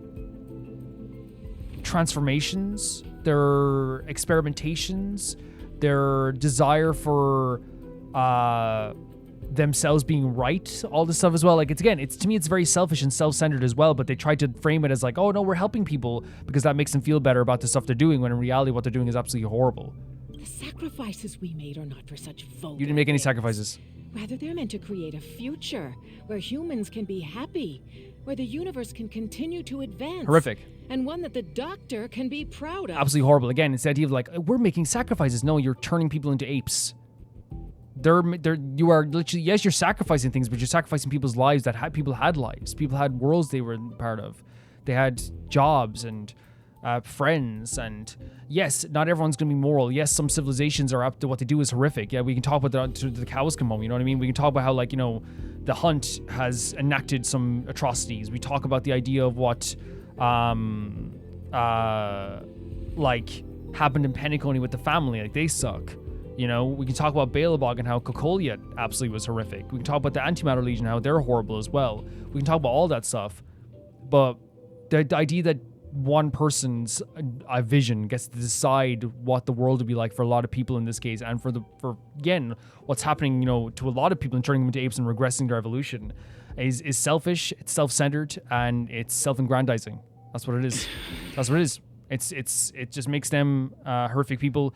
They can think that there's some morally good things in their head, but they are 100% evil. It's evil stuff. That's what it is. It is 100% evil. Yeah, I won't lie and say that I, it's one of those times where, like, I feel like I might be lacking in my understanding of everything that's going on, but I do hope that, like, I'm getting some of it, at least some of the understanding that's happening here. But I think I get what's happening here in this place and what they were doing to Rappa and what they were trying to do here with their regression and then also speeding up of evolution and evolutionary experiments, which is horrific. Headmistress, you're destroying the cosmic ninjutsu inscriptions. Why? Cognition isolation is the first step to curing one of a mimetic virus. You were supposed to have the intelligence of a genius, but such garbage ruined it. Oh my god. You see what I mean? It's the type of crap that, again, just basically evil people say. You know what I mean? Like, no, like this genetic violation stuff where they try to do something that is so horrific that they have no right to do, but then they act like you're the crazy one for questioning it afterwards. You know, like, you're supposed to have intelligent genes, but you ruined it. It's like you're talking like it's just a second nature to this person, you know? Rip them. Tear them to shreds yourself. So it's about the actual... Sorry, I'm looking at the... Here it is. So is that about the inscriptions or the manga? So the manga was like probably the inscriptions, like this kind of ancient code to her. This is the dearest treasure of the dazzling ninja school. We cannot do that. Poor Rappa, man. This is horrible. I've always thought of you as obedient. You always did everything Denisovin 75 said. Why aren't you obeying me? Because it wasn't about obeying. She felt like she had a calling. That's why she was being manipulated and think she had a calling. Whoa. Your muscle fibers sure are densely packed. What? She slapped her? Slapping a rock. Dirt. She's absolute dirt. I wish we could just, like, throw this gal off a bridge now. Honestly, Jesus Christ. The poem? Why? Used on me? Hurry and tear up this trash. When Rappa hits someone, it's love. It's trying to wake them up. As long as you know, she's the tap on the head or the chop. Both Denisovin 75 and I will be praised. You don't wish to disappoint So him, manipulative. So manipulative. Master Kucha? So horrible. I understand. This must be Master Kucha's trial for me. No. He's testing my ninja skills of letting go. Like the idea of like her like trying to, again, people do this where they try to protect their own mind and protect their own heart by like trying to rationalize it, you know? Is she literally ripping up all the manga? So horrible. No, like this place needs to be burnt down. Dr. Primitive needs to die. Like a horrible death. And Master Kucha. What are they? Denisovin 22. You cannot get rid of her. He's planning on getting rid of Rappa? Number 3 is also a failed experimental subject. She barged into the storage room without permission, created a huge mess, and was rude to the research apes. Just that alone is enough to make her a failure. Like, this is horrible because Rappa's a living person. You know what I mean? Rappa is a living, breathing person with a personality, and she's being treated as if she is just a subject here, which is so horrible. But you know that was just an accident. It doesn't matter if it's an accident. That doesn't matter. Your whole system is effed. Everyone in here should just burn this place down. I'm a research ape, not a banana advisor. You're the one who made her into this damn state she's in. The laboratory should hold you accountable for the way she turned out. Oh my god. Damn it.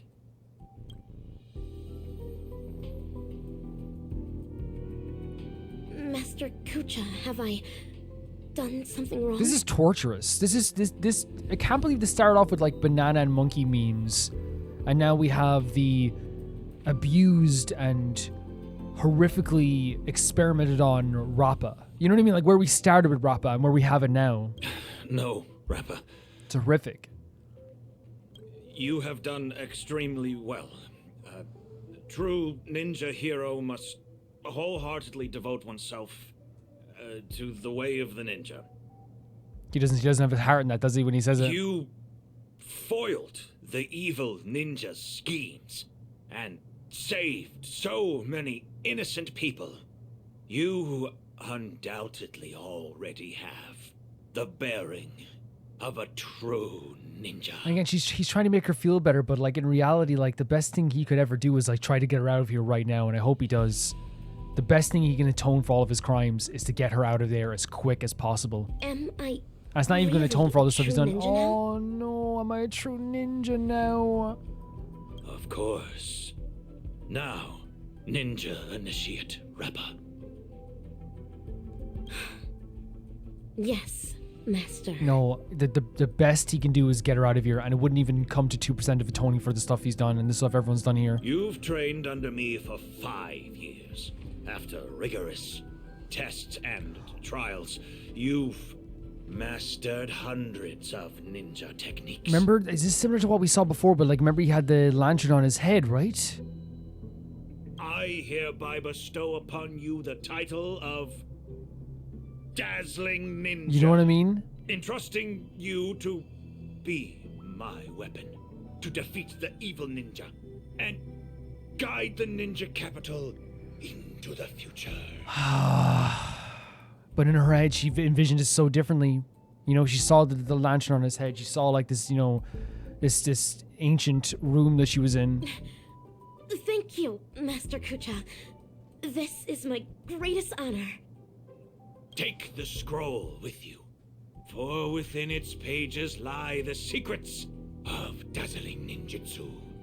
It shall cast a brilliance that makes fiendlings fear and destroy the evil ninja's intricate matrices. Was that the spray paint that was given? Paint it throughout the ninja capital. Banish the shadows with ink and raise the banner against evil.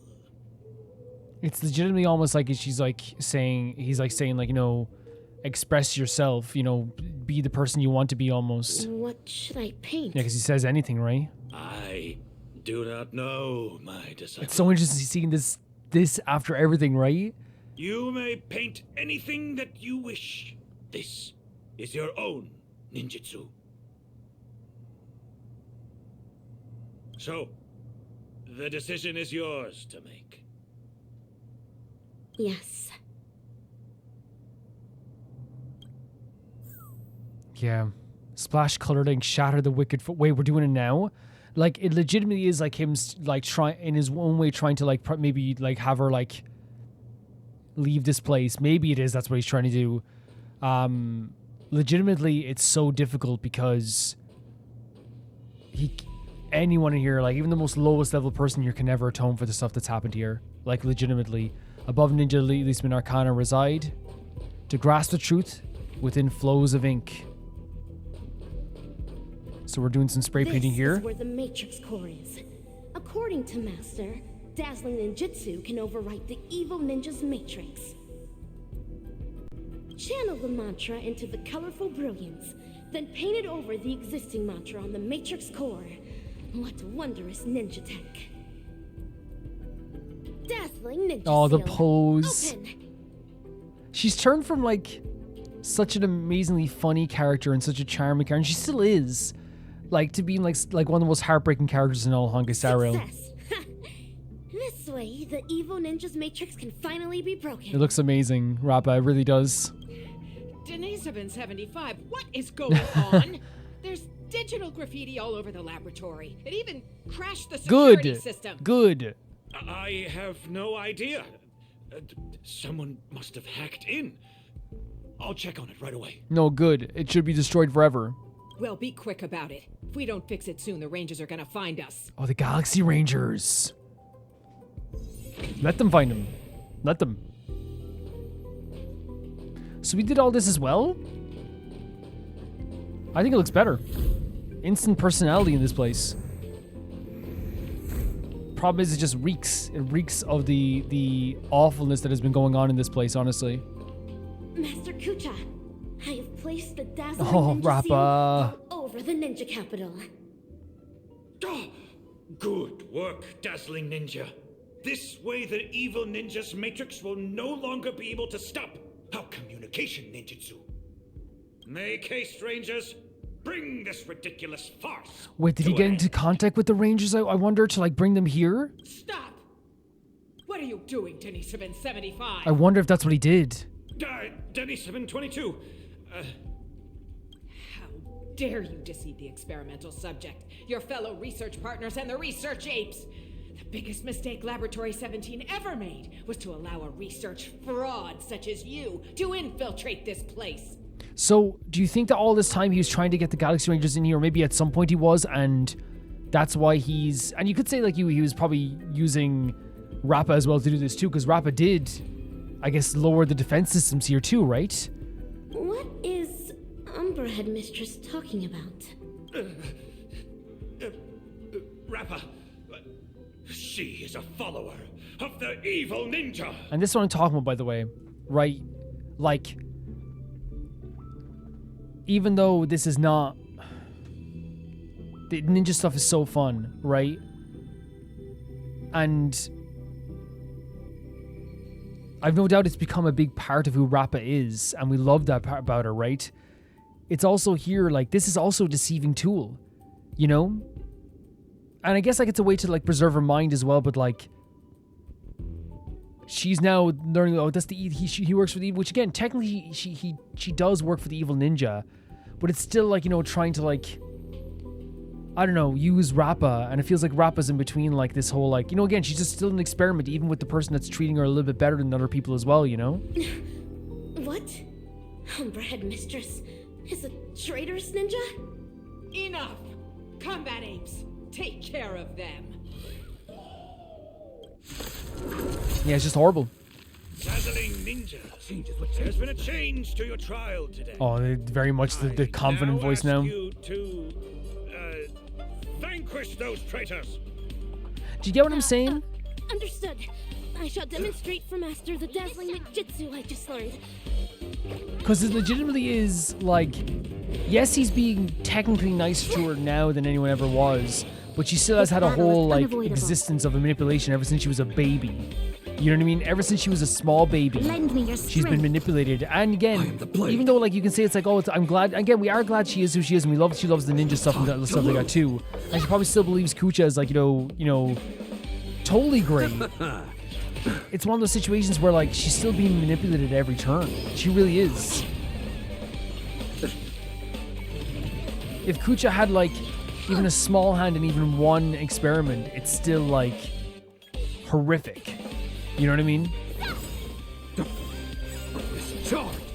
Time to show you what I can really do. Azure Dragon, White Tiger, less cards. Watch this! Great stuff. You'll pay for this. Yep. Lend me your strength. More March. I actually really like us utilizing March so far, honestly. It's been so fun. She's such a fun... Again, it's about the build-up as well. When you get to that 7 points with March, like, the damage she's able to do is so great. It's so good. Time to reap. You cannot hide. I think we have to defeat the enemies around him to lower his defenses. I should be doing that more. But it's okay. We can do that here now, actually.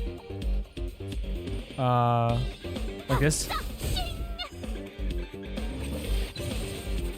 Yeah, I think that's what happens. Wait, what?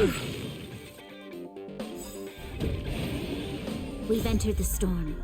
Yeah, I think that's what happens. To guard and defend. Crush them. Brony looks so cool.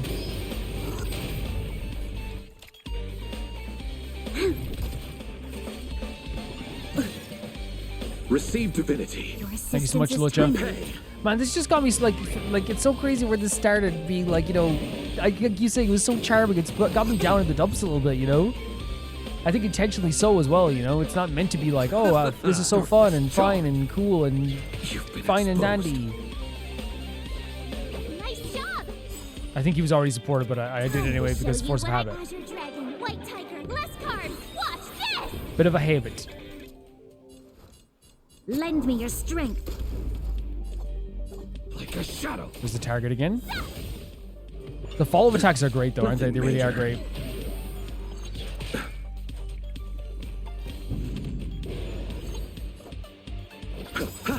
This battle is unavoidable. Eternal sleep is not the dead return. You have to defeat the enemies around them again as well, right? Charge. Ready to shine. We've And they're a bit of a support as well. Yeah, man, I don't know. I'm sorry if I'm just a bit down in the dumps about that. Like, it just really like is turned into like a very like upsetting thing, you know? I underestimated you. Oh. Yeah, that was sneaky. Awesome. Here we go. Get rid of this guy. And then we can work on Big Boy over here.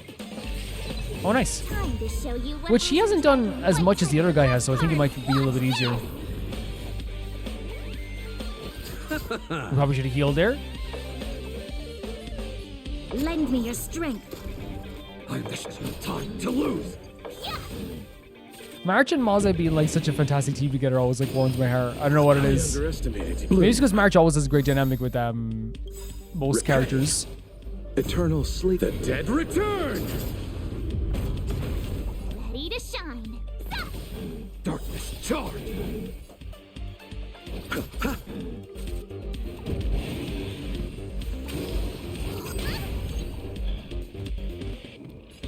And we'll go again with March again. Lend me your Yeah. strength. It's such a bummer of a quest. It's crazy that I mean, it's just because it happened so suddenly where like, you know, the stuff with Rappa and all the stuff with the monkeys that over like it was really hard to comprehend. And now even now with like a character like Rappa that's so sweet, that's so nice, that doesn't deserve any, you know, pain ever in her life. Like she's just such a sweetheart amongst sweethearts. Yeah, I don't know. It's difficult. How could this happen? These combat apes were personally trained by the research apes.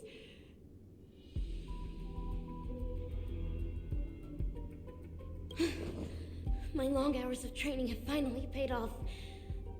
This is dazzling, Palm. Look. This is what they call the failed subject. Yeah, but she's not a succeeded subject either. She's a person. We conducted this experiment together. We were the ones who shaped her into this. Someone with unparalleled intelligence, extraordinary perception, and incredible power. Again, see, that's what I'm talking about. It's not like Kucha's some nice guy as well. I don't like him even talking about her like this. I really don't.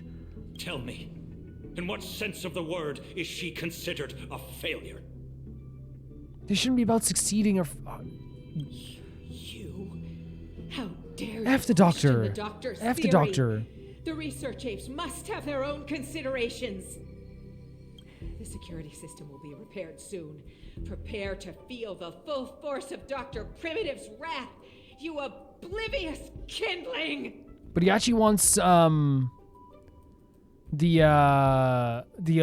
Galaxy Rangers to come here, though, no? You're wrong. Dr. Primitive wouldn't care about True. ordinary people. Very like true. us. Very true. Rappa, this trial is over. You should go. But... Master Kucha... Leave, Rappa. Please, Rappa. Yeah, we know she gets out of here, but like, if this is the way she gets out of here. Yes. Like... You're secretly concealing weapons as well? What are you planning? Wait, he was? Denisovan 22. Thanks to you, I finally understood that morality is indeed a hypocritical and superficial concept. I don't know. I disagree.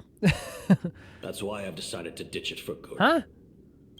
Wait, my friend. My friend? Please put the gun down. Gun? We've been classmates for so many years now, you can't... Umbra headmistress. What? It's time you breathed your last. He legitimately is like, I'm going to shoot you. What? I mean, here's the thing. This is karma. Here's the thing. I'm going to say it right now. Nobody on this freaking station besides like Rappa and who is getting experimented on deserves to live, right? Nobody, right? But like, it shouldn't be these guys doing it because Cooch is bad too. Jesus Christ. Unauthorized personnel detected in Corridor C11. Security apes to activate security measures at once. The evil ninja is about to set a matrix here. Using the ninja tech left to me by Master, I shall pave the way for those ninja heroes that are soon to arrive. Warning. Corridor C11's security. And we're playing as Rappa now as well. Malfunction. Oh my god. Apes to She's... troubleshoot at once. I still have doubts. Where's the way of the ninja? What's this move? Oh! Oh my god, what? That's so fun! Oh my god, that's so fun! And we missed the text because of it. Sorry about that, guys, but like, sorry, I was so caught up in it. That's my bad. But oh my god, that's such a fun move. So, this is how the air outside. She the never ninja smelled the capital air? Actually, smells like. Stop. Hey, little miss, are you all right? We're gonna. Pleasure to meet you. Who might you be? Is this Rappa? Galaxy Ranger, I received a distress signal. This place really is the territory of Dr. Primitive's henchmen. It's as hard to find as those bananas hidden Wait, in what? the woods. Ninja hero. Wait. It seems my trial has finally come to an end. Wait, is she still a baby here Trial? though? What kind of... Ugh, another poor kid driven mad by those monkeys. What the hell is this? The final trial of the Mako Age. Destroy the matrix of Osaru's house. And end the Wait, catastrophe. like is she like... Pray tell, have I proven No. myself worthy of the title of This Ninja was her as a kid, obviously. No way. Jesus. So that's why all those in the lab are lying dead on the ground? What the hell? Was it all your doing? What, all the dead bodies? 10 years of suffering. 1 day of recognition. I have not let down dazzling ninjutsu. Jesus Mr. Christ. Kucha, I really wish you could witness this. Did she actually... Get it now. This girl's infected with a mimetic virus. Most people would have turned into complete This by is now, but she's insane. still running around like This nothing's is such an wrong. insane Please scene. listen to me. You're in serious danger right now. If you don't get treated soon, your brain will eventually burst. Wait, there's a Since virus? I'm now a ninja hero who can contend with evil ninjas, might I lend you a hand? This is insane. What You're is asking what me is this that? now. Do you have a death wish? My mind is blown. You want to go on the hunt? Know that this is a road of no What? return. She's asking to become a Galaxy Ranger? All above. Eradicating evil to my last breath. My bow drawn. No turning back. My heart shall remain. Is this how the virus made her see herself? Whoever follows the way of the ninja is a ninja. I've made my decision. What in the absolute world? What in the absolute world was that? What? Fabulous! What? Absolutely fabulous! What am I supposed to do with that? Actor superstar. You'll surely become a director as great as me in the future. But what my perception of that was, the mimetic virus made her feel like she was like a... Like the Rappa, this ninja hero who was fighting against this evil Osaru. But in reality, she was an experimentation. She was a child there. And did she end up killing all these people in the lab too? And then said this was to honor, like, Kucha? Guys, that was, like, one of the weirdest scenes I've ever gone to see in Honkai Star, and that says a lot. Like, the fact that I was literally, like, I didn't know even where to look. My mouth is wide open. These memories are enough to create a sensational Is that what the mimetic... hit that will destroy ambiguity and bring a close to this absurd monkey show. But before that, the prelude prepared for the climax is already elsewhere.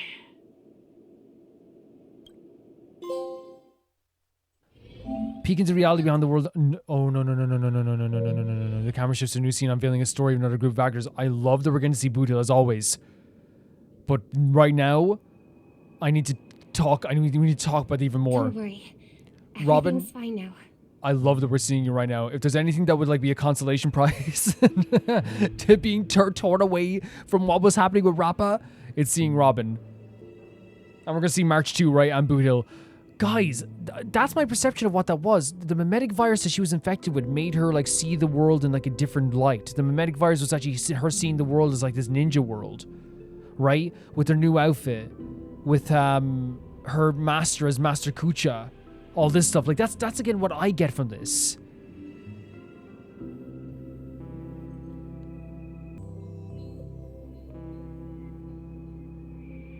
I don't know. We're gonna have to see more as this going forward.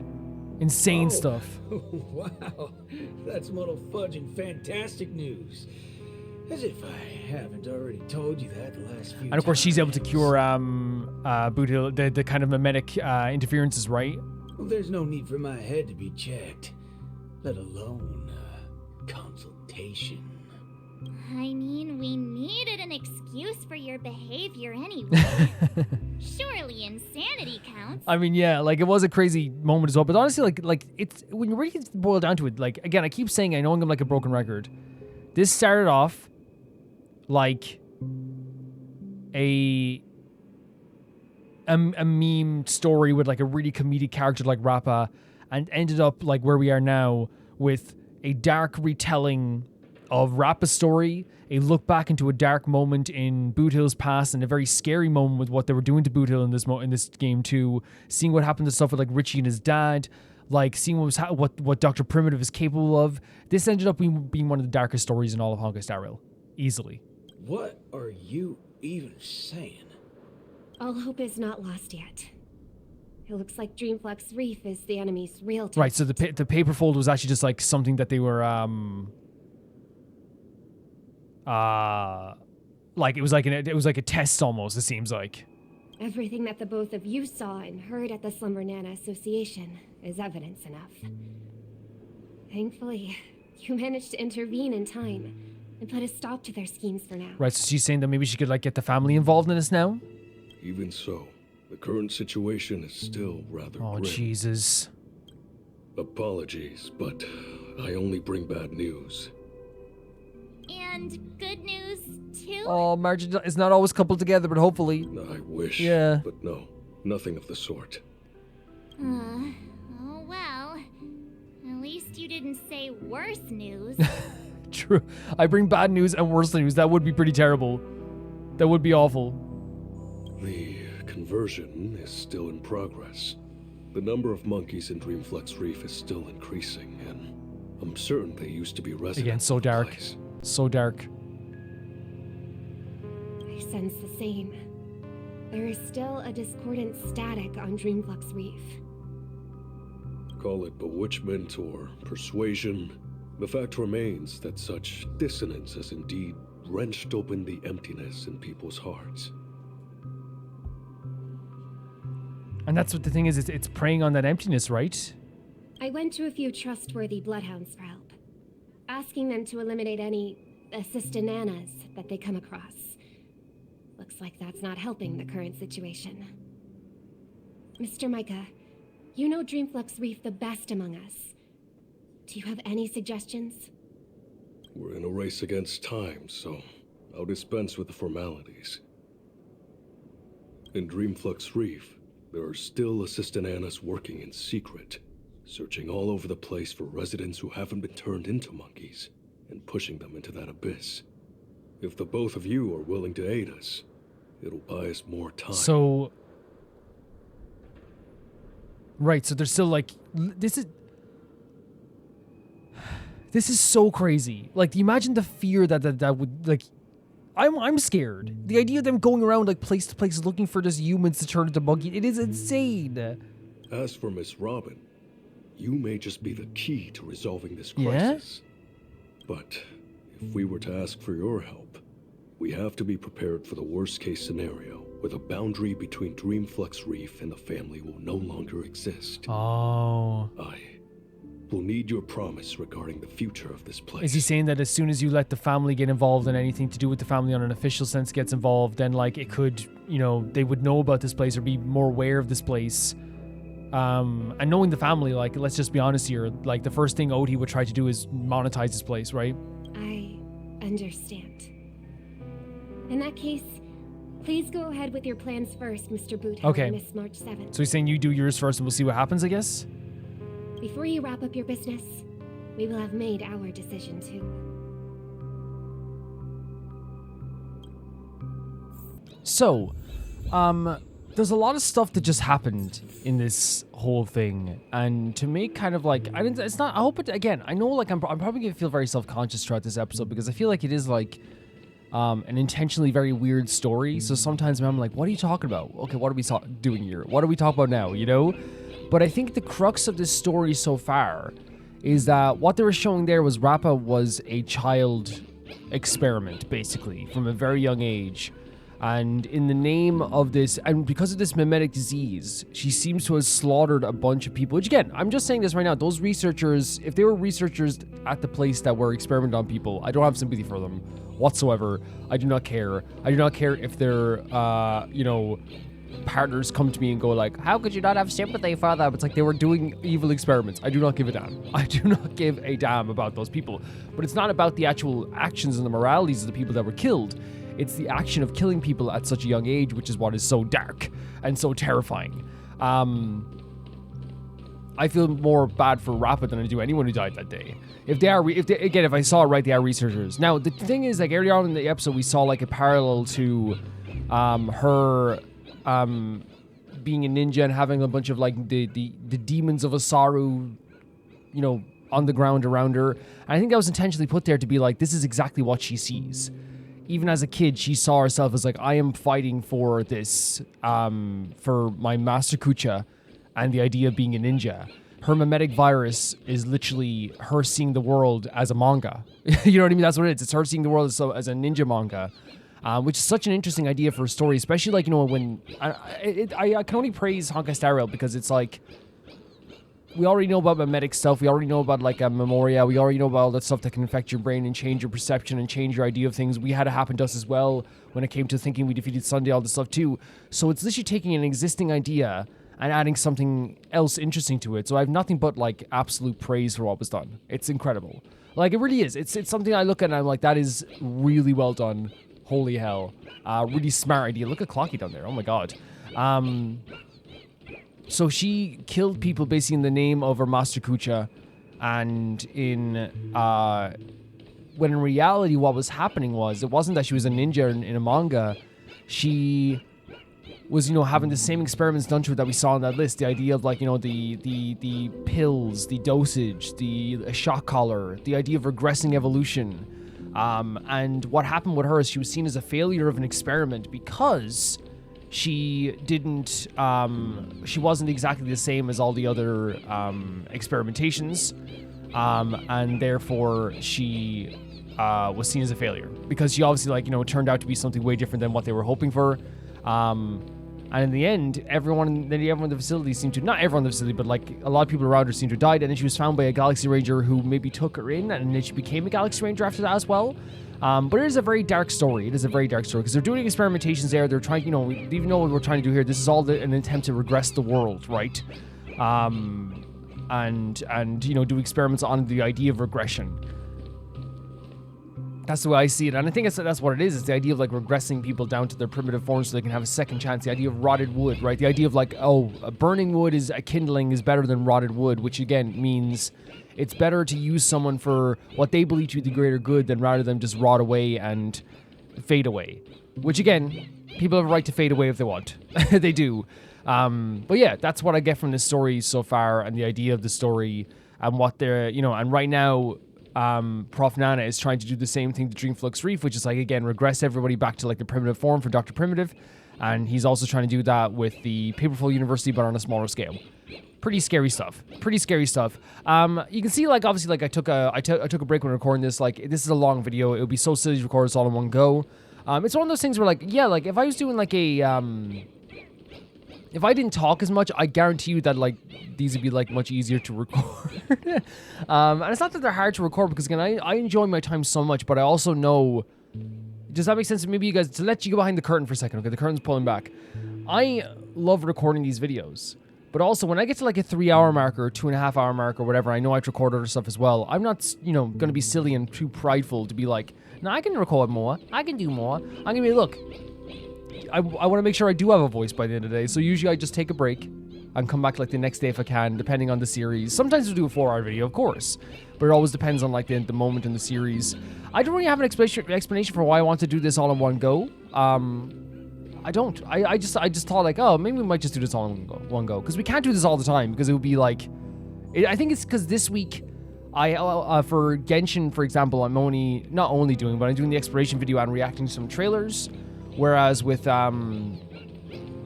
know, we still have all the other Let's Plays we're doing as well. So I think that like when there's less Genshin to do, I can do like a longer video sometimes, but that's not always the case as well, by the way. It's just, it's one of those things where like, I'm not always going to be able to do like a 7-hour video ever. Like, it's going to be like probably back to normal next week, you know, to like a 2-hour video and stuff like that as well. But yeah, I just thought I'd be able to do, since I, you know, felt that I could do it this week, but it's one of those things where like, no problem saying that like, I love doing this and love doing this, but it's just not feasible, you know what I mean? In terms of timing to do this every single week, it just wouldn't be. But let's see what these characters over here have to do. Another one of these guys, let's just destroy them.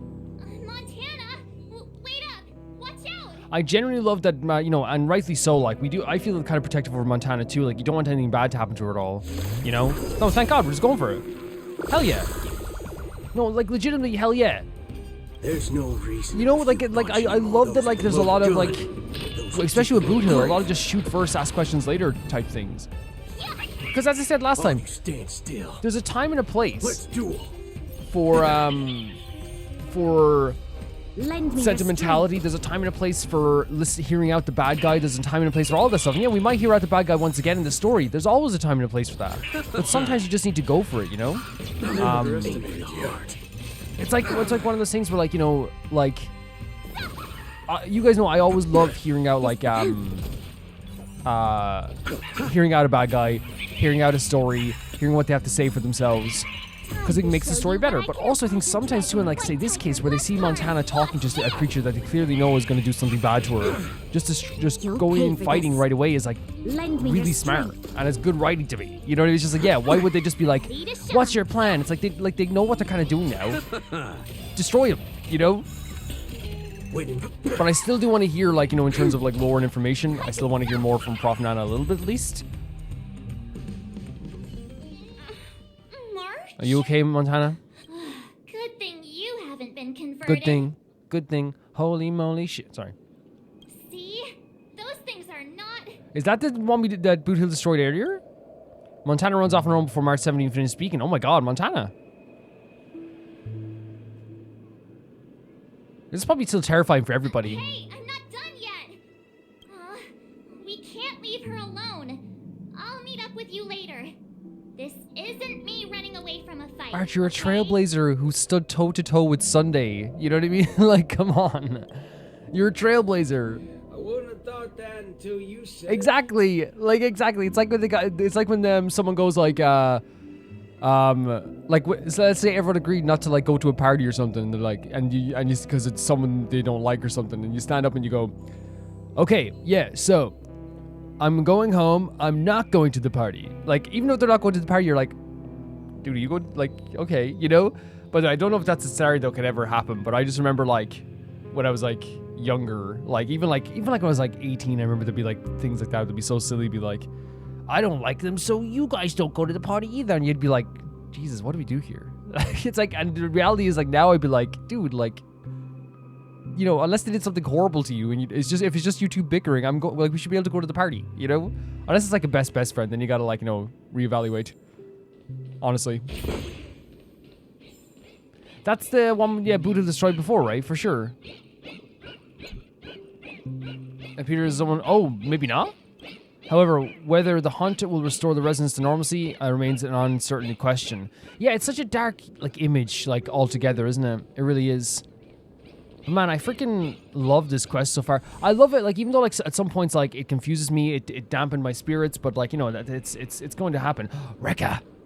Being able to see an actor who isn't a monkey fills me with such joy. You know Rekka would put Bootill in, like, 1,000,001 movies. This scene would be overly monotonous otherwise. Though, I too find this way of making my entrance rather excessively deliberate. We're not blessed with the luxury of time. Sure. That's a little blatant engineering in the opening sequence. Won't you agree? Who are you? Robin's people? You're a memo keeper. I think what they've done so well this quest is like when they, and it's what Honkai Star Rail does really well in general is like they introduced Rek and Rappa, and already they're like iconic characters. Like Honkai Star Rail does such a good job of that, like making characters instantly memorable forever. You know. Keen intuition. But that layer of my identity isn't important. I am only here because of my fastidiousness toward the theatrical arts. Hell yeah. What in forking hell are you trying to say?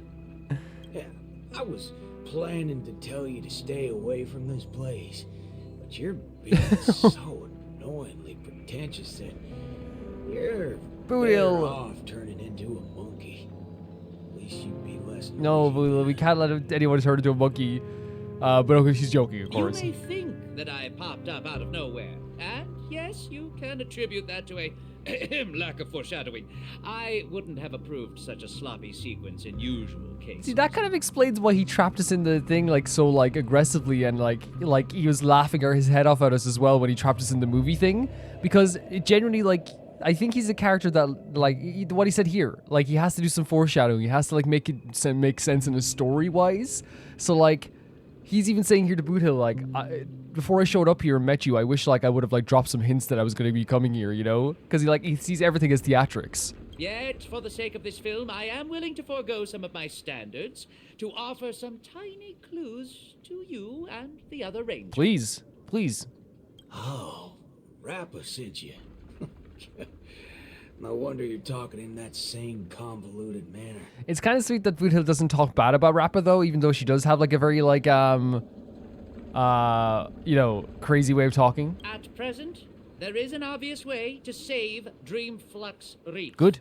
As long as the family steps into the picture, resolving the mutation that's occurred here would be a piece of cake. However, this is not a solution that the masses may be willing to accept. So this is legitimately the problem is what they said last, just like for you guys a few minutes ago, but they said the idea that like if the family gets involved in the Dreamflux Reef, then it gets like the barrier between like, you know, the boundary is gone between the two. You think too little of people here. They gave up on those sweet dreams out there just so they can be true to themselves. You reckon such people would grovel at the feet of the family over a mere crisis? You know I'm family #1 hater. Yes, Mr. Micah thinks the same.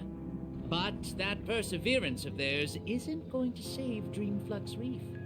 I don't wish for this film to develop into a tragedy either. No, and again, I totally get that vibe. I do get that vibe now, right? I do think there's an element of Wreck-It that is like slightly like underhanded, right? And I think that just goes to the fact that they made him into like a movie director or movie kind of like, you know, like Hollywood style character where you never really know like if there's undertones of what he's saying. Does he mean what he says? But I do think that legitimately he doesn't want people to like suffer greatly at all, you know? If the residents of Dreamflux Reef hope to tide over the crisis without the family's help, they will have to sing their very own song of harmony. This is why I'm here. You're gonna produce it or something? I have prepared a big gift for all of you. The outline for the next act. You'll see once you open it. And why should I believe you? I am the director of this film as much as I am an actor in it. When it comes to the last scene that I will appear in, there's no reason for me not to seek perfection. I love that. And I think it is great, like, cause like, as you said, like, there's like some self-motivation there, which isn't a bad thing. You know, like this idea that he like has done all this like crazy stuff through this whole story. And, you know, he was also infected with a virus. And now he's like, you know, talking again. It makes sense for his character to be like, yeah, like why would I do this? Oh yeah, because if I'm gonna be in my last scene as well in this story, I'm gonna make it good. You know, I'm gonna make it actually something to be proud of. So dig into the outline mentioned by Director Bro. Okay, so dig into the outline here. Wait, look at this. Like, was this this box always here? I don't know. I never know. Sometimes I get very confused by that stuff. Truth be told, I do not find the way I entered the act to be satisfactory, but I believe your acting will make this scene better. See, this is good characterization. This is what you do. You know what I mean? Like Rappa's instantly memorable because of the ninja talk, and then you add some deeper layers to it afterwards of like, oh, that's why the ninja talk is there. Another example of a character, I'm just gonna pick a random. Oh, look at that over there as well. It's right there, like the rift there. I'm gonna pick a random character just like off the top of my head of like, actually like let's go into the character menu and just pick Jingliu. Jingliu, perfect example of how they do good characters here and make them memorable forever. The first time you met Jingliu, she was just a character who was that we thought was blind, who was very somber, very soft in tone, but she had like a air about her. You're like, what's happening here? So already she was instantly like, this is such an interesting character. But then like after the fight with Yang Xing and the vice that she imparted on him, what do we think forever after that? Oh my god, this character is so interesting. I will never forget that moment. Like, Honkai Star was really good at, like, you know, in the first meetings of these characters to make them something you can never forget, you know? And I think that's like, you know, you might be like, well, most games are good. I don't think they are. I don't think they are. I think there's so many games I played and so many RPGs I played over the years that I'll like get introduced to a character and, you know, after a couple of years, I'm like, people are like, have you ever played, you know, Christmas Havoc 3, the RPG back from the 90s? And I'm like, oh yeah, I played 3 years ago. And they're like, oh, what do you think of Billy Bobby, the character? And you're like, Billy, was he the, it's like Billy Bobby, the cowboy. But was he the guy that did the, yeah, he was he had the gun and the hat and, yeah, I think I'd have to play it again. You know, and how many, again, that's not every game. Like, you know, if you ask me to talk with the characters in your replicate, I'm there for hours. Talk with the characters in Final Fantasy X, I'm there for hours. Final Fantasy 12, I'm there for hours. But there's some games that don't do it well. I think it's really strong, the characterization in Honkai Star Rail. I think it's unbelievably strong. I knew it. There's no way a little fudge head will come right out and say what he actually means. And like for Rekka, it's a good example, like this movie stuff. Like already he was like an interesting character and a mysterious character, but they still have him like, you know, doing all this like very new movie themed speech and this movie themed actions. Yeah, it's really great stuff. Let's just see what you're up to then. Before opening it, he has many speculations. He also believes that no matter what he sees, he can maintain his usual contempt and mock other for his trickery. Okay. But right after doing that, This is the part where I say I don't want you. What is it?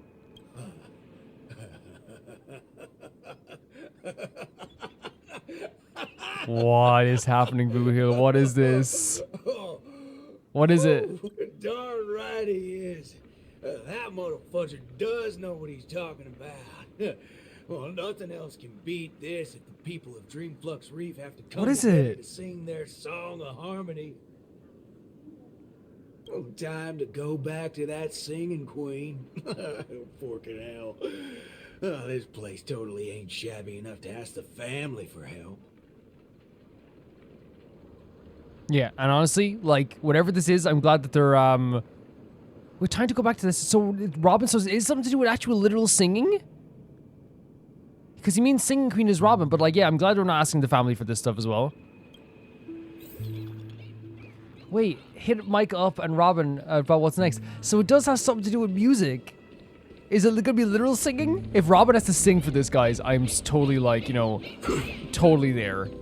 Totally 110% there. That sounds amazing. And we love Robin's voice. We love the music in Penacony.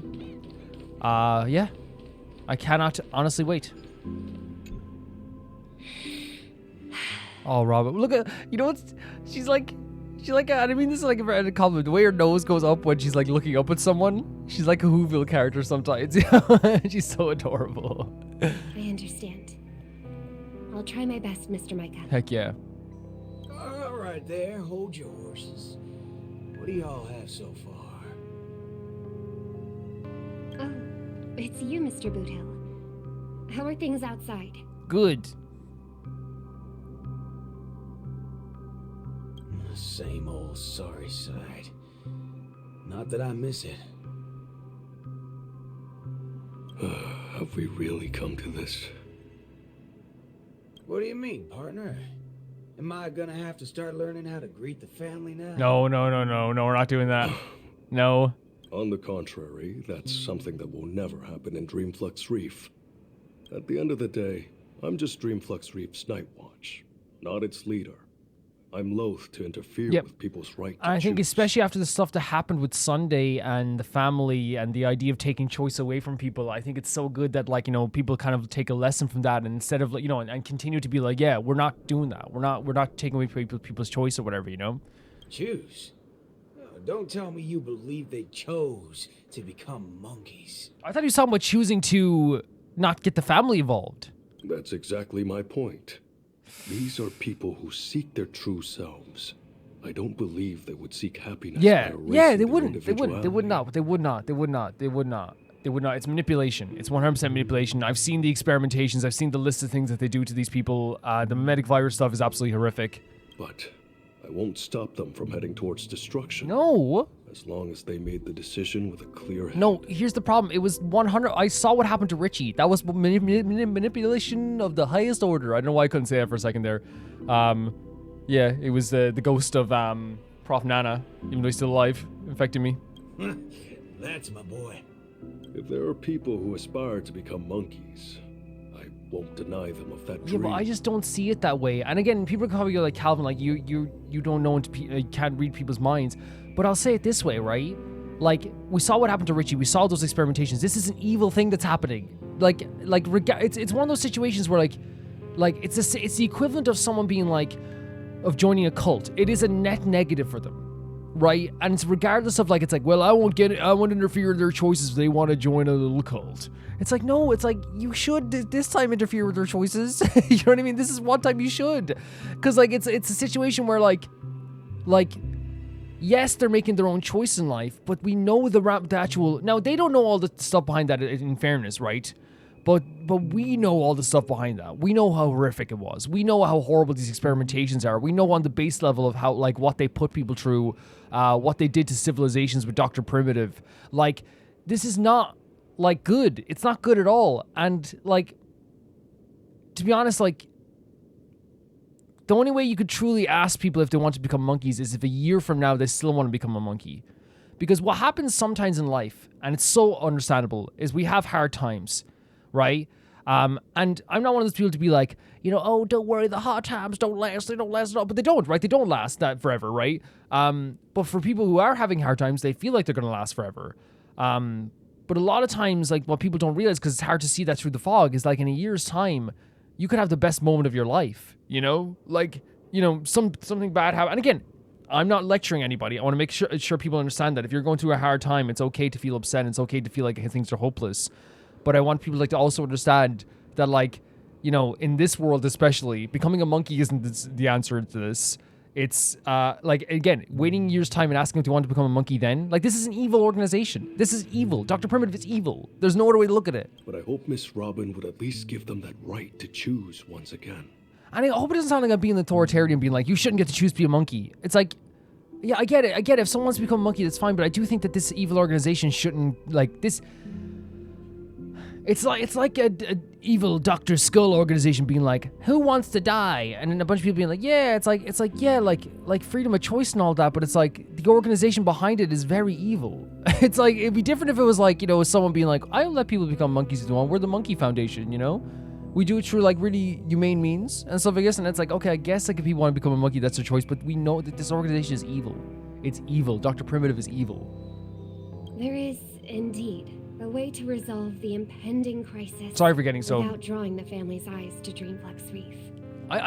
Yeah, to put a pin in that, I don't think the whole idea of choice comes into it as like, oh, people are going to be free, and we got to let people be free, when the choice that's being imposed upon people is coming from, and the option that's been given by people is given by, like, an evil organization that has done horrible things and experimented on children. Like, it's like a Satan coming out of the ground and being like, yo, hey guys, who wants to come to hell with me? And it's like, yeah, like, you can choose to go to hell if you want, but, like, I would also very much like to prevent people from going to hell in that sense too, you know? We know the tuning of harmony can erase the static noise. If the people of Dreamflux Reef are willing to follow my lead in singing a charmonic tune together, Please. we may be able to erase the heinous noises reverberating around Dreamflux That would be Reef. so freaking beautiful if it's actually going to be a song that's happening. But knowing how a number of residents here view the family, it won't be easy for the plan to work. More importantly, if the family's tunes become the only song left on Dreamflux Reef, we would have survived the crisis, but Penacony's only land of freedom would also cease Yes, to exist. 100%. Just have every sound and voice come together in a single song. Listen, I have a fudge. I want to know what was in that box. I love how enthusiastic Bootill is about this. Come with me, singing queen. Singing queen. Whether it works or not depends on how much of a deviant you are. Oh? To arrive before the open stage in Dreamflux Reef.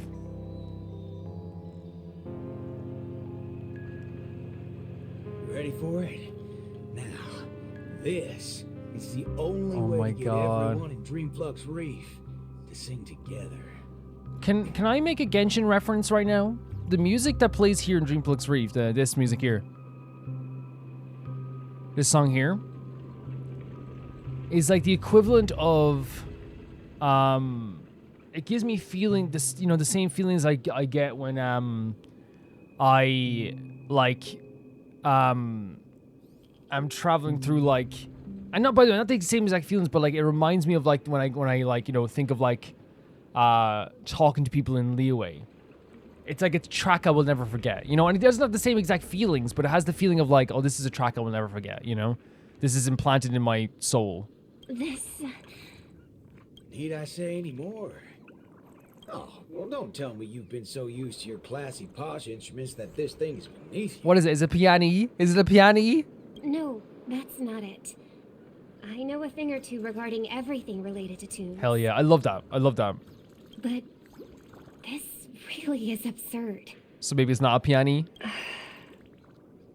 Perhaps an absurd crisis calls for an equally absurd solution. Hell yeah. That's the way. Leave the rest to me. I'll make sure to get everyone we need. Everyone together? Some people saved their world by giving a dance. Some people defeated their enemies by crying. Yes. It's finally our turn now. This is so good. Got a crisis? Throw a party. Yeah! Oh my god. I hope we actually do get to see some sort of song here, you know? Honestly. It'd be super, super fun. So, rounding up people right now? Yeah, like, I think that's penacony, right? And I think that's always... Oh, is he getting sick? Oh yeah, Jesus Christ. Wait. Oh, there's some people that aren't turning into monkeys yet. Howdy, partner. Oh, what's wrong, pals? Oh, that's one distressed look you have there. Haven't been swigging enough, eh? Shut up, cowboy. Enough snide remarks. Come over and help us out. Shut up, cowboy. Oh? Well, that's exactly what I'm here for. Here, head over to this place and just wait for it. I called it, didn't I? Who needs all that brain when swigging around on the dance floor solves things just the same? A cowboy? Oh, right. The same guy as the other time. Could Miss Robin be? Oh, she's the one who gave us gave us access into the club, right? Or helped us get access into the club. Come with me, everyone! I think he might just be making some sense. Heck yeah. Monella, why are you...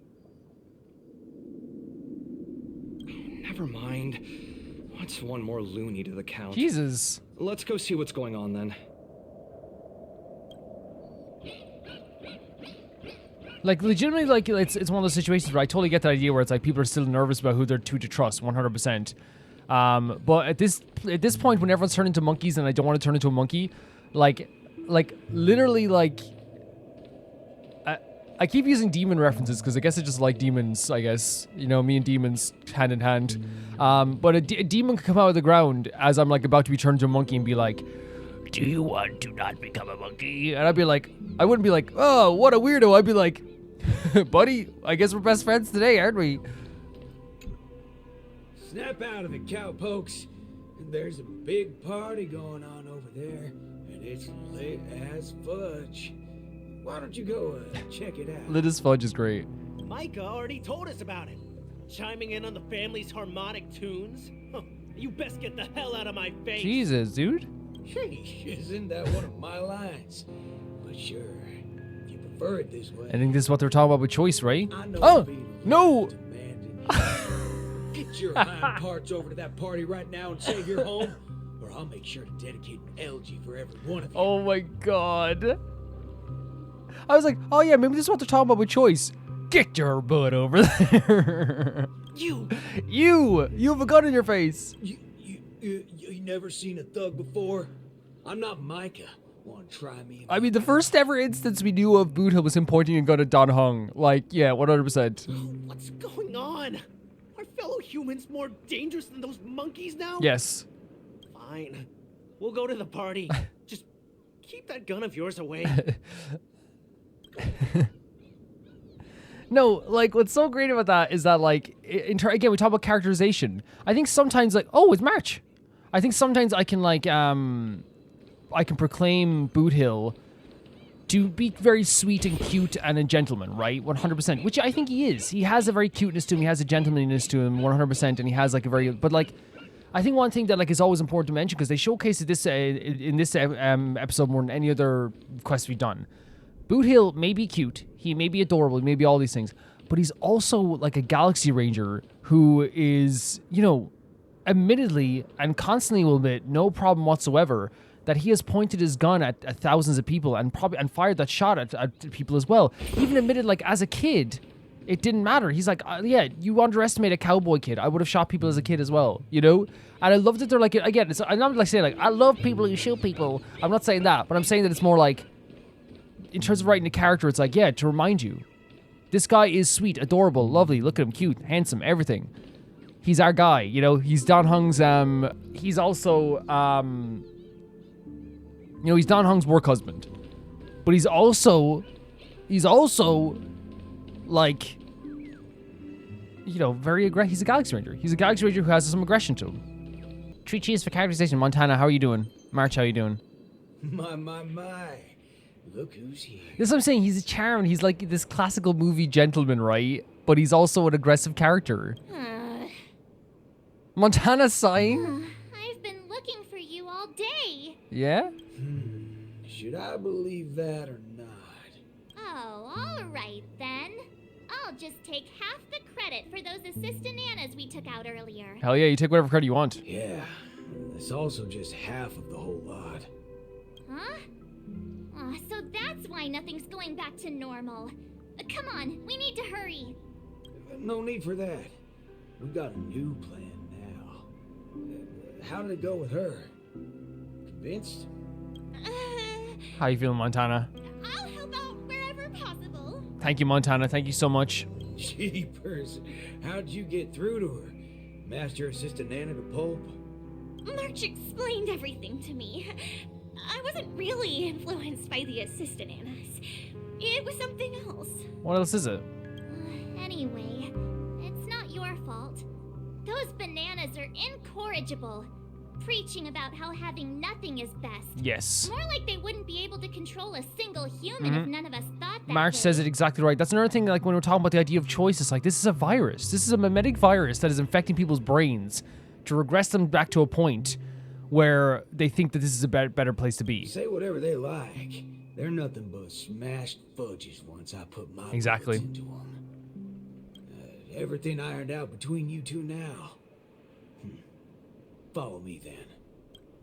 Okay, so I wonder if this is like an optional thing where, like, we can... Oh! Did she warp us here? Okay, great, because it's how we're gonna have to talk to Micah as well. I'm super, super excited for whatever this is gonna be. Let's check it out. What was it you said? Who in their right mind would sing in a choir in this era? Not when you tell them there's a party. That's when people come flocking. What? A party?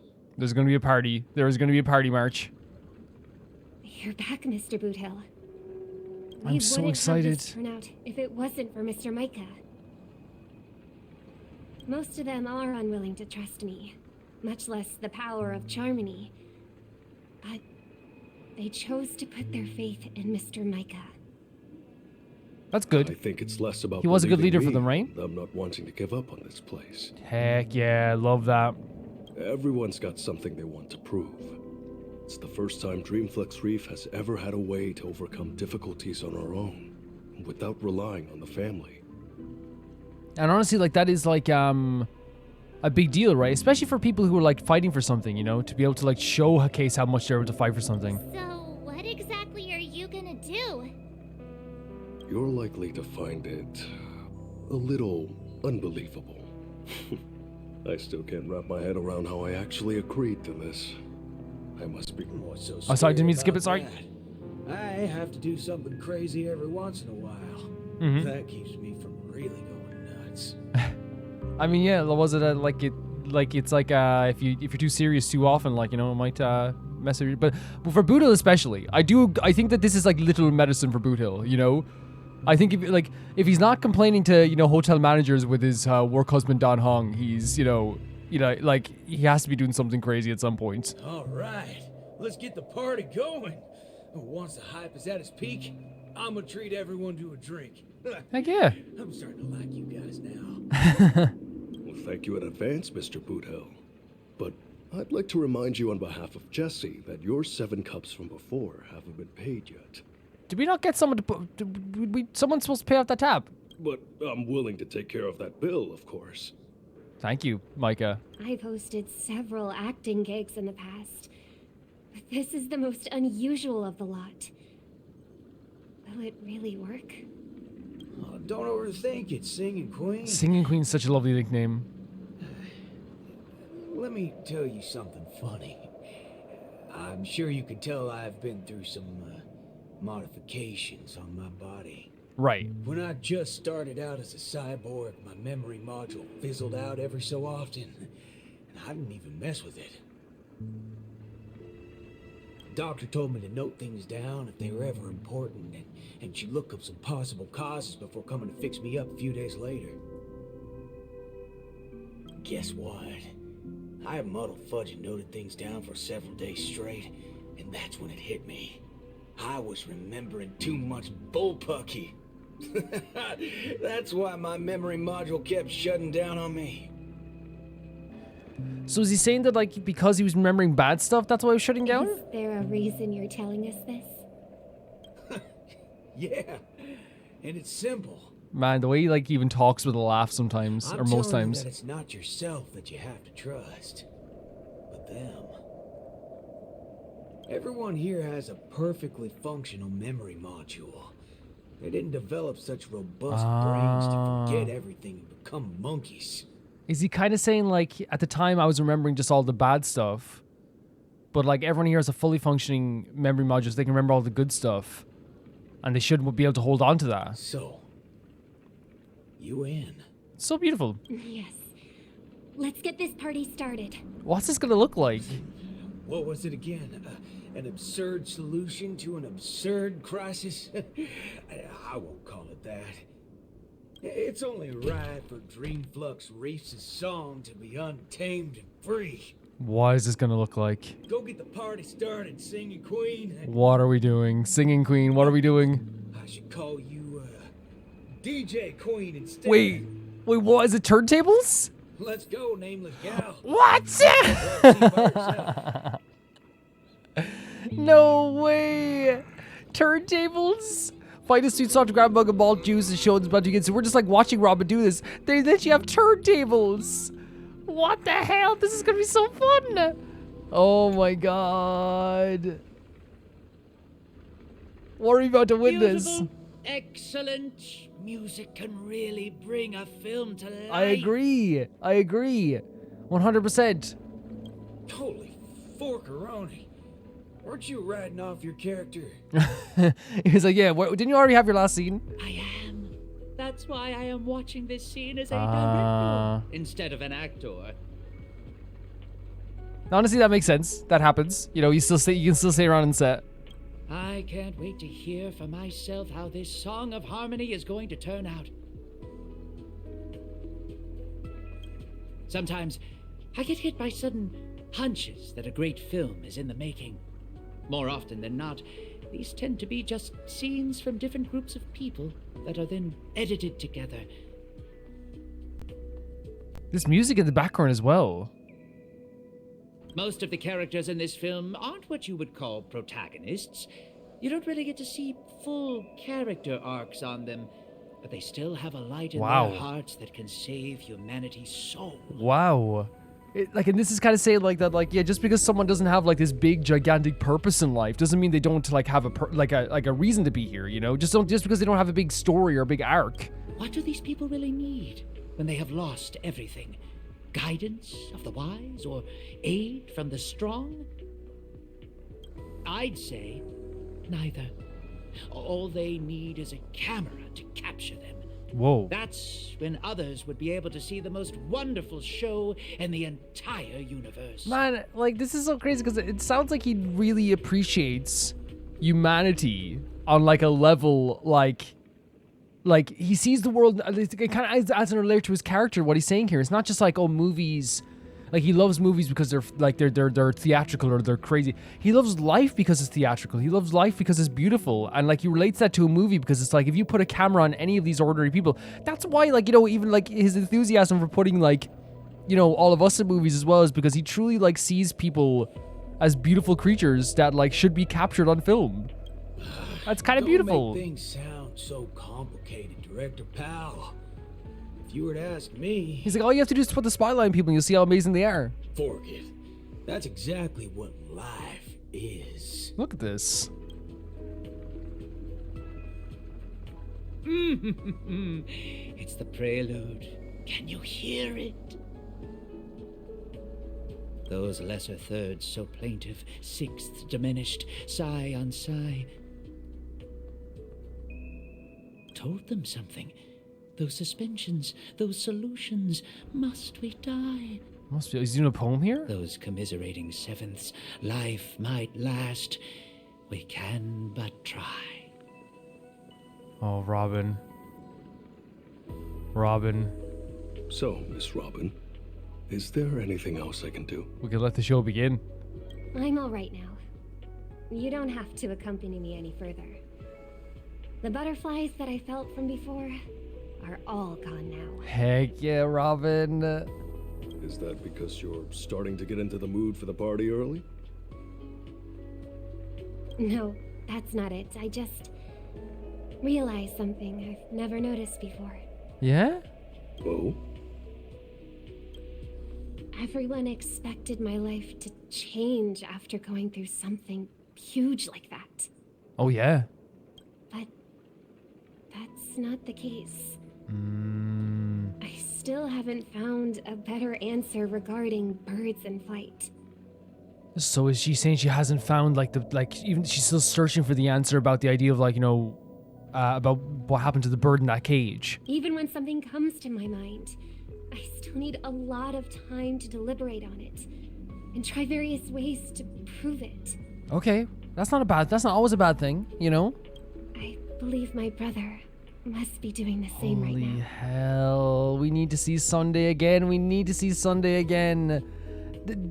What she's saying here does sound like she's saying, like, you know, the answer to, like, you know, the bird cage and the flight stuff, and like, you know, should people be free? Should people be allowed to choose? All this stuff.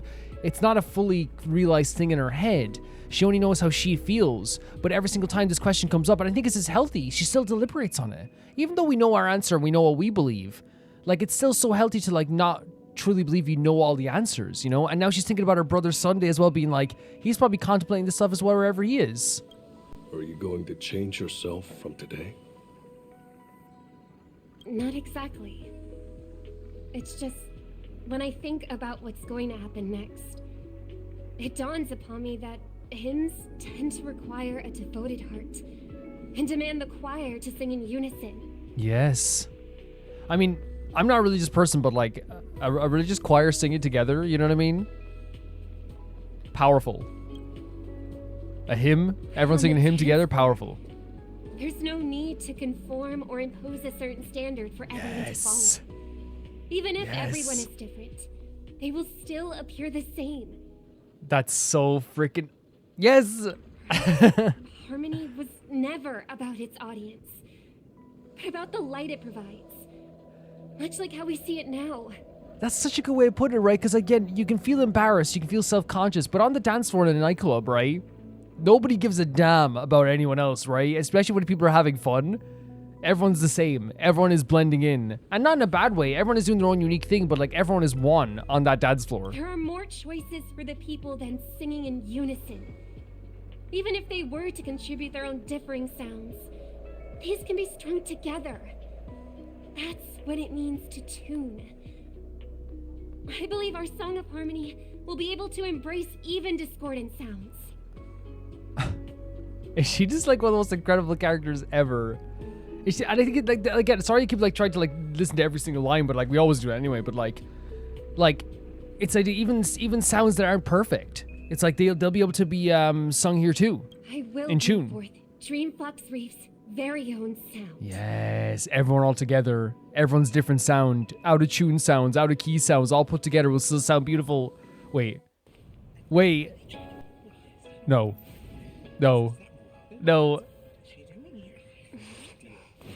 Wait. No. Robin on the decks. This is so fun. Oh my God. Look at everyone coming together. Look at this. Robin on the freaking decks. It's her freaking ultimate song. Oh my God. March, look at March. Oh, I'm bobbing his head along. No way. I'm taking pictures. That's so sweet. Let it shine. Look at her. Put her in a pizza, you know? No more. No, Finally, that was so good. All preparations leading That up was to so the good. climax are in place. Oh my God. Did you see Robin on the well, of course you did. See Robin on the decks. Like, doing full on like nightclub in like Spain or Ibiza. And then like March doing her dance in the little crowd as well. And then like Rekka taking pictures. And they dragged Bootill back into that crowd there. Again, the look on his face. That's what I mean. He's such a tough guy. He's such like a dangerous guy, but he's such a softie as well. That is like something I could like never, because I thought what was going to happen, like someone else was going to be on the DJ booth and Robin was going to sing. But Robin getting on the DJ booth and being like no, legitimately, like it's so funny because she's so musical that she's like, yeah, I can play. She was like, I can learn any instrument. You know what I mean? I know all instruments. I was thinking to like when she said that along those lines, I was like, it's probably gonna be like some like piano or something. And I was like, oh my God. And it's like now we know she can like full on be a good DJ, and she remixed her own ultimate song. You know, let it shine. So good. Let us welcome, with bated breath, the beatific final act. Hell yeah. That was such a good scene. Oh my God. The switches Rappa, back and forth are crazy. Are you not done with your ninja tech yet? Oh, Rappa. Remember what happened? What we just saw with Rappa as well. It's all very tough. Like, it's hard to go from, like, one of the most beautiful scenes in history and one of the most fun scenes in history knowing that we're going back to what happened with Rappa. I think Rappa's going to take it in her stride. I do think so. I think Rappa should know that, like, just because that this experimentation was done on her, we still adore her and we still think she's amazing. And if she still wants to, like, be a ninja, we support her. Patience. As stated in the cosmic ninjutsu inscriptions, hasty knitting produces poor fabric, as raging fires fail to cook meat through. Yes, this is a good analogy. If you knit too fast, you're gonna make a bad jumper. If you put the heat on too high when you're cooking meat, it won't cook all the way through. So good. No, that was a good analogy. Ha! Done. Oh my God, she selected them like this. Is ever changing.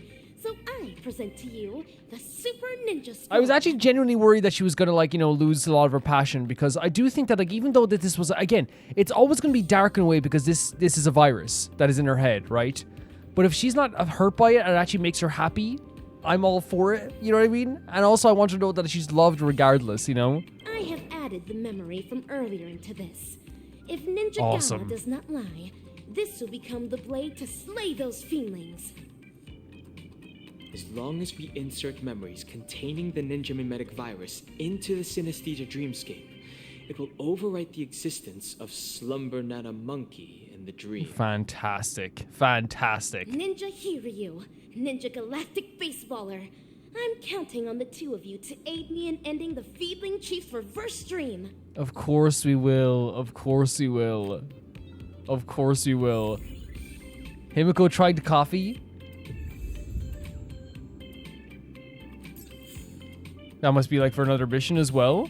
Okay, so that scene with the performance, incredible. It's what I love about Honkai Star Rail is that they're not afraid to do stuff that like... Because here's the thing, I want to say this right now. From the outside perspective, someone looks at like Robin doing a DJ set and seeing a bunch of characters dancing. What's the first thing they're going to say when they see this online? Cynical people.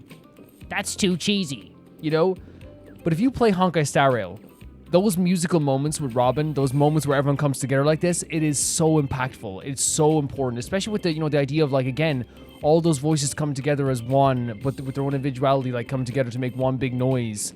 It's such a beautiful scene. I like seeing Robin have so much fun and seeing March dancing in the crowd and then like, you know, Rekka taking all the pictures. Because again, Rekka, I do think that that's Rekka's personality. Rekka's a personality who is very like forward, is very like, he's a character who's weird as heck in terms of like how he approaches things. He's very, what's the word I'm looking for? Extravagant and flamboyant and abrasive sometimes, but he clearly like loves the humanity. He loves the idea of humanity. And like I think that's like one of the things that like actually is the idea of a good director in real life, is someone who like loves humanity and wants to capture it on screen. Even like the darker parts of humanity they want to capture on screen as well.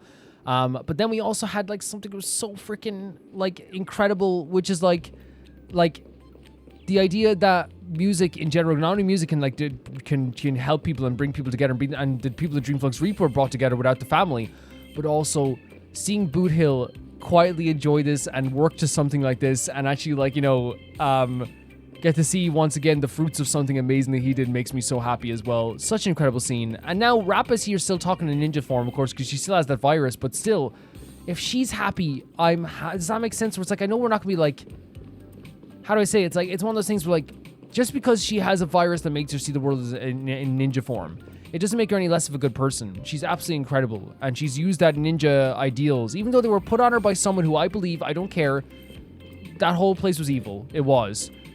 But she has taken it and brought it into and given a new meaning to the term like ninja altogether. Yes, ninjas are honorable in stories. Yes, they're like, you know, very like not generous, but they're like, they have an honor code and a morality. Rappa like is someone who I would put my entire life on their back and as they, you know, climbed a mountain, and they would bring it back down the mountain after they climbed the whole mountain, and my whole life would be intact. You know what I mean? I put that much trust in Rappa. I really do. Ninja Galactic Baseballer. Is there anything else the matter? This is no time to be dawdling. It's crazy that all that stuff we just saw, like, or she saw in her own memory, and we're just moving on from that as well. Oh, about your memories. There we go. That's a story for another time.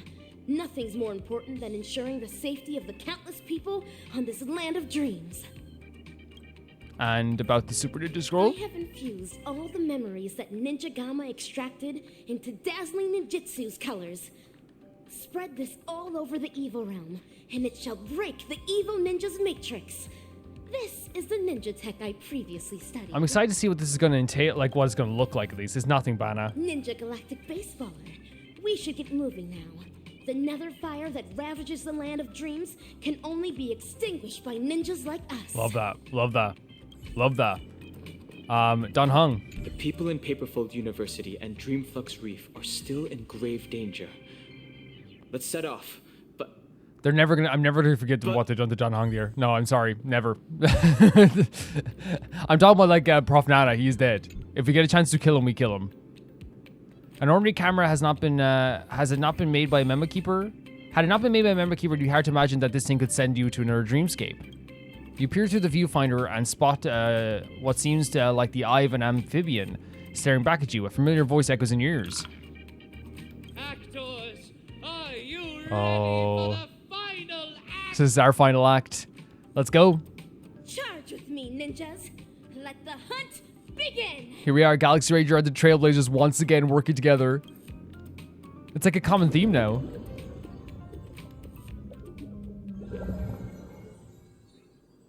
Cosmic Digits and Inscription, the final chapter. Here we go. This has been a crazy quest. It's been such a crazy quest. There's that freaking mimetic virus stuff again. A lovely nest for Slumbernana. What the? A familiar banana gibberish rings out and the monkeys in your mind start making noise.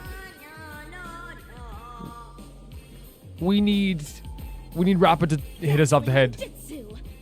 Yes. The banana gibberish sounds from before have stopped. Okay, that's good. That's very good. Did she chop us again? I shattered the fiend's deception with my ninja talismans.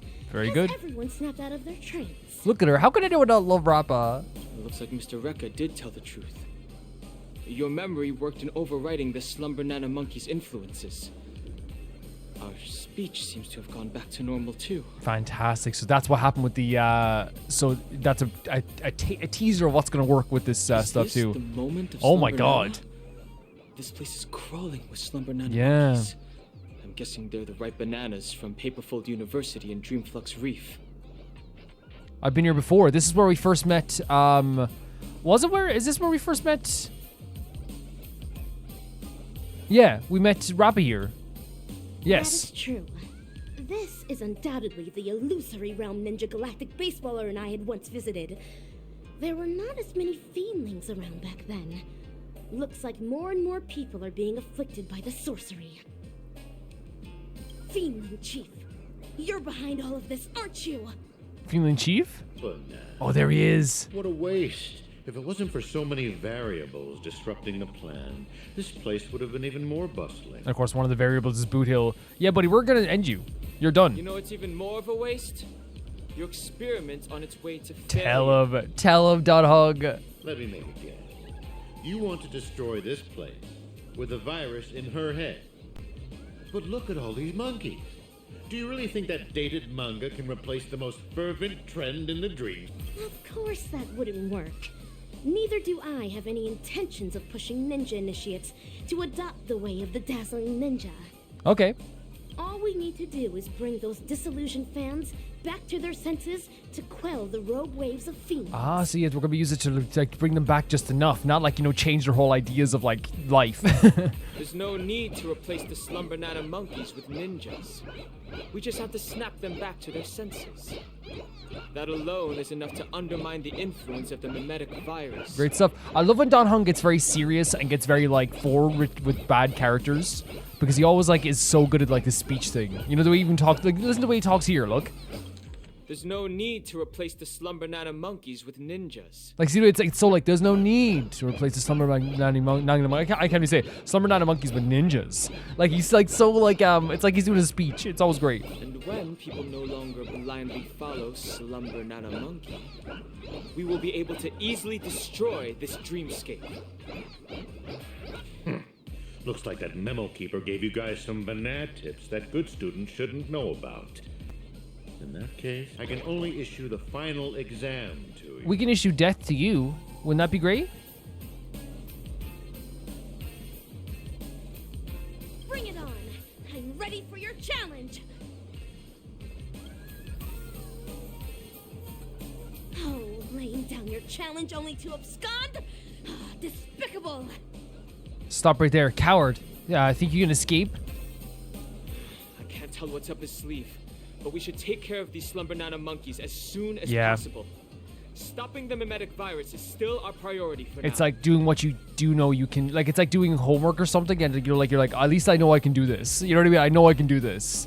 Or like, let's better analogy, playing video games. Like, legitimately, when I'm playing video games, like, and I don't know how to do something, I'm like, well, at least I know how to do this. I'll do this puzzle now, and I'll go back to this puzzle afterwards. Ninja Hiryu is right.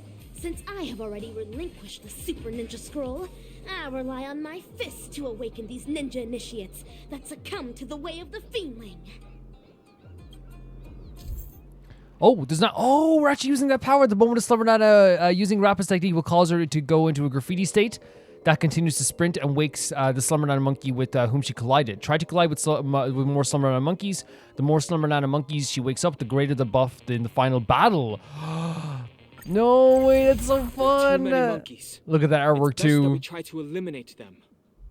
The artwork My is so ninja arts will beautiful. only send the feedlings out of this place. Fret not. Freely use my ninja fist.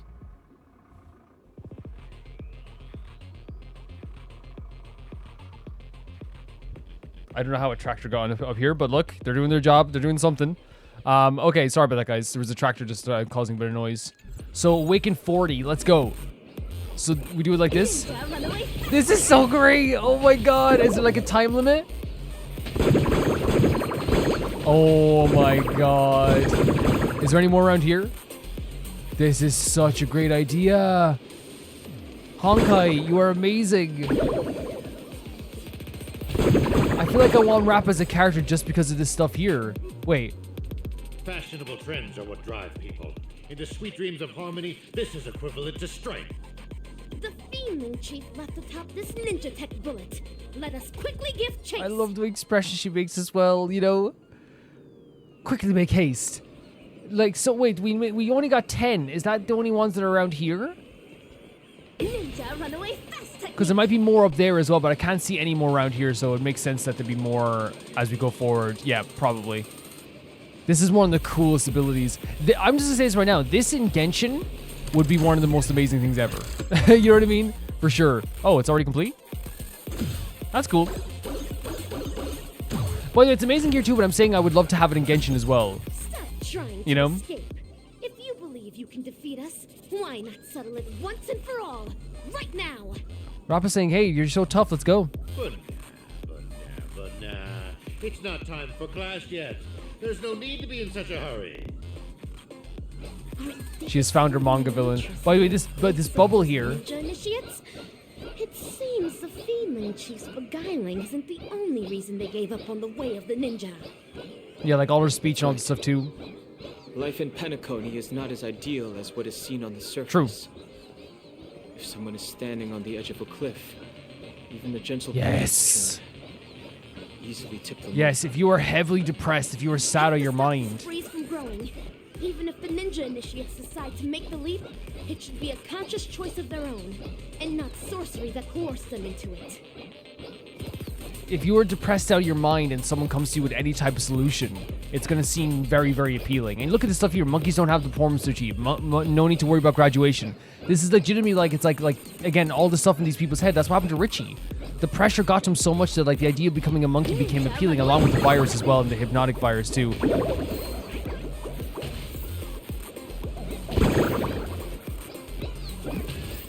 $18 now as well. Oh, it's so great. It's so fun. It's so fun. What does it say? No worry about paychecks? Yeah, it's like, again, it's like the idea of like you won't have any worries in the world. How many of the experimental subjects' wishes have been collected inside the core so far? 1,000? 10,000? We should fully utilize what we have. These results will pave the way and eliminate any obstacles in our future experiments. He's still trying to explain himself here. Again, this is great because it's presented so well in a way that like we have a, you know, a manga villain doing his speeches as the manga hero is chasing after them. You know, it definitely does feel like it's like an anime, an anime or whatever. No fear for tomorrow. There again, like all this stuff, it's appealing to people who are on the edge, as Nanong said. No fear for tomorrow, no future to think of. Oh, I don't have to think about anything? Oh my god, that's so appealing. I don't have to worry about this stuff. That's so appealing. And especially in Penacony, that was so rampant as well. You tell me I don't have to worry about what, like, anyone thinks of me? You tell me I don't have to worry about, like, you know, my job. I don't have to worry about, like, you know, getting up in the morning. I don't have to worry about all this, like, this stuff. I just have to, like, you know, do whatever I want. Oh my god, this is incredible. How fantastic. All my worries are gone. Hurry up and give chase. That's 39. We're almost at 40. We at least have the 40 buff. Slumbernana monkey seems to be declining. The virus must have also been weakened somewhat. Yeah. Ninja runaway fast technique. Asking someone what they want to do with their life at a moment of like when they're at their worst point, it's not a good thing. You know what I mean? It's not a good thing whatsoever. It doesn't help them whatsoever. Because they're going to have a different answer than they will 2 months from now. It's almost time to hand in your paper. Oh my god. This is why it's a perfect like anime or manga villain, right? He's sticking to his personality and all his like, you know, he's kind of like, hand in your papers. Like, it's like his special ability is being a professor. And like, Rappa's such a great protagonist because she's staying true to her like personality as well, or at least like her perception of the world as well. Hold on. It seems to be intentionally guiding us toward... Yeah, we're probably going to a trap, 100%. There's no need for hesitation, Ninja Hiryu. If there's an ambush, we foil the ambush. There we go. If there's a scheme, we thwart the scheme. It's legitimately just like, we're going into a trap. Let's spring the trap. You know, that kind of like old action. Again, this is why it feels like such like a manga or an anime. It's like, it is that like classic thing of like, it's like, this, we shouldn't follow them. This is a trap. And then the hero goes, it is. And we're going to spring it. It's like, yeah, let's go. Let's spring the trap. Rappa's such a great hero. Rappa could have her own story, her own show, her own game. Rappa's fantastic. She really is. More of these guys as well. We got 60, I think. We got 60. This is the place where I met you before. I think we did. I think we got more than 60. Man, that was so fun. What a fun sequence. Wait, what? The experimental results have been so badly damaged. You're such a bunch of unruly students. Again, like, I love these sticking to the university thing. I keep saying it, but it makes them a perfect, like, manga. Like, you know, like, not all mangas, like, some mangas are very, take it, like, even more seriously, or, like, they don't have characters that, like, stick to their, like, you know, personality. Like, say, for example, if a character is, like, a villain who races cars, you know, that line of, like, it's put into overdrive now, you know, that kind of way. But I love that they're sticking to this because, like, whilst, like, you know, he can look down on Rappa for like the whole thing of like you see the whole world as like, you know, ninja stuff and all this and like, yeah, it's what Rappa's personality is. He's talking about everything through like, you know, being a actual professor, you know. Feedling chief, there's nowhere left to run. It's time to face your punishment delivered by my dazzling ninja. Tell him. AKA Our experimentation name. Genes selected from 32 civilizations for the atavistic experiment went astray due to a trainee research ape's erroneous cultivation. Her master Kucha, right? Moreover, that trainee research ape showed no remorse and even colluded with the Galaxy Rangers, resulting in a devastating loss for the laboratory. In the end, we're only left with an abysmal piece. See, that's the thing. You look at the world through like this really awful lens. While you were there, what you were doing there was just pure evil. There's no magic about it. There's no, like, yes, there is like a curiosity about it, but it's an evil curiosity. And that's what frustrates me so much about characters like this. And intentionally, it's supposed to frustrate you. It's not supposed to be like, oh my god, they're amazing. Like, I look at these characters and they boil my blood because in their mind, they believe that they're not only morally right, but they are better for the world. They were doing horrific things to kids, to people, to civilizations, but they believe it's right. The only failure here is the morals of the characters within that facility. Again, like I said earlier, I have no sympathy for them being slaughtered. I do have sympathy for like that Rappa was the one who had to do it, or did do it. I have sympathy for her. You're a feeling who only knows how to take orders from the evil Yes. ninja and go around Yes. causing trouble. What right do you have to judge Tell me? him, Rappa, tell him. Of course. It's because of my dreams. I don't give a damn about your dreams. I'll take your dreams. I'll wrap them up in a bow, in a bow and some wrapping paper. Throw in the bin. Wrap up the bin. Set fire to the bin. Throw it in a trash heap. I don't care. Let us continue from where the previous lecture left off. Bananas are plants that propagate asexually. Each rhizome can bear several buds that will grow into a sea of banana trees, thus eliminating hunger problems, plaguing planets and perhaps even the entire universe. Yeah, if we were just talking about bananas, that would be incredible. That would be incredible. As for the selfish plants that place emphasis on personality and individuality, they will willfully spread their seeds and grow uncultivated. Stop. They only care about whether their genes are passed on, but do not know to contribute to the cause of their kind. Life, but that's the thing, they're contributing to society in their own way, and you can't see that because, again, you're evil. You have such a narrow view of how society is contributed to. Such a narrow view. The individuality does contribute to society in their own ways. It does. And I'd rather live in a world where everyone is like trying to like, you know, and it's not selfishness because people still help each other out. People still work for each other. Look at this thing right here. Look what's happening here. Do you think Rappa and, like, again, yes, you could say, well, if they don't do something, it's going to eventually come to their world. Like, the Astral Express is, like, the least, like, selfish group in this whole entire game. You know what I mean? You know, what could, the Galaxy Rangers could have kept running until, like, this affected them even more, you know?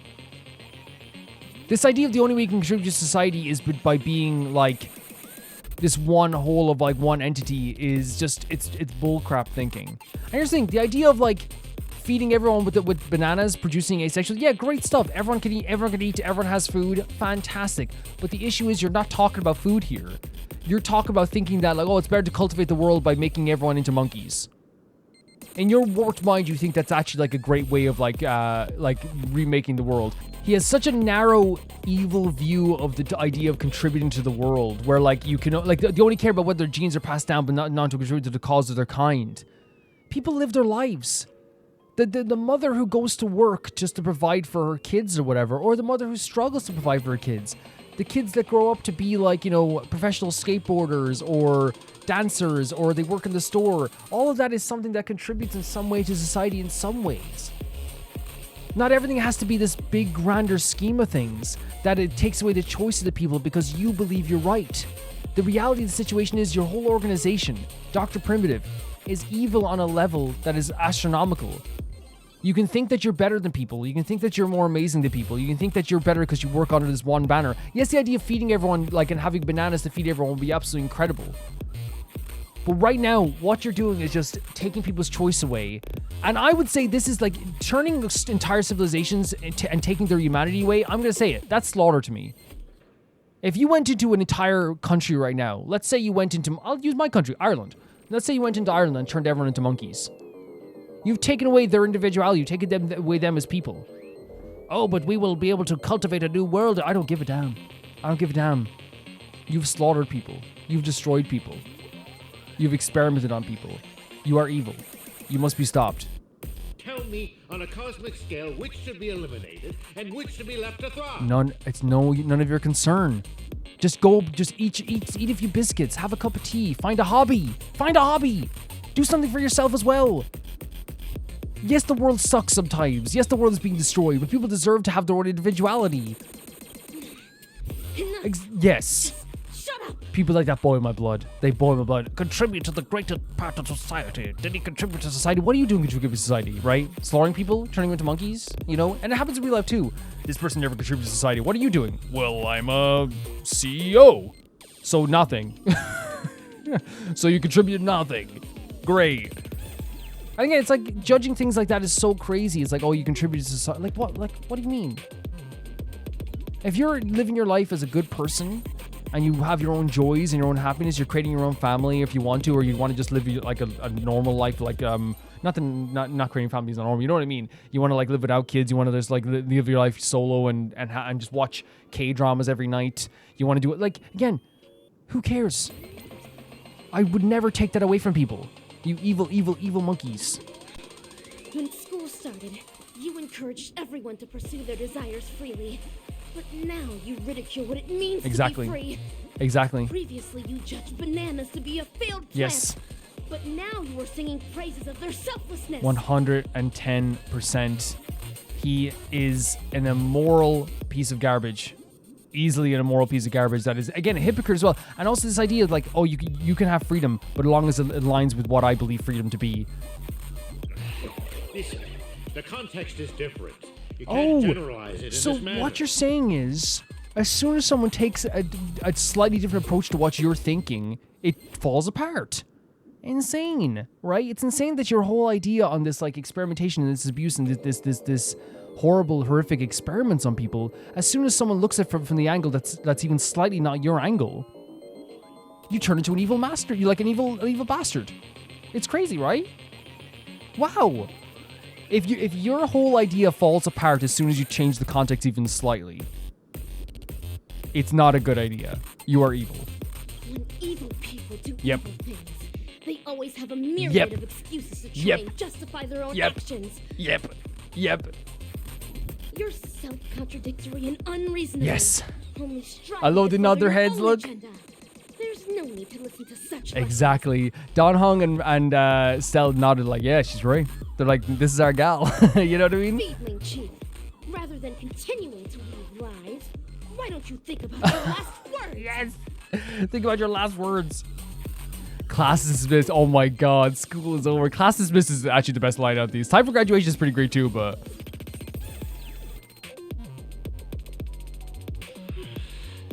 Failures. A bunch of failures that cannot be cultivated. You shut up. Again, this happens in real life too. It's like evil people who have these evil plans for the world or evil policies, whatever. As soon as you go, you change the context slightly and be like, well, like, wouldn't that actually affect this in this way? Well, you can't really look at it like that. It's like, what do you mean you can't look at it like that?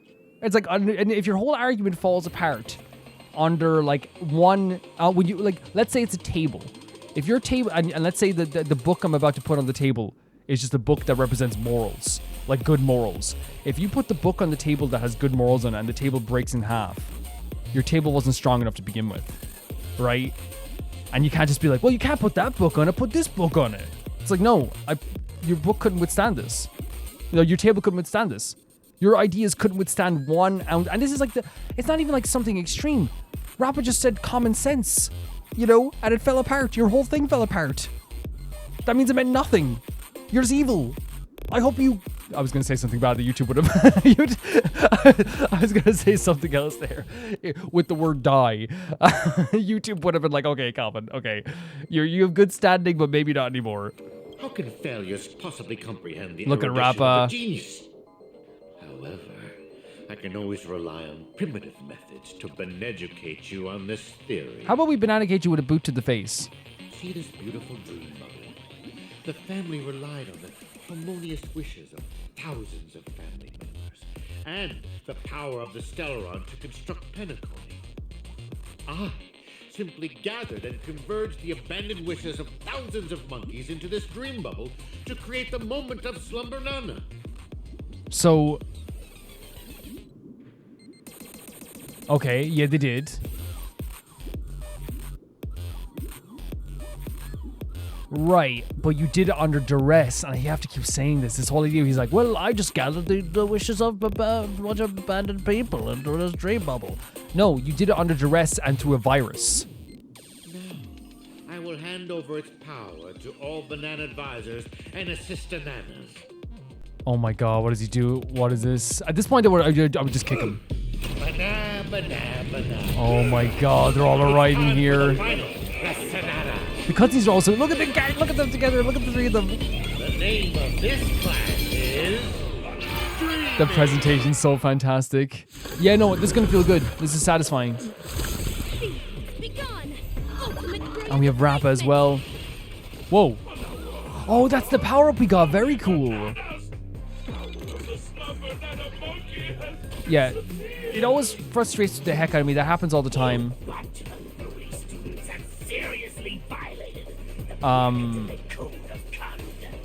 Where it happens in real life too. Where people will legitimately always do that. The justification of like of horrible policies or horrible things done in the world. It's like, well, and then as I said, like as soon as Rappa like made it fall apart, like if your whole argument falls apart with one line, you're done. You know, you're done. So let's see what this move does here. The paint is such a good idea with the graffiti in the air. Allow me to see you off. Very cool. Very cool idea. Skill point reduced? Yeah, no, Rappa seems like another character that I definitely want. Like from the mobility and also the look of the moves is really cool. It's kind of crazy how slow this move is now when you like compare it to like when you'd sped up, you know?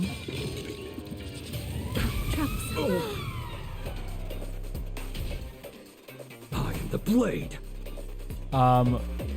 Target this guy? Like a shadow. Why not? I suppose. But then again, it might be better to destroy everyone around him first, but we still got Rappa. Dazzling ninja, this is so here fun. to vanquish. We should do the single attack first, just to see it, right? Just to see what it's like. Yeah, it's just a swipe with paint. It's such a great idea. This battle is unavoidable. It's such a great idea. Now. Lend me your strength. All manner of evil, leave that entering painting. Another great motion there as well. The way they have the spotlight on them too.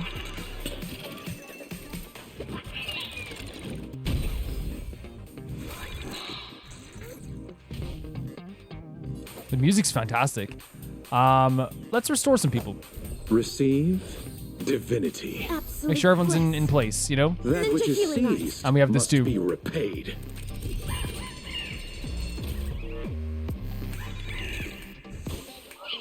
And when they have like 5 enemies against us, it always feels like they get like 20,000 turns.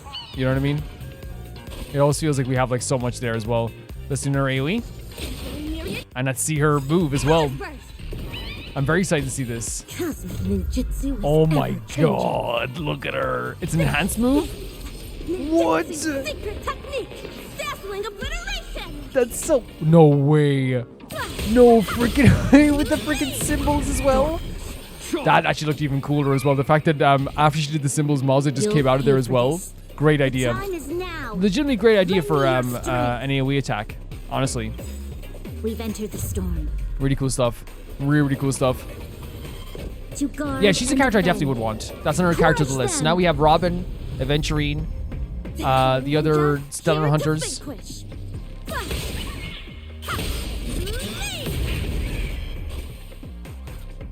Wait, are we almost like... We don't even have to destroy them fully, do we? What the hell? XYZ Dragon Cannon?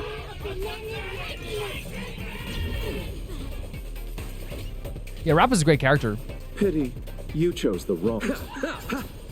Yeah, and you guys said Rappa goes on the banner like a lot, so we're actually like going in, we're actually gonna be doing probably get her very soon. Destroyed. Lovely stuff. Lovely stuff. A failed destination. Oh, shut up. Unattainable dreams. It worries me he's still talking. Highest pain. Rappa! What? As he's talking? He's about to do it. Oh my god, she's riding on top of the paint as well. Please be okay after this, though. With the freaking DJ set happening still? That's a great talk match. Oh my god, Bootill doing the air guitar? No, no, no. Irish dancing as well? Wait, what? Did they burst to here? No, amazing, amazing, amazing, amazing. Wait. And she still had a little bit of a trip at the end. That was an amazing cutscene. What is this place? What's the trophy? Wasn't I just in class? What? Mappo. Configuration. Complete the magnificent hunt. This will be also record the cosmic duties to inscription. Defeat the wondrous banana. Yes, fantastic. Can I say this now, right? The cutscenes in this game are so amazing, but the fact that they combined everything together in that way, and I love that he was about to do another speech. He was like, the grand singer, the word, blah, blah, blah, blah. And then she's like, nope, and jumps on his head, destroys the dream bubble, and then everyone like bursts out of here, and he you know, again, seeing Bootill throw up his hat at that moment, everything explodes. And it's such a nice touch to have Dan Heng like land flat on the ground and Stella like on top of him, and then Rappa does like a really cool pose, but then trips up at the end. Like, what a great way of doing that. That all the horrible things and the darkness of the story like was made worth it by that amazing like moment. Fantastic stuff. The bananas and forest gone. And Bootill was doing Irish dancing. Her, Dan Heng, and Miss Rappa. Miss Rappa, she did a lot. Yo, Ninja Ruri. Yo, Silvergun Shira. Forking hell. They're making more of a scene than we are. Everyone's back together. How can it be? How could such mighty aspirations be brought down by a bunch of failed kindling? Do not let him out of here, by the way. Grab him right away. Like, I'm all for, like, grabbing a villain right away and just, like, literally just destroying him. Feedling Chief, stop insulting others with your filthy Tell him. language. The way of the ninja does not discriminate between classes. I love Rappa so much. I love her so much. One who seeks the way of the ninja is a ninja initiate. One who upholds the way of the ninja is a ninja. And one who lives by the way of the ninja is a ninja hero. And this is what's so great as well about this too, is that like, There's no discrimination here. There's no like, and it's not taking away people's individualities. Like everyone could be a ninja, but just has to be a ninja in their own way as long as they have these like morals. Kick him.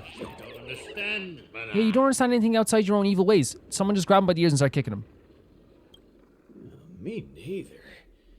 Wait, no more nonsense. There's no point in continuing the conversation with the monkey brought up by Dr. Primitive. I agree. Bootill, if you want to do the honors. Have you decided on what to do with this guy? They can't be left alive. I know people might be like, Gavel, you sound a bit crazy. I don't think these people think he can be left alive. Torture is definitely on the menu. Whip him with a belt soaked in salt water, Jesus. serving everything that the IPC wants used on me. They did that to you? The Fiendling I'm gonna burn it in the Chief is guilty IPC. of multiple sins and deserves punishment. However, repentance is not what we seek. Instead, No, I think we should incinerate him or something. Make him tell us where evil Ninja Osaru is. Oh. At the same time, they said in their own way as well, the two Galaxy Rangers, without missing a beat. I'd grab the glasses first of all and pull them back and snap them back. Hey, you enjoy playing dead? Let's see if you can still play dead in the face of a banana covered with thorns. You guys know I'm against the idea of torture. You know that, right? But I guess I might have to turn the other way. Okay? All right, cowboy actor. You don't have to continue acting with that puppet. A puppet? You little fudge head. Even your toad looks more like a puppet than he does. I wonder if like then Prof Nana was like, if he's saying it's a puppet, like might be maybe a representation of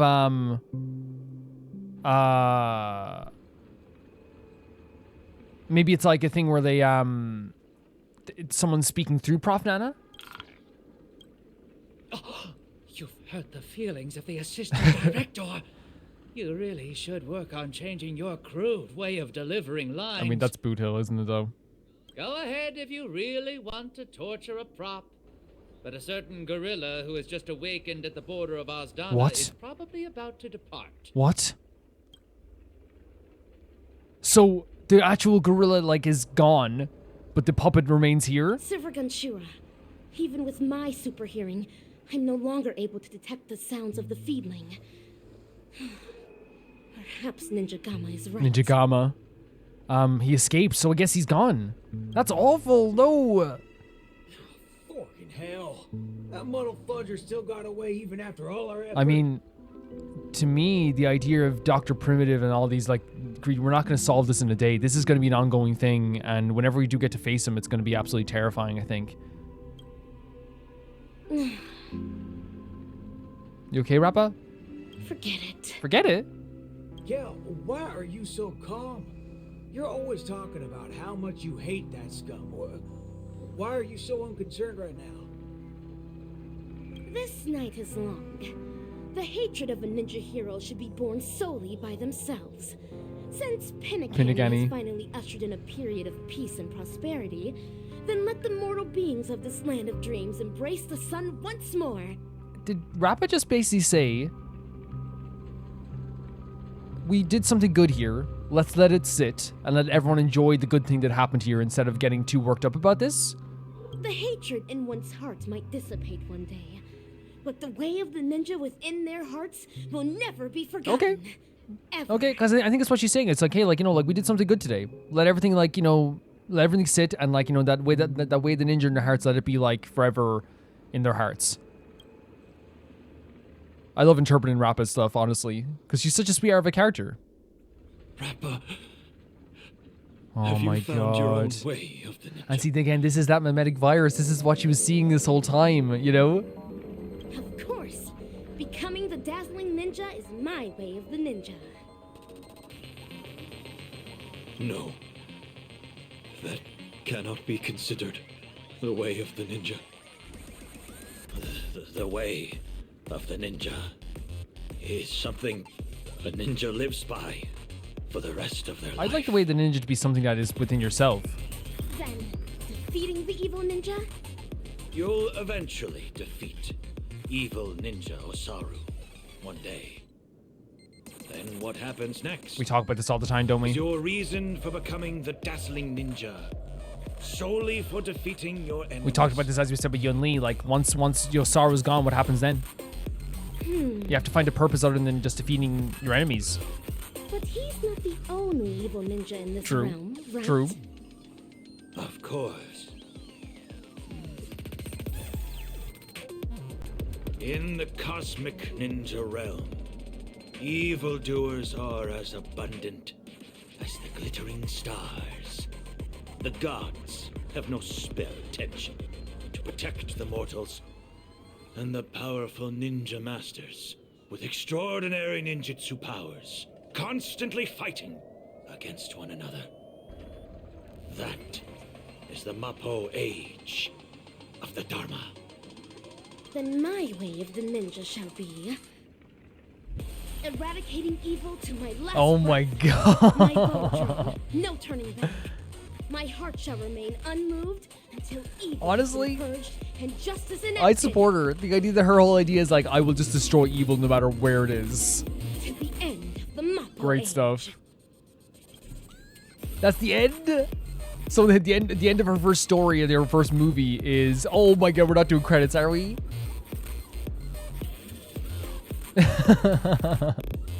This is great. No, but like that means the end of her story is, oh my god, look at this. Yeah, cross out the name. It's Rappa. Yes. Ninja Stealth, Silvergood Shore, Songras Ninja. Songras Ninja is great as well. Ninja Hiru, Ninja Hiruri, Masakucha. Especially thanks to staff and students at Paper University. This is such a fun way of doing it as well. Because the end of her first movie is like the cliffhanger. It's like the end of Batman Begins, you know? And before someone says that's a spoiler, of course it's going to be like a tease or cliffhanger for the next movies in like a trilogy, guys. Of course.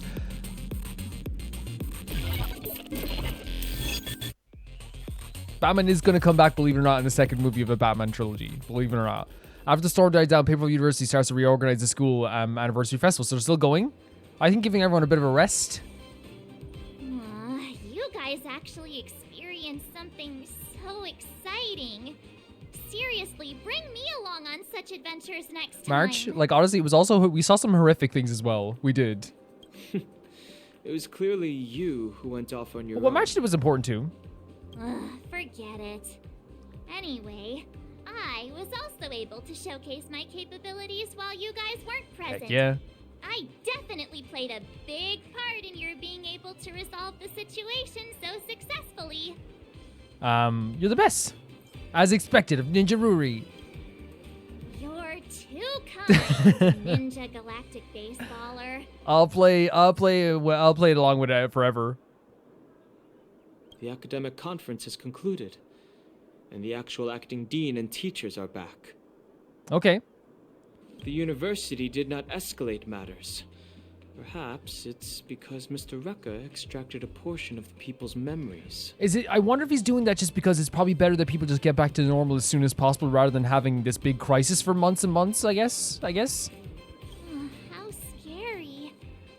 Could he have taken our memories as well? Because he's a memo keeper, right? I don't want to lose any more. Oh yeah, poor March as well understands what that feels like. And like, can I say as well that like, I don't necessarily agree with like, again, I think there's a big thing in Honkai Star Rail of sweeping things under the rug constantly. Every world we go to, whether it's Epilogue, penacony, like maybe not in the Zan show, but there's always like a thing of like, we can't let the people know. I think it's realistic in a way because there's a lot of stuff the government in the real world will not let us know. And that's not a conspiracy theory. There's just a lot of stuff that like will like, no, and I'm not talking about like, they're not telling us about the aliens. They're not telling us about the demons that they found in the ground. They're not telling us about the ghosts that floated through the city. I'm talking about like stuff like, you know, political dealings or conversations that were had, right? They're not gonna, they will like, but like in this case, it's like, it seems like a constant theme in Honkai Star Rail of like, you know, well, the people won't know, you know, when in reality, I always will be on the side that the people of Penacony deserve to know what happened, the people of Epilogue deserve to know what happened, and the people here deserve to know what happened as well. And I understand, I know someone's going to say, well, Calvin, the ramifications of that means that people are going to be in Epilogue, for example, are not going to follow Bronya as well as they would before. 110%. I'm saying that the morality of my view on the morality of it is that even if there is going to be dire consequences, people still have a right to know that something bad happened to them and for years that they were misguided and misled And also, especially in Epilogue, that the leader that they followed was subjugating in a horrible way people in the underworld. That's the way I look at it. You know what I'm saying? However, it's all thanks to him that the Dreamlight anniversary is going ahead once again. I hope that we can finally have some fun this time. Having a bit of fun would be great. Yes. And I heard that Miss Robin is going to host the new opening ceremony in the Cool plaza. stuff. Let's head over and take a look. I still think that, like, even though it was a puppet, Montana and the other classmates, they're back. that's good stuff. They did a good job of even making the smaller characters feel kind of like, not that I'm attached to Montana, but it's like, oh, I'm glad Montana's okay. You know, I have that feeling. Hopefully we'll be able to have some fun after this all as well. I still think we should have been able to, in front of everybody, publicly to, like, execute the puppet. You know what I mean? Its face annoyed me too. Was that Himiko Welt after all this time? Hi, Montana. Are you feeling all right? Yo, Ninja. Ninja March. Huh? Wait, are they all following the way of the ninja now? Don't you know? This is the most Oh my popular god. meme right now. It originated from Mr. Rekka's latest work, the Cosmic Ninjutsu So Inscription. Rekka legitimately did make something to do with the freaking Rappa story, or the manga that she read. That guy. I don't think he's paid our salary yet. By the way, Montana, do you still like Slumbernana Monkey? Is she gonna be like, what's that? Slumbernana Okay. Monkey. That's so last year. I love that. Again, if I just passed them by. Last year? Just yesterday at Dreamflux Reef, you were... Dreamflux? Yeah, they don't. Where is that? Honestly, this is better for Dreamflux Reef as well, to have the memory kind of erased of that as well. I will, again, I'm not saying it's right to do this. I'm just saying that it will benefit Dreamflux Reef. All right, March 7th. The latest trend now is the Cosmic Ninjutsu Inscriptions. You have to keep up with the trends. Honestly, you have no idea how keeping up with the trends March is. She's directly related, like, right beside the trend of, like, she's friends with the thing that started the trend, you know, Rappa. I'm going to the Ninja Appreciation Society's event now. Do you want to come along? No thanks. I'm heading to the opening ceremony of the Dreamlight anniversary. Understood. Then farewell, Ninja March. I much prefer the ninja stuff than the Slumbernana stuff. That's Ninja Ruri to you. Farewell. Exactly. March is given a ninja before anyone. So is this what they mean by the rise and fall of trends and penacony? It's so realistic. It's so realistic. It's legitimately so realistic. Check out your classmates 110%. I'm glad that they're letting us check on the classmates because, again, why am I getting emotional that Richie's okay? Again, it's like, it is a thing where, like, while I'm not, like, super attached to them, like, they're gonna have my heart forever, it's like, I'm glad they're okay. You know what I mean? We got to know these characters and you know, and see them throughout the world. Son, I've thought it through. If you're too tired, let's... Great stuff. return to Great our stuff. home All you town. ever needed was your son. All you ever needed was your son. No, Dad. I'm not going back. I've earned a fortune during the anniversary celebration. Even though I don't do well in my theory courses, I can still become a salesperson in the future and make a great living. Just watch, Dad. I'll be sure to make a name for myself in Penacony. He found a passion? Son, as your dad, perhaps I should also try a little harder. This is good. This is good. Not perhaps. Yes, you should try a little harder. It seems like Richie and his father Yes. have figured it out. Very good stuff. Compared to what it could be.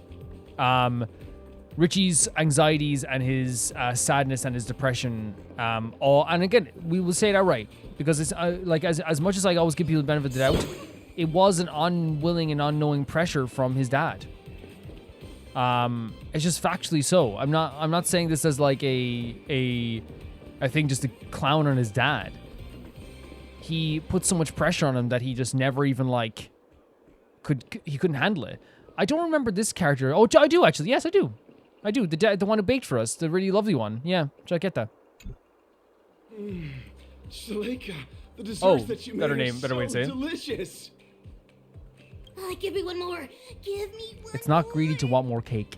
Okay, I'm just saying it right now. The greedy does not come into play when it's cake.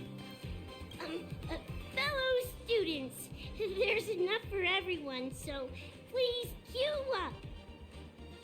Shalika, you're simply a genius of dessert making. Thank you. Maybe becoming a patissier after graduating doesn't sound too bad either. Everyone's doing a lot better, right? Everyone's doing a lot better. It seems like Shaletka has also found her own way of the ninja. Yeah. And I just think, I feel like, you know, like, that's what we got here from this, is that everyone's kind of moving forward with, like, in a really great way. Nana Bloom-chan, have you gotten any acting roles?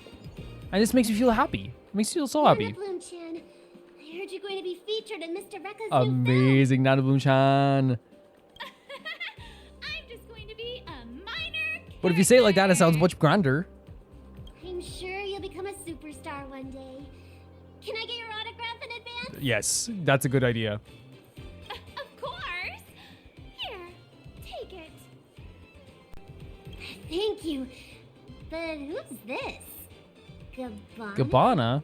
Wait, Bana? That's my name. I'm not going to use a stage name. Okay. Anymore.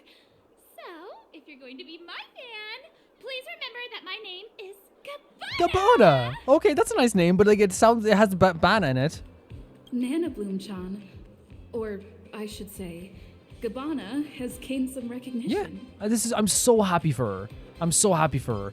Like, and this is a great solution to everything, right? It's like, I can't pronounce the name again. Chaqueta gets to bake more cakes. Nana Bloom-chan gets to do a movie, you know? Richie and his dad are reconciling. Like, there's a story here where, like, everyone... And then, of course, like, we have,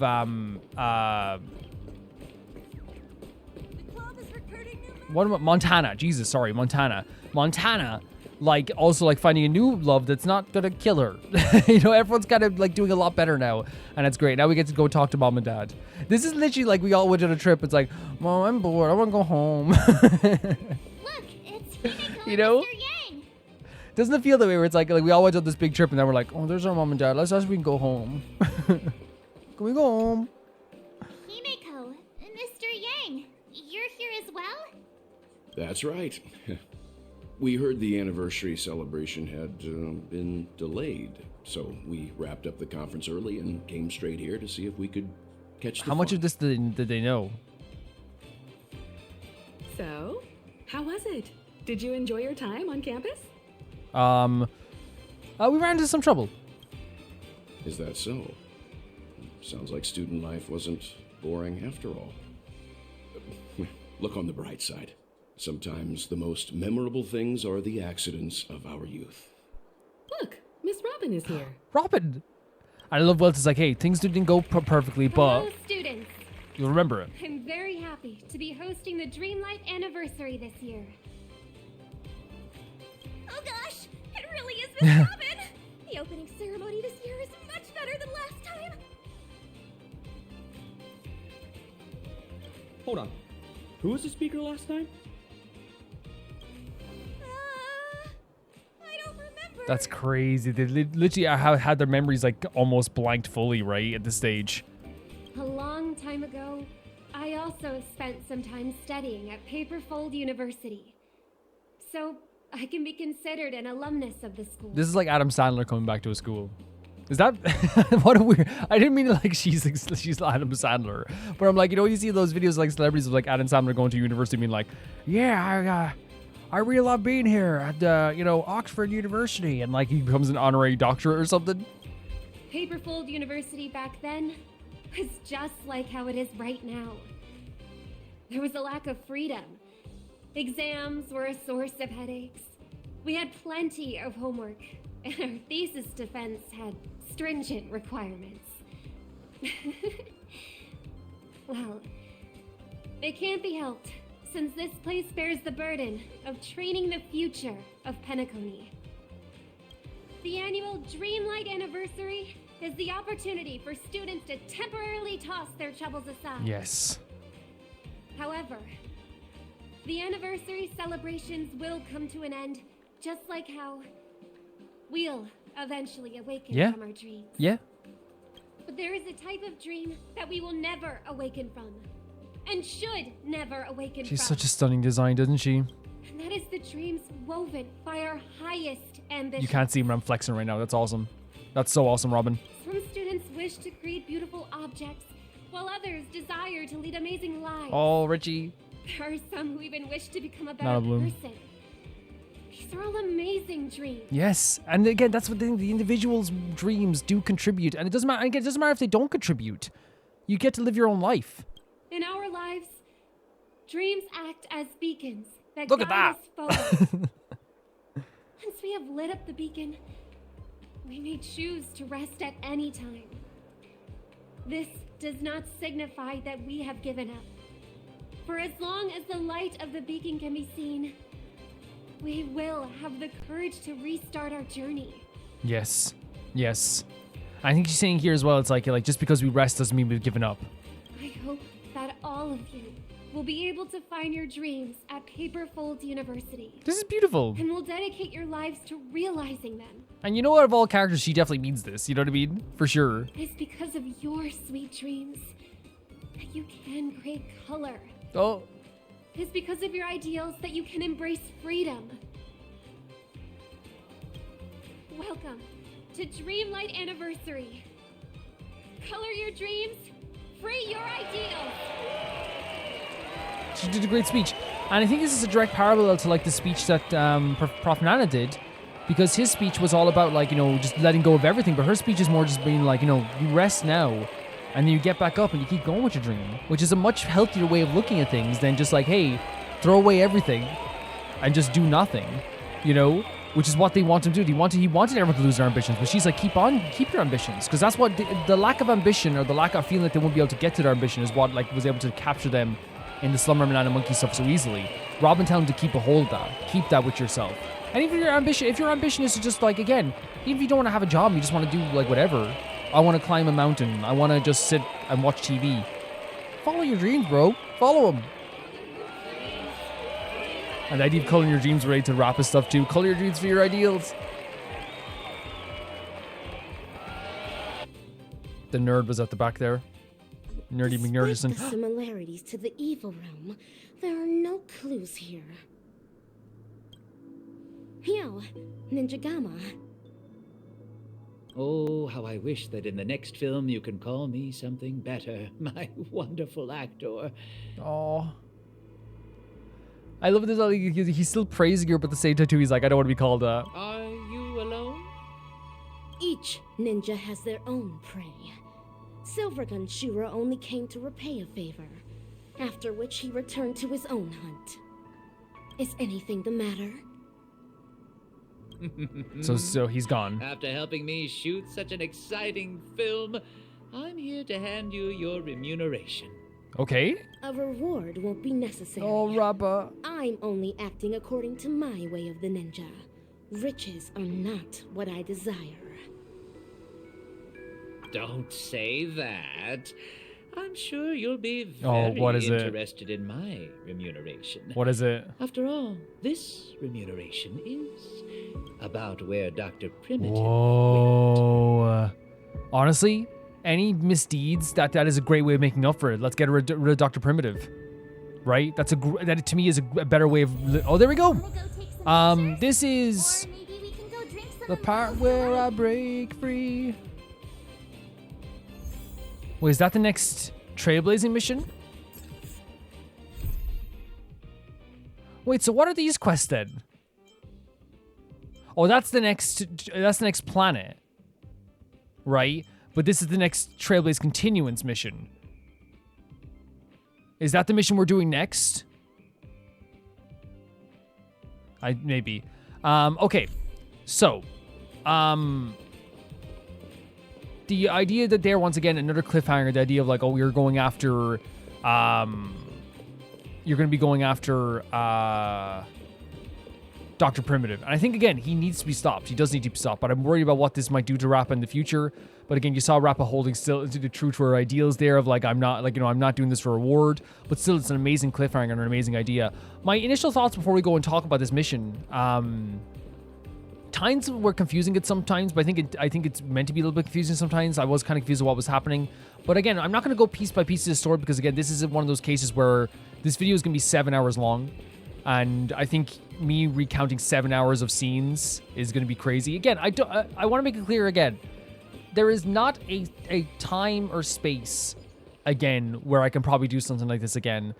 It was because, like, you know, I can't give like a good reason why I chose to do this week. I think it was just because I was like, okay, like, let's see where this like goes. I didn't expect it to be this long. I didn't expect it to be this long, but like, I think it was one of those situations where like I planned to like make this video like one quest because I thought, okay, maybe there's like 4 hours left or something. But once I got to like the 5 hour mark, or at least the 4.5 hour mark, or even the 4 hour mark, I think it was one of those things where I was like, okay, like, there's no point stopping now. But I didn't realize it was gonna be 7 hours. It's just something that's not feasible for me to do all the time. But we'll do it this week anyway. You can have like the 7 hour Honkai Star Rail video, guys. You can have it. I mean, but it's gonna be even longer actually. It's probably gonna be 7.5 hours. But yeah, it's not gonna be something that I can do all the freaking time, if you know what I'm saying. But yeah, this was, because we're gonna be, again, I hope no one sees this as me rush, because again, even when you watch this video, there's not an ounce of me rushing through this, and you guys will see that too. Like, it's not like we're rushing through anything. We're gonna take our time with everything. But yeah, there was times where I was confused, but I really love the new characters. I think the story got very brutal, but also beautiful at times too. I was very passionate about the story, which is also very important. So yeah, there's like a lot of stuff here that I actually really, really enjoyed.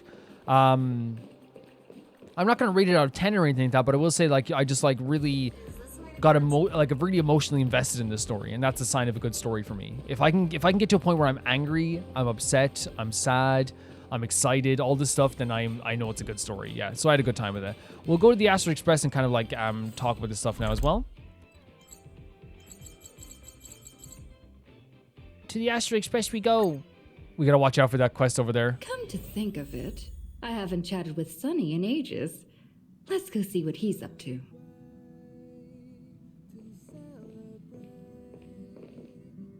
Is that Sunday? Is Sunday just on our freaking ship? What mission is that? Another one, the same one.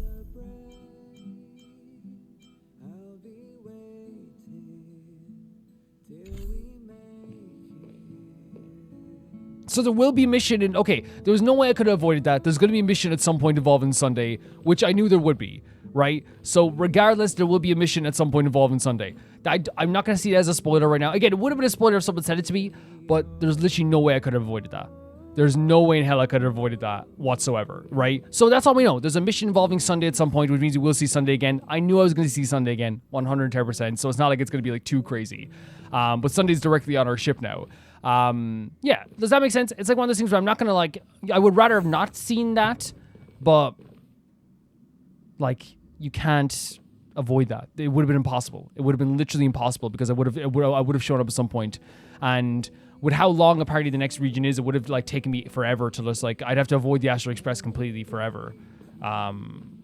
And it just doesn't make any sense in that sense. It doesn't make any excuse me, it doesn't make any sense whatsoever.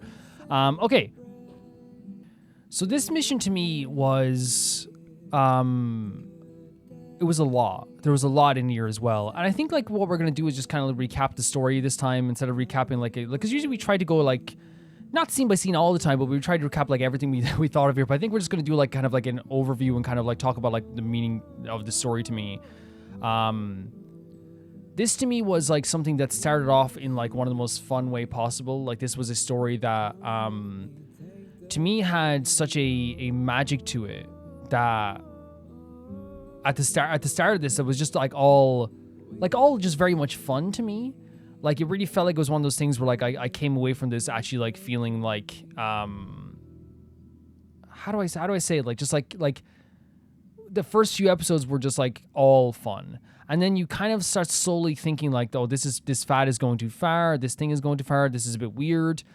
And of course it is weird because, like, we start off this whole thing like we just kind of being like, oh my god, this weird video that we saw, and it turns out to be like a mimetic virus that is trying to infect people to turn them into monkeys, and it becomes much more darker than you could even expect it was going to become eventually.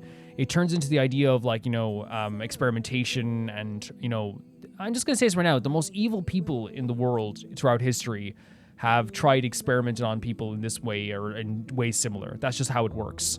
It's an evil, evil thing to do. You cannot play God with people. You can't. It's horrific. It's horrible. And in this sense, what we found out about this like whole mimetic vision we were having was that this was Dr. Primitive trying to turn all these people and all of us to regress us to a point that back to like our most primitive form, which I guess would be kind of like gorillas, but he sees it as like a freeing form where we can restart from the start. We can right the mistakes that we made and not make the same mistakes in some way, and have a better chance of not making the same mistakes, because the analogy that Prof. Nana used was the idea of what happened with the bananas. The idea that because the bananas were so similar and they were like, all heading towards the same destruction, this one virus destroyed all the bananas. And they saw it as like, well, all of this is going to be able to destroy these people in general and humans in general. So we have to like find a way to like, how do I say it? We have to find a way to like stop this from happening. So in their eyes, I'm not saying, by the way, I want to make it clear before we say anything here, because again, I'm going to be like talking about their ideas and what they thought about it. It's wrong. It's absolutely disgusting and wrong. There's no other way to looking at it. It is a situation where they wanted to regress people back to being monkeys. As I said, to give them like to say, oh, you're going to start again. This is your most perfect form. Regression is the only way to stop the rotting of wood. And to me, they did it in like some of the most horrific ways possible. They chose the Paperful University as a place to do this because it is a place that is rife with anxiety, with stress, with self-doubt, with the idea of like, and this happens, by the way, in colleges all over the world. Because while colleges like are always seen as like, oh, party, have fun, all this stuff, it's also with colleges like they do have like, it's a stress of like, what's going to happen for the rest of my life? What are my prospects? What is my future? And here's the thing, even though the majority of people will come out of it like, smelling of roses, there's times when you're in college where, like, I know everyone's had it who's in college, year 2, year 3, where you think, oh, I'm going to fail this. I'm done, and everyone has these thoughts, and it weighs on your mind so much because there's a combination of so many things that goes into that. Like, let's talk about the idea that, like, money was spent, right? A massive amount of money was spent. You put so much investment into this. So you get to, like, your year 3 or year 2, and you're thinking to yourself, I can't drop out of this even though I hate this. I can't do this because of this and that. Not that I felt that way, but I'm saying the way, like, say, Richie felt.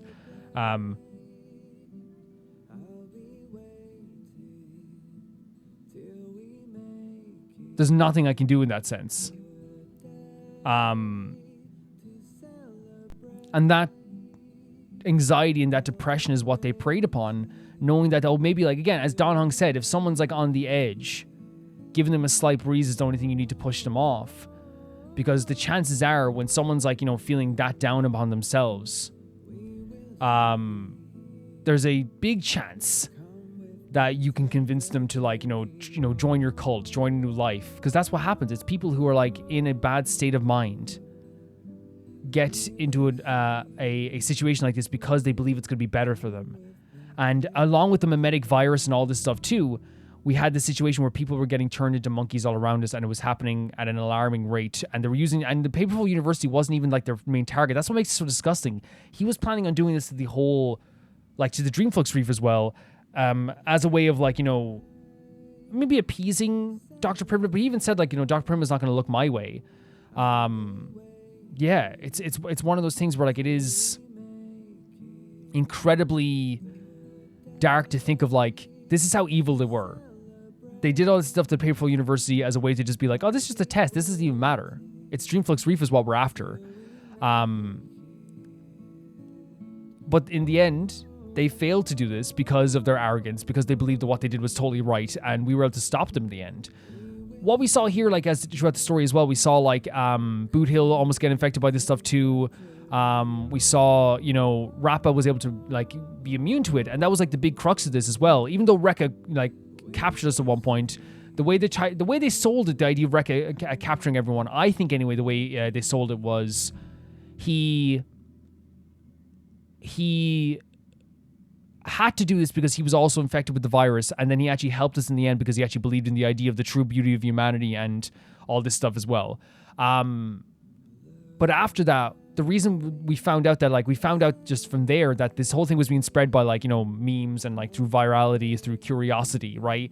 And it's one of the most interesting ways they ever told the story, which is, like, how do we spread this out, is by, like, you know, through memes. I mean, I use the analogy of Cat's Eye as, like, a pop group. While I'm not, like, a fan of Cat's Eye personally, like, I just don't listen to them. It's not that I hate them or anything. I think they're talented, whatever. It's one of those situations where, like, you're sitting there going, why do people keep talking about, what's Cat's Eye? What's Cat's Eye? And then you look up and you're like, oh, Cat's Eye. Okay. It was the same thing that happened to me. Like, I'm a big fan of BTS now, but, like, back in the day, like, I remember, you know, before I got into K-pop, like, the curiosity of, like, what's BTS? Oh, that's BTS. Okay. And you look into it a bit. Curiosity gets the better of you. What's Slumbernana monkey? Then the virus takes a hold of you. All that stuff takes a hold of you. And they found out that Rappa was immune to this virus, but they found out in kind of like one of the saddest ways possible, is that she was kind of like an experiment, just like what the experiments that they're doing to the people here. She was an experiment that was an experiment since she was a little kid. And it's so dark to even think about this now, because we saw the image of, like, what happened to her. We saw the image of the state that she was in or whatever, like, and she was once again an experiment that was being built upon in a way that was, like, so horrific at the way that they wanted to do this. And it was a way to kind of, like, make this regression happen on, like, a really large scale, which is really horrible as well.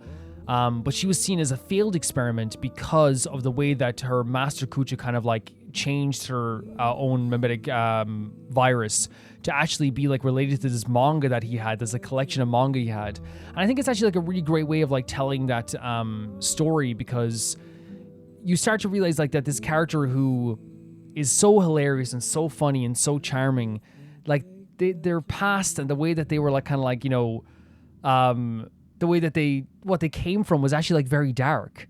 And again, it's one of those things where, like, yeah, it's pretty cute that, like, she has, like, the whole idea of, like, that she lives through a manga, and the manga is something that she, like, you know, is a big part of her story and all this stuff as well. But it's still dark when you think about it. Like the whole thing in her head was, like, a virus to make her, like, you know, I guess, like, help the Galaxy Rangers in some way, but, like, I'm not exactly sure why Kucha did it. Maybe he, like, cared about her in some way, but still, if he cared about her, he would have just not done any experiments, and, like, you know, anyone who was in that facility, you know, was absolutely horrific. But yeah, she was found by the Galaxy Rangers after that, and because of that, they actually used her mimetic virus, not as a way to, like, infect people with a mimetic virus, but to, like, bring them to their senses just enough, to spread the word of the ninja just enough that they could all be brought to their senses by just a little bit brought to their senses.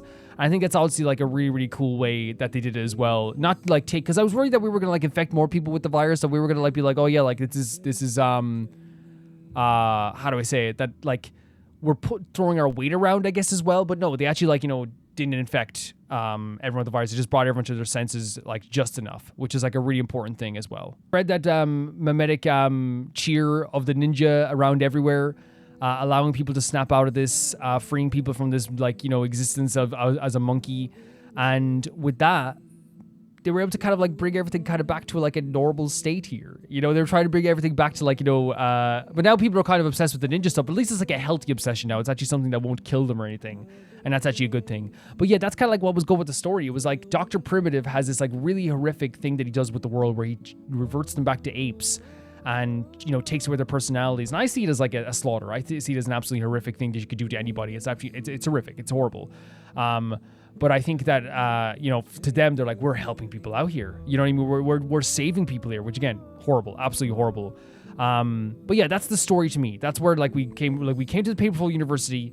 We found out that there was, like, a mimetic virus changing people's minds to try and regress people back to being, you know, their most primitive form. We found out that, like, the reason why this can be the reason why that Rappa can't be infected by this is because she already had a virus in her, and they used that virus within Rappa through like a kind of like a movie reel kind of way thing, I think, I guess, as well, like to spread it around the place, and through the spray paint, right? Through the spray paint to kind of like revert people back to their original kind of state. In terms of like all the other stuff, that comes along with this, right? All the other amazing stuff that comes along with this as well in this story too. Like we have like the very much the horror that comes along with the story as well. We saw some really horrible stuff, like again, with character by character, like with the Rappa stuff. Like again, as I said, it was this sweet, funny thing that was happening with their character that turned into like something like way darker, right?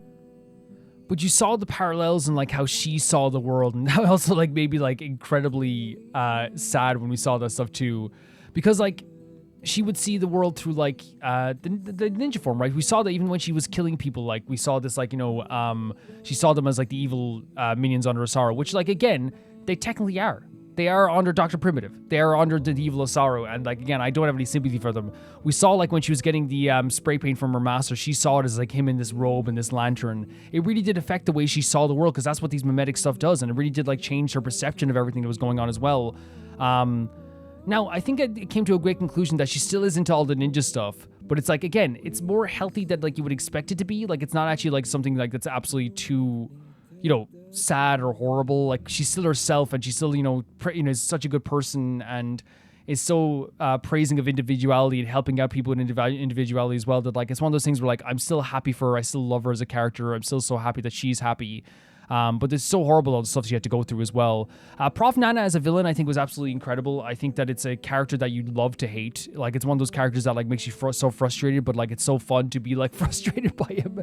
Where you're like, but like it's one of the things in the moment you're like, I hate this guy, I hate this guy, I hate this guy. But then afterwards, I'm kind of like, yeah, I hate this guy, but like, oh my god, this is so fun to like be able to take him down. And you see this here too. Like, we got to like take him down. We got to absolutely take him down. And it was in the most satisfying way possible, because he's been doing these like speeches and these soliloquies all the whole time. He's trying to like, you know, implant his ideas, and like, again, he thinks he's better than he is. He thinks he's more knowledgeable than he is. He thinks that his whole ideals are right and Dr. Privative's ideals are right. And twice now in a row, I feel like both Bootill and Rappa both gave him kind of like this thing where it's like, I don't care. Like, Bootill like said like, yeah, what you're saying is evil. I'm not going to listen to your stuff anymore, man. I don't want to hear these speeches anymore. And in Rappa's case, like, he's about to do another speech. You know, that's the part in every anime where the villain goes, yes, you may have defeated me now, but as he was saying all this stuff, Rappa jumps on his head, and we saw that amazing cutscene. It was also great seeing the stuff with Robin. Like, I loved seeing that, like, she could sense there was something going wrong here as well. The stuff with Micah, like, wanting to preserve the respect and sanctity of the Dreamflux Reef, to not make it, like, you know, something that is the family gets their hands in as well. And again, doing something that did involve the family is also fantastic too. It was like the will of the people. As we saw that amazing DJ set that Robin pulled off as well, with like all these characters, like, you know, singing and dancing. We saw March singing and dancing, and then everyone coming together in the end, like with this, you know, this performance, and everyone falling into place. It was a really, really great moment there as well. And again, amongst all the horrific stuff we saw, like especially in the experimental lab and the stuff with you know, Rappa, we also had a lot of fun in this quest too, and got to meet so many amazing characters. We saw Rekka as well as another character we got to meet. Rekka as a character is very mysterious. I don't think he'd be fully trusted all the time, but the way I look at him is kind of like he's meant to be this character that is like this Hollywood kind of like type, where it's like, is he being serious? Is he real movie? But he actually does care about like humanity and care about people, and wants to capture humanity in like its most beautiful form. So I don't think he's like evil or anything like that. I want to make that clear. I just think that like he's meant to be a character that like will help you and does believe in humanity, does believe in the beauty of humanity, but also at the same time too, it's like, what is he hiding? Is he hiding something else? What's his game here? You know, there's like a combination of that there as well, if that makes sense. And I think it's honestly like a great way to write a character. It's a thing where like I suspected him at the start, and then I really suspected him, and then I went into a situation where I was like, wait, no, I actually trust him. I'm glad this guy's good. And then I was like, oh, I suspect him again. And then it was like, oh no, I actually like this guy again. And now we've gone back to kind of liking him as well. And I think he's actually like a very interesting character with a lot of like beauty to his story. You know what I mean? I think that's the more important part about it too. He had a lot of beauty to the story, and actually like, you know, was fun to be around, and yeah, like an amazing character design, amazing choice for a character. All this stuff is like really, really great with new characters. Like Rappa's a fantastic new character as well. I love how in this story they also implicated, like, they had a lot of college students and stuff as well that, like, again, I won't remember them forever. I will, if they come back, I'll remember them. But they won't be in my heart in that way forever. But I think it will be a situation where, like, I was just happy that they were okay. You know, and that's a strength of, like, the storytelling in this game to me, is that it's not like a situation where I'm like, oh, these are my favorite characters ever, these new characters. But I come away from it kind of being like, no, I care about them at the very least of wanting them to be okay and wanting them to be happy. And I feel like that's a really important detail in all of this, is like, yeah, not super important like other characters will be, but I'm glad that they're happy, and I'm glad they had the situation to be happy. Because again, that's the whole point. Their sadness and their, like, lack of direction is what preyed upon them from the stuff with the Slumbernana monkey, like, and Dr. Primitive. That's what was on their mind. That's the reason why they were able to infiltrate that so well, is because they knew that they were vulnerable in that state. Yeah, but like really, really great stuff to see them all happy in the end. I love the parallels with Robin in the end versus the parallel with Prof Nana. Prof Nana come out and being like, you can be free, but really he meant just like in the parameters of what I believe to be free.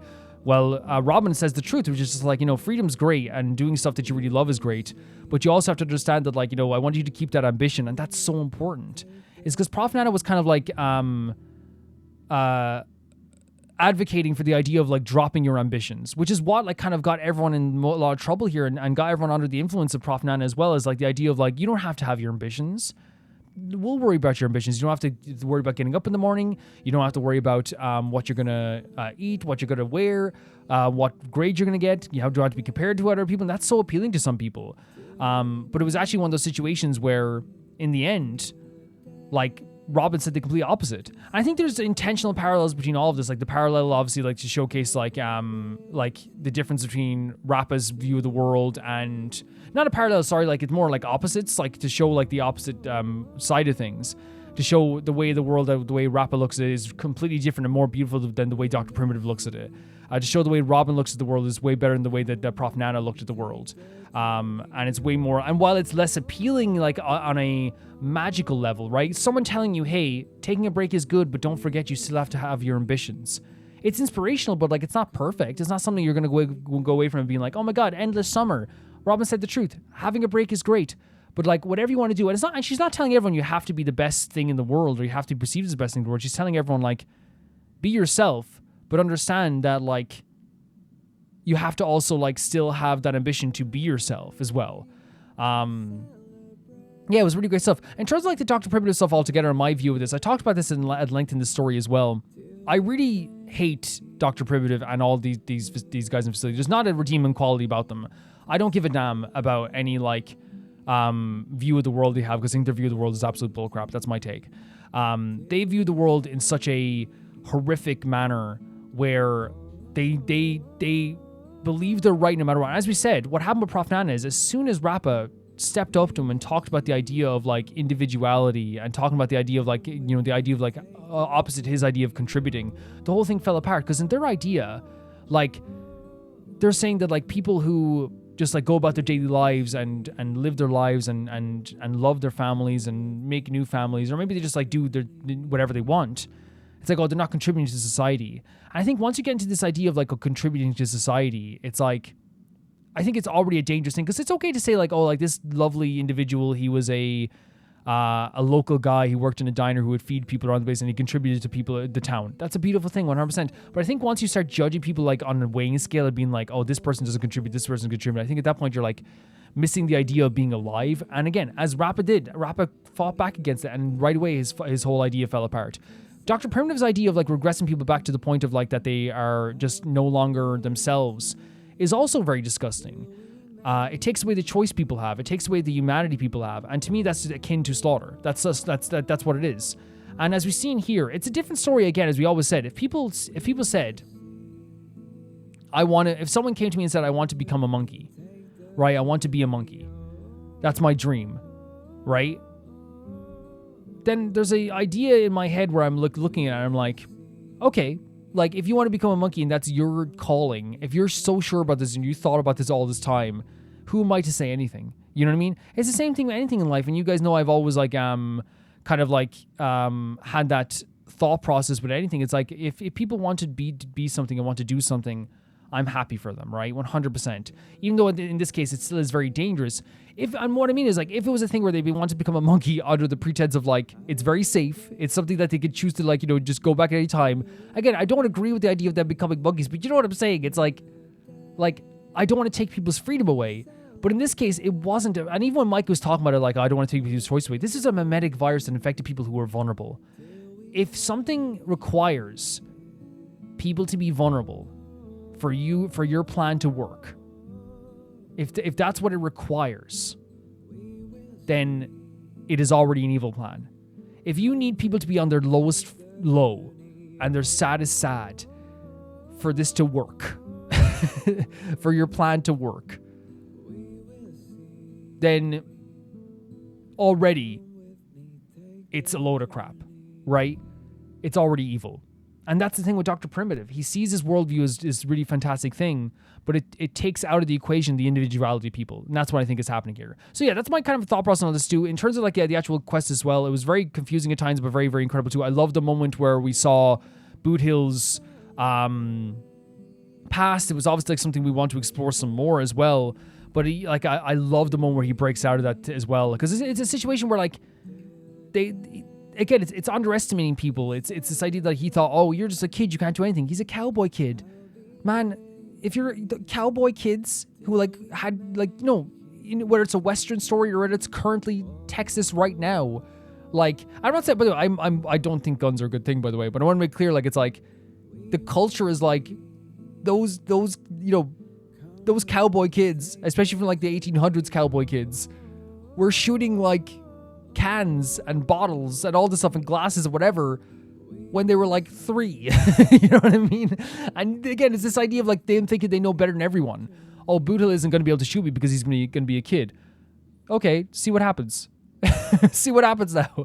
And he's like, yeah, you misread me completely. And of course he snapped out of it there too. I love the dynamic between March and Bootill as well. It's so fun to have them together. Robin and Bootill was also fun as well. I think it's just fun to have like someone who's so aggressive and crazy as Bootill with like someone who is like as, funny as sweet as March, and then like someone who's like so caring and like nurturing and lovely and like, and she's that type of person who is like she's almost like the granddaddy of penacony now, someone who like everyone goes to for like advice, someone who goes to for care. She is the person who's kind of taken with the mantle of like the good part of the family, and to have her there as well, being this like very nurturing feeling and this caring feeling, as I said, the grandfather of all penacony. It's a great contrast. Not that Bootill isn't caring, but it's a contrast to have Bootill who's like very aggressive and outgoing and very forward. So it's fun seeing those characters react to what Bootill can say and do here as well. Love Rekka's character, as I said. Love the kind of like way that they showcased his characters with like the sepia tone outfit and like him talking in movie form. Rappa, always, every scene she in is always incredible, whether it's like something that's really aggressively sad and horrible or it's something that's really fun and amazing. Like her combat is amazing and the way she moves around the world is absolutely incredible as well. I love that as well. Like I really found like a lot of stuff to be very like really cool and fun in this quest, but also some stuff being scary and dark and some stuff being very worrying. Altogether, it was a really great quest that culminated, I think, in a moment where I'm now looking at the story of Rappa, like with a feeling of like, yeah, I'm happy for her, but there's always going to be a hint of sadness, right? Because she deserved to have a different life and she shouldn't have had anyone messing with her mind whatsoever. It was already something that shouldn't have happened. Whatever happened to that facility, regardless of who it was, is absolutely horrific. Yes, that guy did help, like, I want to say, the guy, Master Kuja did help the Galaxy Rangers, like, invade this place. But still, he was doing experiments too. Any contribution you made to experiments is still horrible. Now, you could argue again, without him, they wouldn't have saved like Rappa, 100%. I get that, but you get what I'm saying. It's still a horrific thing to like even join in on as well. Which was that whole facility was absolutely horrible. But yeah, that's what I think about this story so far. I absolutely thought it was like incredible. I did think it was incredible in its own way. Again, as I said, confusing at times, but I think once you get it, it's like, oh no, that makes sense. Okay, that makes sense. Okay, and there's still some stuff I'm going to be confused about for sure. But yeah. Favorite moments, as I said, the getting to slide around the place on Rappa with her move is so fun. Rappa as a character was just so fun to be around. I'm just summarizing stuff now as well, but like this stuff with Rekka, seeing Rekka as a character and his character was so fun. The Bootill dynamic with everybody and the Bootill snapping out of everything was so fun as well. The acting stuff at the start of this mission was so great. Also, there's just so much stuff in this whole story that like legitimately just like I had such a blast with. And then uncovering the story as we went forward was also like a really dark, but you could say you could say necessary, but like it was a really dark, horrific situation as well, honestly. But yeah, that's my thought process in the story. I think it's yeah, it was a lot. It was a whole lot. It really was. But yeah, found it to be really great. In terms of like the story as well, just to say as well, I think it was fun to just see the characters all have some fun here and all go on this like adventure together and go to this university and see the aspect as well. So it was just great seeing all the characters like put together here and having a good time. And again, those dynamics are always so amazing. The characterizations are so amazing in this. Like it really is like a really incredible way they've like told these stories and done these stories. The way that they like, again, showcase Rappa's differences to how a character like Prof Nana is. Like they did a really fantastic job of the characters in this. The characters were like the stars of this once again. The story's great too, but it's one of those things where, like without these characters, it's a completely different ball game. It really is. When I boot up the game, whenever there's a new update, it's always like a very like weird feeling because like there's like missions here. By the way, I went into this side thing like for a second there and then I quickly backed out. I think there's a new character there. So, and there's also like a Gift of Odyssey. We'll check that out in a second as well. All I saw was like the color purple. And okay, so yeah, there's this mission here. And obviously I want to know what the mission is or what the context of the mission are. Because it's one of those situations where like, it's spoilers for me. Like I don't want someone to be like, well, that's this mission where this happens. Like I don't want to know that at all. We'll get to it when we get to it, whatever it is. I think the next mission we're doing after this mission it might be this one, All Who Wakes. I think that's the next mission. Yeah, I think so. Because it talks about penacony. So that's be the next mission you do after this. There is a new banner. I wasn't warned about the banner. I wasn't, told that the banner is spoilers, so that usually means that it's not spoilers. I always say as well, because I know, like, every once in a while I get people being like, oh, he's, like, paranoid about spoilers. And it's like, here's the thing. I'm never going to apologize for it. Never. Because it's made the playthroughs that I play so much more fun for me. Like, avoiding spoilers like the plague. It makes it so much fun for me. And the rules is, like, when it comes to, like, spoilers, like this, obviously I don't want to know what's on the banner, but also so when it comes to, like, upcoming characters... Like, I don't see it as a spoiler to have, like, an upcoming character on the banner. Say, for example, like, let's say I started playing just before... I started playing during Penacony, and Aventurine is on the banner. That's not a spoiler for me because I know that they exist. I know that they're a character. You know what I mean? Like, not even that I know that they exist, but for example, I'll give an example of Genshin. Like, when we played Genshin, and Mavuika was on the banner, or, like, what's a better example? When I was playing... I think the best example would be like, say, when I was going to Liyue and a Fontaine character would show up on the banner. I don't see it as a spoiler because it's like, look, they're a character within the game. It's a live service game. We're gonna have that too. But obviously, there's different things that would count as spoilers to me. Like, I think one of the best examples would be, I don't know exactly what character it was, but like recently we got a free character and people told me that basically like this would be a spoiler because it's one of those things that's like. An iteration of another character, and that's as far as I know about it. And that's one of those things where it's like, yeah, like that's why that would be a spoiler for me, because obviously like it would be like something that is a story moment. Because for example, like the biggest one we had in this game was Imbiber Lune, was a massive, gigantic one, and it's like if I knew about Imbiber Lune before the actual moment it happened, it wouldn't be very fun for me. So let's check out the banner. Before we go any further, I did obviously like this is the next day, but let's check it out. The Dahlia. The Dahlia. Oh my god! Oh! And there's obviously Lucas on the banner too as well, and so is March. Wait, but the Dahlia? Oh my god. Is the Dahlia the character... Again, it's been a while. Maybe I misinterpreted, but is the Dahlia the character from... the time with the Everflame Mansion, and I wonder if she is that character from the Everflame Mansion. Yeah, I wonder if she's that character for that again, because I could be misremembering this entirely. But yeah, she has such a cool design, like so fancy as well. Unbelievably fancy. The Dahlia. Like this white dress.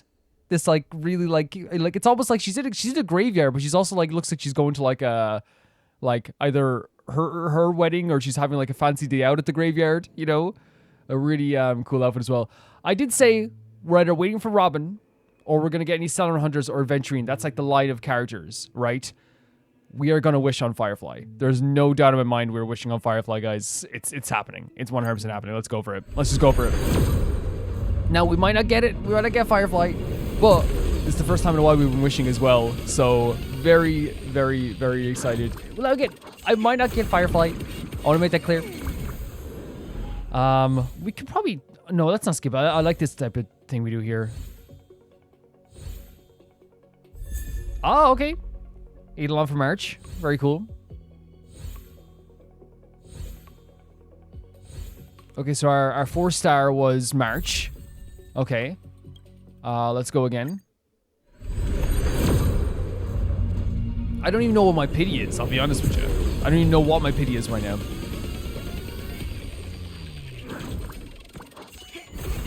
So it could be like at 0, it could not be. Like it's been a while since we actually done any wishing.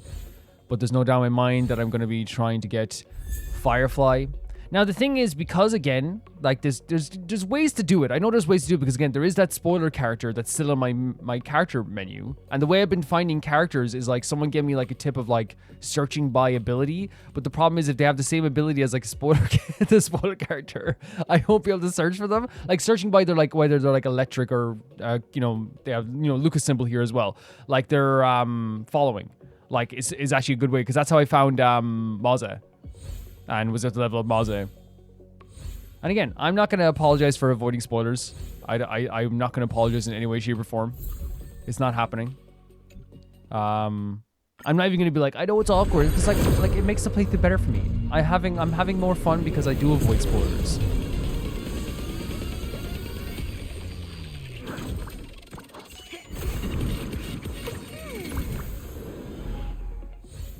Let's go. Here we go.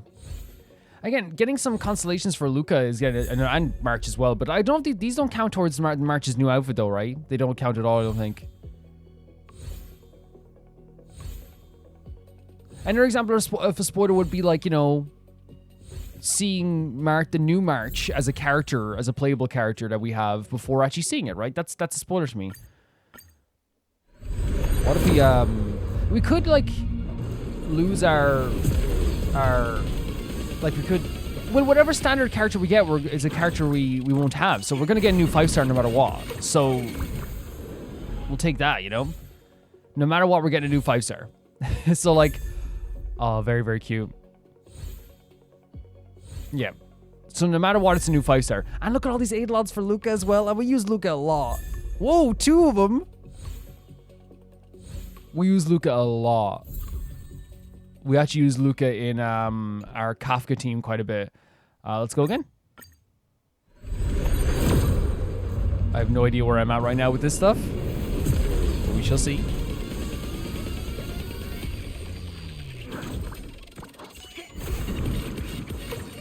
Yeah, so like I'm actually kind of excited because like even like I think Blade is in my pool as well for like lost characters, I think. Maybe I'm wrong. So there's a chance I could get Blade? I think so anyway. I could check that out. Yay! Oh, now we're just getting a lot of instead of I think we have full Eidolons then. So we're just getting like extra stuff there. In fact, I think you can check it here. Can you? Or is it here? Celestial Invitation. Yeah, those are my characters. So every one of these characters I do not own. So no matter what, I'm getting a new character today. No matter what, I'm getting a new character today. So we can just take it as that went. That was weird, right? But then again, I think it goes like rainbow colored if it is like a 5-star. Oh, it is. Oh. So, no matter what, we have a new 5-star. No matter what. But it's a matter of I don't know. I'm kind of like yeah. Kind of worried. But here's the thing. No. Whoever, like that list of characters, no matter who we get a new character. No matter who it is, we have a new character today. Okay. But obviously I want Firefly. Obviously.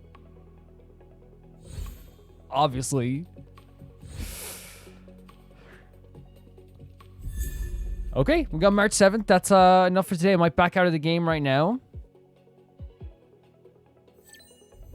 Himiko! Okay, 100% awesome. That's our mother. Very, very cool. Okay, I'll take Himiko. 110%. Yeah, 100%. We might not be able to look her for a bit, but yeah, that's really, really cool. We can wish again, but we have more wishes too. But yeah, Himiko's a great. Like, already we won today. Already we have won. We got Himiko. But yeah, we'll wish again as well. Freaking awesome. So awesome.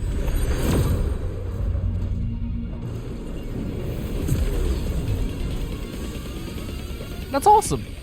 That's so awesome.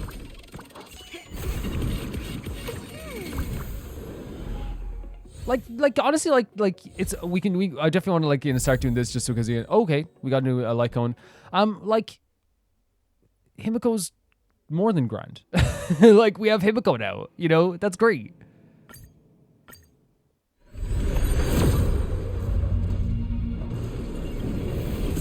And we got another Luca as well.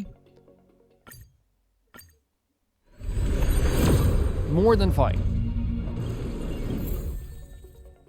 And we got more Eidolons as well.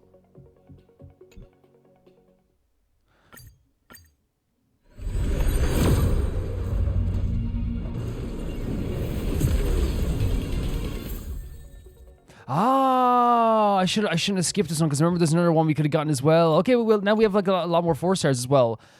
We can go in and buy some stuff as well before we go any further in the shop as well. In the exchange shop. Wait, how much of these can we buy? Oh, wow.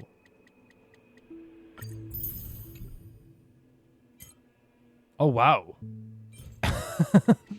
I have not spent this stuff in a while. We should probably get these as well, right? For sure. I have not spent anything in a while.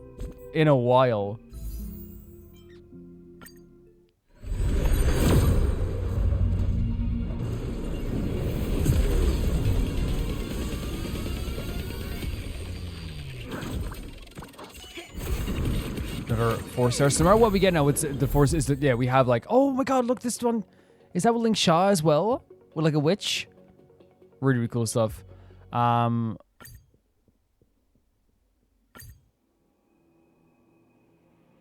yeah, we have. Yeah. Yeah, and it's our last one. And again, I think now we're guaranteed to get Firefly. So all I have to do is like keep wishing over the next 20 days. Which is more than possible. Star Rail gives you so much stuff. You know, and we're going to get free wishes as time goes on as well. Like, it's going to be perfect. Absolutely perfect. Absolutely perfect. Yeah, 100%. So I'm going to wait for confirmation to see if I can actually look at Himiko. But, like, we also now have this. Is this what I saw there as well? We do. We have like free wishes here as well, which is fantastic. The Dahlia looking so freaking cool, by the way. Yeah, like that's honestly really freaking awesome to me. Like to know now that I'm guaranteed a Firefly in some way is so good. It's such a good feeling.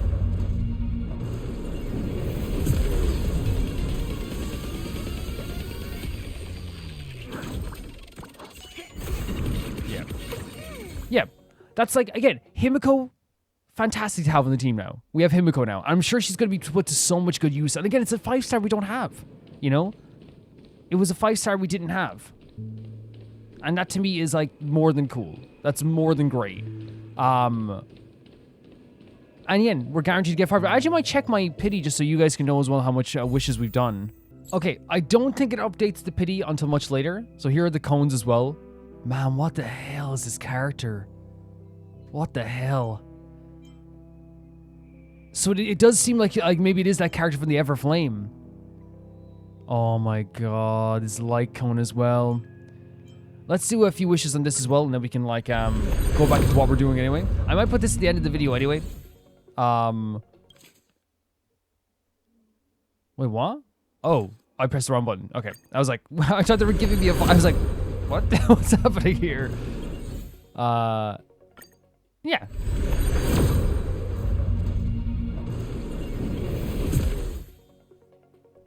And I'm sure, like, what happens all the time when I get a new 5-star or new character of any kind, generally what happens is people go like, oh, you can use this character for this, you can use this character for that. And it actually becomes, like, a very useful part of, like, the game already. I think it's what happened with Maza is, like, I got Maza, and almost instantly everyone's like, oh, yeah, use that for your, for March 7th. Right, use that for March 7th. The same thing with, like, you know, when I got Sampo, it's like, and I know when I got Kafka, actually, it was like Kafka, when I got Kafka, it was like, you can use him with Sampo. So it actually doesn't work out like that. It does. Okay, now we can go back into the story. I don't know if I'd probably put this at the end of the video, just because it's probably like, something's awkward to put in the middle. But yeah, I'm in the middle of the video right now, so I haven't had the emotional impact of the rest of the story yet. But yeah, that's to me, like, I take that as more than good. I think what we have now is we have a lot of pity built up on a Firefly banner. We have Firefly coming home to us in the next 20 days. And then, like, we can start saving up again. I don't know, again, I don't know when, like, Robin or Venturine or, like, you know, like a Blade or any other, you know, things like that, like characters like that are going to come on the banner, like Venturine, Robin, Blade, all these characters. I don't know when they're going to be on the banner again. But I know that, like, Honkai Star Rail lets you save up so much stuff. It really does. So I'm more than happy to be like, okay, let's get that Firefly, let's get Firefly, and then let's save up once again. You know? More than happy. Yeah, that's like, there's no way I could be upset today. I got Himiko, and I got the ability to get Firefly. Awesome. Awesome stuff. Actually, Himiko shows up in the news section at first, because I remember people told me this. Once you open up the menu and then reopen it, then the characters will, like, not be there anymore. So yeah, we actually got Himiko now. Himiko is like one of those designs where it's just like, it's perfect. I think they knew that this was gonna be a character we're gonna be talking to a lot, because, like, it's like pristine. It's like it's such a freaking perfect design. But yeah, like Himiko now as well, and also Gallagher, which is also a really cool thing as well. Yeah, like, this is more than cool. I wish we got to see his, like, image there. That's my bad. I apologize for that, really. Because I was like, oh, like, you know, when you get kind of like, okay, we got Himiko, that's awesome. Now let's see if we can get Firefly again. Yeah, I won't be doing that in the future, because I just forgot there was a third one in the banner too. And I'll be honest, it's because, like, I never really, like, thought about wanting Gallagher as a character. So when I got my, like, Eidolons for other characters, I was like, okay, that's fine. We're kind of, like, done with that as well. But we have Luca Eidolons now. Nice. Let's go. A C6 character, right? Well, an E6 character. Oh, this smile. Look at the smile. Look at the smile. Nice. Let's go. And he's so happy about it too. Nice. Let's go. Calvin, you should read what your new abilities are. I am. Look. He's... Oh my god, look at this one here. Look at this. It looks so good. I am reading the abilities. Back of the head. Eye. Biting this in a really cute way. Really cute smile. Really cute chin. Dead. Looking at the sixth one. See? I'm reading them. Okay, guys. I'll see you in a bit. Let's take our, like, 1 or 2 wishes here. Why not? Not that we're gonna get it, and not that we're gonna get Firefly out of this, but, like, we will get Firefly. I think my pity is at, like, 65 wishes or 62 wishes, and it'll be out to 65 years. So we are, like, 10 wishes away. And, like, in Honkai Star Rail, 10 wishes, you can get that just by playing some extra mini games. So, like,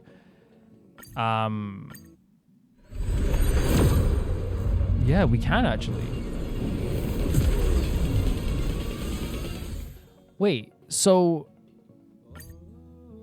I think I'm at 65 now. I could get 10 wishes. Like, the way Honkai Star Rail goes, like you can get, like, gems, like, fairly easily.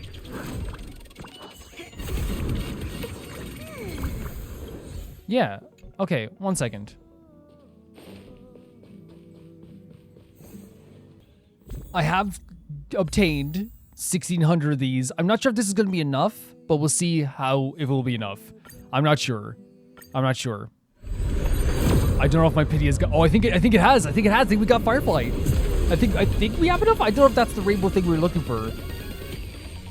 We have Firefly. Awesome. Firefly and Himiko, what episode? What a great way of doing this. We have Firefly. Oh my god, it's so sweet. The Landaus. Oh my god, we have Firefly. We have another Stellar Hunter. We have another Stellaron Hunter. Let's go. Come on. The suspense. Come on. Yes. Oh my god, it's so fun. And what I'm going to do right away is I'm going to level her up to, like, right now, because in the menu it won't be a spoiler because she'll be, like, more up front. So we're going to level her up as soon as possible. I'm so freaking happy about that. And again, what happens, I just did a bunch of mini games, like, in the actual game, like, some combat stuff, and actually got, like, you know, exactly, you know, the character I needed. Like, it's actually, like, this game just hands out gems sometimes. And now we can start the saving up for Robin again, you know? But again, it was always going to be Robin Adventures, Firefly, or any other of the Stellar Hunters. But yeah, this is freaking awesome. This is so awesome. So great. If we go into view item details, can we level her from here? We can. Oh, no, this is like a kind of like a preview what she's going to be. But man, I cannot believe it. Firefly. It's so great. It's so great. I'm so happy about that. I'm so happy about that. So we can go into the menu and, like, as I said here, she'll be here in the menu beforehand. So we can just level her up. And I'm going to level her up as much as possible. So she'll be, like, in the front of the menu. So, like, she won't get lost in the shuffle. So I can actually find her. I should have done the same thing with Himiko, but it's okay. It's okay. We can maybe hopefully search by ability, but I want to make sure I can get Firefly leveled up. Level 40 should be enough. It should be enough. Right? I think it should be, because, like, level 40 is actually not... Yeah, it should be enough, but I'll see anyway. Because I have a bunch of characters leveled to level 40, so I think it would take a while to get, like, where we need to go with that as well. Unless actually we can... Yeah, I think level 40 should be enough. Yeah. No, I think it should be. Because there's a lot of characters we have at just level 0. So I don't think we're even going to be able to see... if not, I'll find a way to do it anyway. That's freaking awesome. We now have Firefly. Look at that smile. Look at her. Look at her. Look at her right now. Look at her right now. What light code did they recommend? Well, they don't recommend one, but, like, there'll be a bunch here anyway. Really great stuff. Okay, guys, that's going to do it for this episode. I hope you enjoyed this very extra long episode. It's probably, like, very, very long indeed. As I said, like, the thing with the Sunday thing, I'm not... look, it's one of those things where I would have rather not seen it, but we saw it, and there's nothing else I can do at that stage. It's... it would have been impossible to avoid it. It's one of those things that would have been impossible. Not impossible, we could have done it, but, like, you're talking about, like, basically what we would have to do is we'd have to, like, make sure every single time we came to the Astro Express we had a different mission. And if we didn't have an active, like, mission up here, it would have, like, activated and gone up here as well. I think, you know, the way I will, like, say, like, that it doesn't bother me too much is that, like, of course there's a Sunday mission in the future. Of course Sunday's going to appear again. Of course. Right? It's one of those situations where, like, there's no doubt in my mind that Sunday would have appeared again. You know what I mean? So I'm not gonna read into it. I'm not gonna look into it. We're gonna see how everything goes. But it's like, yeah, look, it's bound to happen, like, something like that eventually. Not a big deal. Guys, thank you so much for watching this episode. Thank you so much for supporting me, and thank you so much for being such an amazing audience as always. I want to say thank you so much to my patrons at the highest tier for being absolutely incredible as well. That being Typhor R2, Jamie Bull, China the Banana, The Ghost of Inazuma, Felicious Felix, Yule, Radish, Nusa, Lynx Markey, Assassin, True Peanut Butter, Peter Shelson, Leon, High Kasperian, Jerebian, Neo Showerite, and at the highest tier on my YouTube, World Number 7, Blasco, and Lucinagi. And I'll see you all guys so soon. Bye-bye.